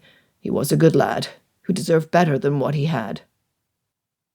Without a word of farewell, Boone departed for the docks. Sliding his chair back, Elizabeth plopped herself onto Darcy's lap. There is a certain amount of valour to a man who cares that much for a child, is there not? Elizabeth. Darcy was stern. You have not romanticised our pirate adventure, have you? Oh, I do not know, she flirted. If you are wondering if I found Captain Lucian Bartholomew to be the man of my dreams, with his white hair and striking blue eyes, then you would be... She kissed him on the cheek. He waited, his impatience growing with each second. Elizabeth, he growled. Wrong, my husband. You would be absolutely, positively wrong. I could never admire another man more than the one I wed. I mean, could you begin to imagine the captain milking a cow or chopping firewood? No, dear man, I love only you. I always will. Less than a week later, the first letter from Nova Scotia arrived. It was a sparsely written note, saying they had made it safely to shore. At the bottom, Jonah drew a picture of stick figures they recognised as the Vartans, and a boy, all with huge smiles on their faces. Madame had a pile of onions at her feet. Monsieur held a pitchfork. Jonah was the only one standing on a boat. Over the years, they traded correspondence. Jonah's handwriting and artwork improved to the point that the Darcys learned more from the drawings than the words, that they were all doing well. 15.5 years later, Madame Vartin and Jonah showed up unexpectedly at Pemberley. Accompanying them was a lovely young lady, Mrs. Sarah Hackett, and an infant baby girl they had named Rebecca Elizabeth. Elizabeth took the time to study each of their visitors carefully. Madame was frail in form, though her personality was as powerful as it had been when they first met. Jonah had the look about him of the boy he had been, hair that refused to behave, a slender face, and large hands and feet. Yet the deep timbre of his voice, his height, and the width of his shoulders announced without words that those childish years were long behind him. His wife was petite, with vibrant red hair, and the same green eyes as her husband. The baby was adorable. Darcy knew that the joy on his wife's face mirrored his own. The grip of Jonah's hand was that of a man. Bowing to Jonah's wife, it was on Madame Vartin where Darcy's eyes landed and remained. She walked into his outstretched arms without a word, squeezing his waist with the same vigour as she had done Elizabeth all of those years ago. I have missed you, madame, he whispered for her ears. I am pleased you are here. Very pleased. She stepped back to pat him on the cheek. You have a beautiful home, Monsieur Darcy. What is more beautiful is seeing you two smiling happily. Now, we have travelled a long way. We are tired. Jonah is hungry, as he always is." They all laughed. "Welcome to Pemberley." Darcy's staff provided immediate attention to these valued visitors. Darcy whispered to his wife once the visitors were settled into their rooms. "Do you recall how often Jonah teased us about kissing? He must have figured out that it is truly a marvellous way to pass the time when in company with the one you love." "Fitzwilliam Darcy," Elizabeth teased. "We hear the same from our sons, do we not? There they go, kissing again. I cannot imagine a day when our boys will feel any differently. But like Jonah they will, I have no doubt." Darcy nodded before pulling his wife into his arms. "Oh, yes. One day they will meet the lady of their dreams. All of their disgust with the female sex will vanish like the wind." Kissing her soundly, the giggling of their youngest making smooching noises, failed to interrupt Darcy with his most important task of the moment. Later, the Darcys introduced their guests to their 5 sons, none of whom were named Jonah, Hercules, or Richard the Lionheart. Elizabeth made certain they were all well turned out, and that the 3 youngest had clean faces. Somehow, they routinely managed to get into mischief between the nursery and the drawing-room. The eldest 2, Richard and Charles, politely mimicked their father by remaining silent. "Are you pirates?" asked their middle son, Malcolm. Their youngest 2, Simon and Caleb, who were precocious like their mother, both kept repeating their limited pirate jargon. "Arr!" Madame smiled at them all. "I am afraid that we did not meet your parents until after their escape from the dastardly pirates. Arr!" After the laughter settled, the boys were sent outside to allow privacy. "My Alex, he has been gone these past 2 years." Madame hastily brushed a tear from her cheek. "He worked hard, as did our Jonah. The land was good to us. I would think even after seeing your Pemberley that you would consider us to be prosperous." "We are delighted to hear this," Darcy admitted. "Neither of us assumed anything less would happen to you, madame. Your diligence could only be rewarded with good." Jonah said, "Mr. D, soon after we arrived in Nova Scotia and the War of 1812 ended, massive numbers of Americans emigrated to Canada. While Father and I worked the farm, Mother cooked and fed these new ones.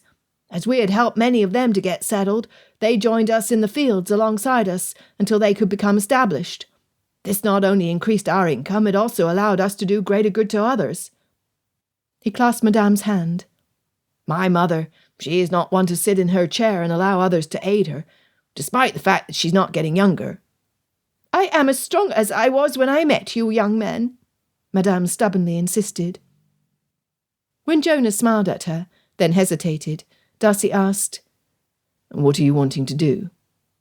Elizabeth added, "How can we be of help?" Jonah rubbed his chin in the same manner Darcy did when he was giving serious thought to a matter. "I have discovered about myself that my interest in growing things is greater than my love of the sea. Living on the eastern seaboard, I had the benefit of both. With Sarah's family returning to England last year, the 3 of us realized we had nothing other than the land and good memories tying us to Canada." He swallowed. "We have decided to move to England. We seek your guidance in where to settle." Elizabeth could not contain her joy. "Oh, this is the best news. Where do Mrs. Hackett's family live?"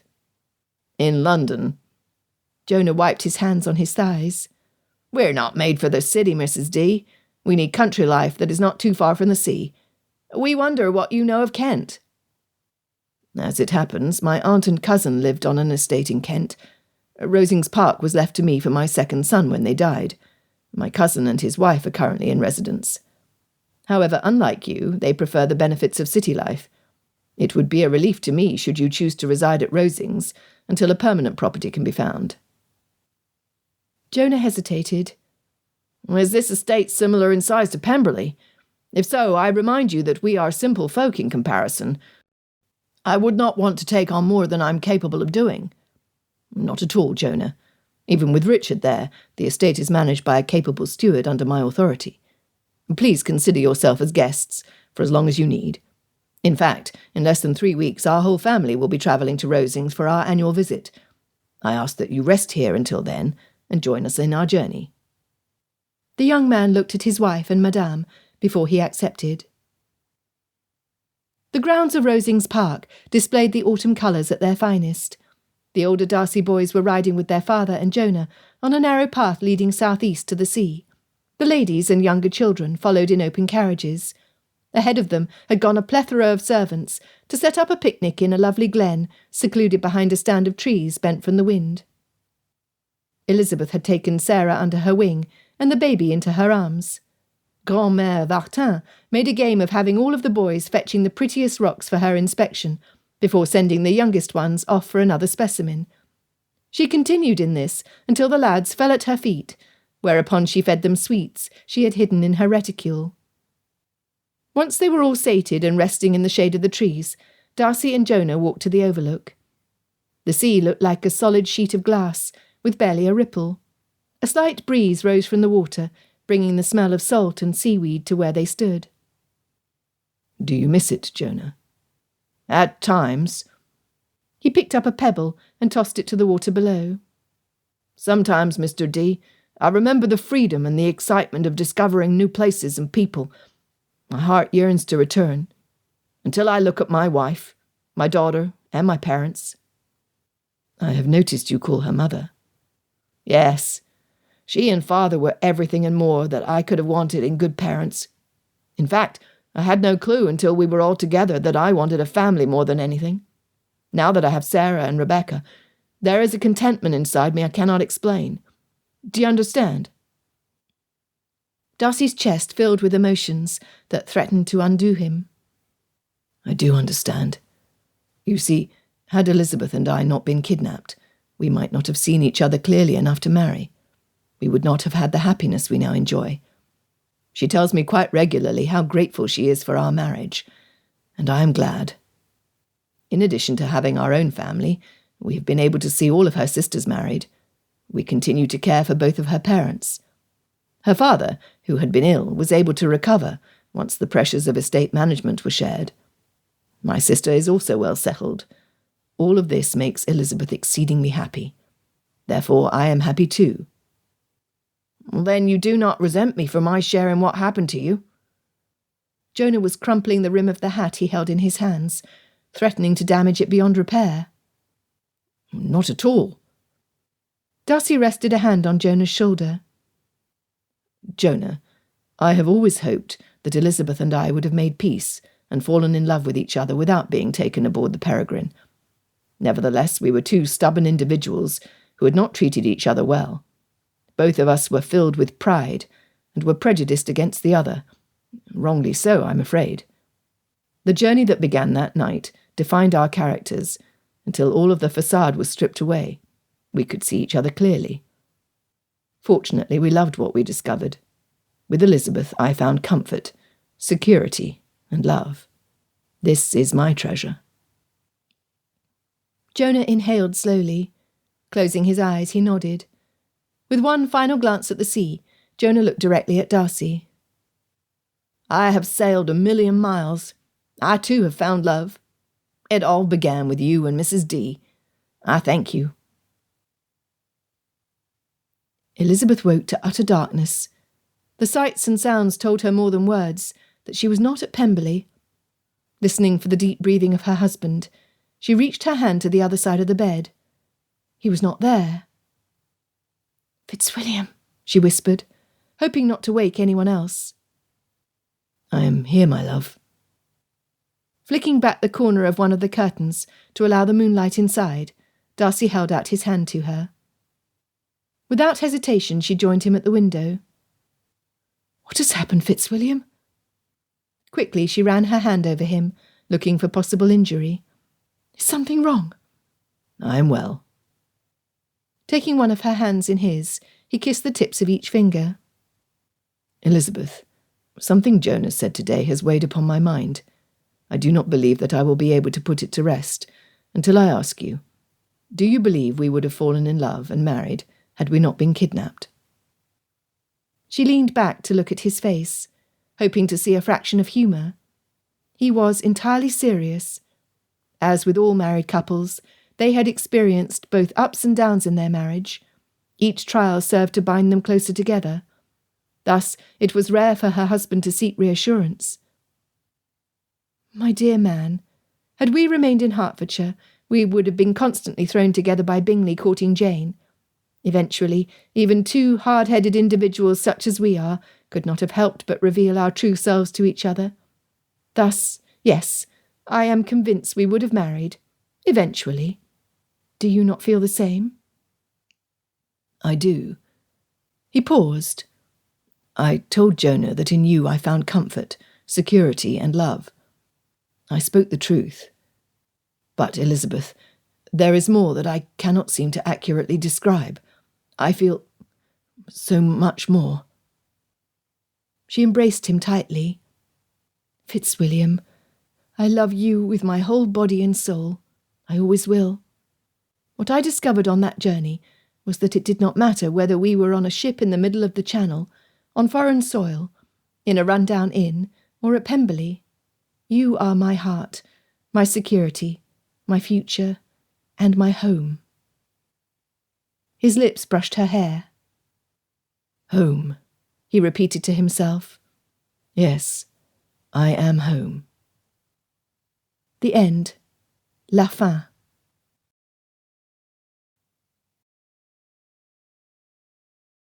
This has been The Long Journey Home, a Pride and Prejudice variation, written by J. Dawn King, narrated by Stevie Zimmerman.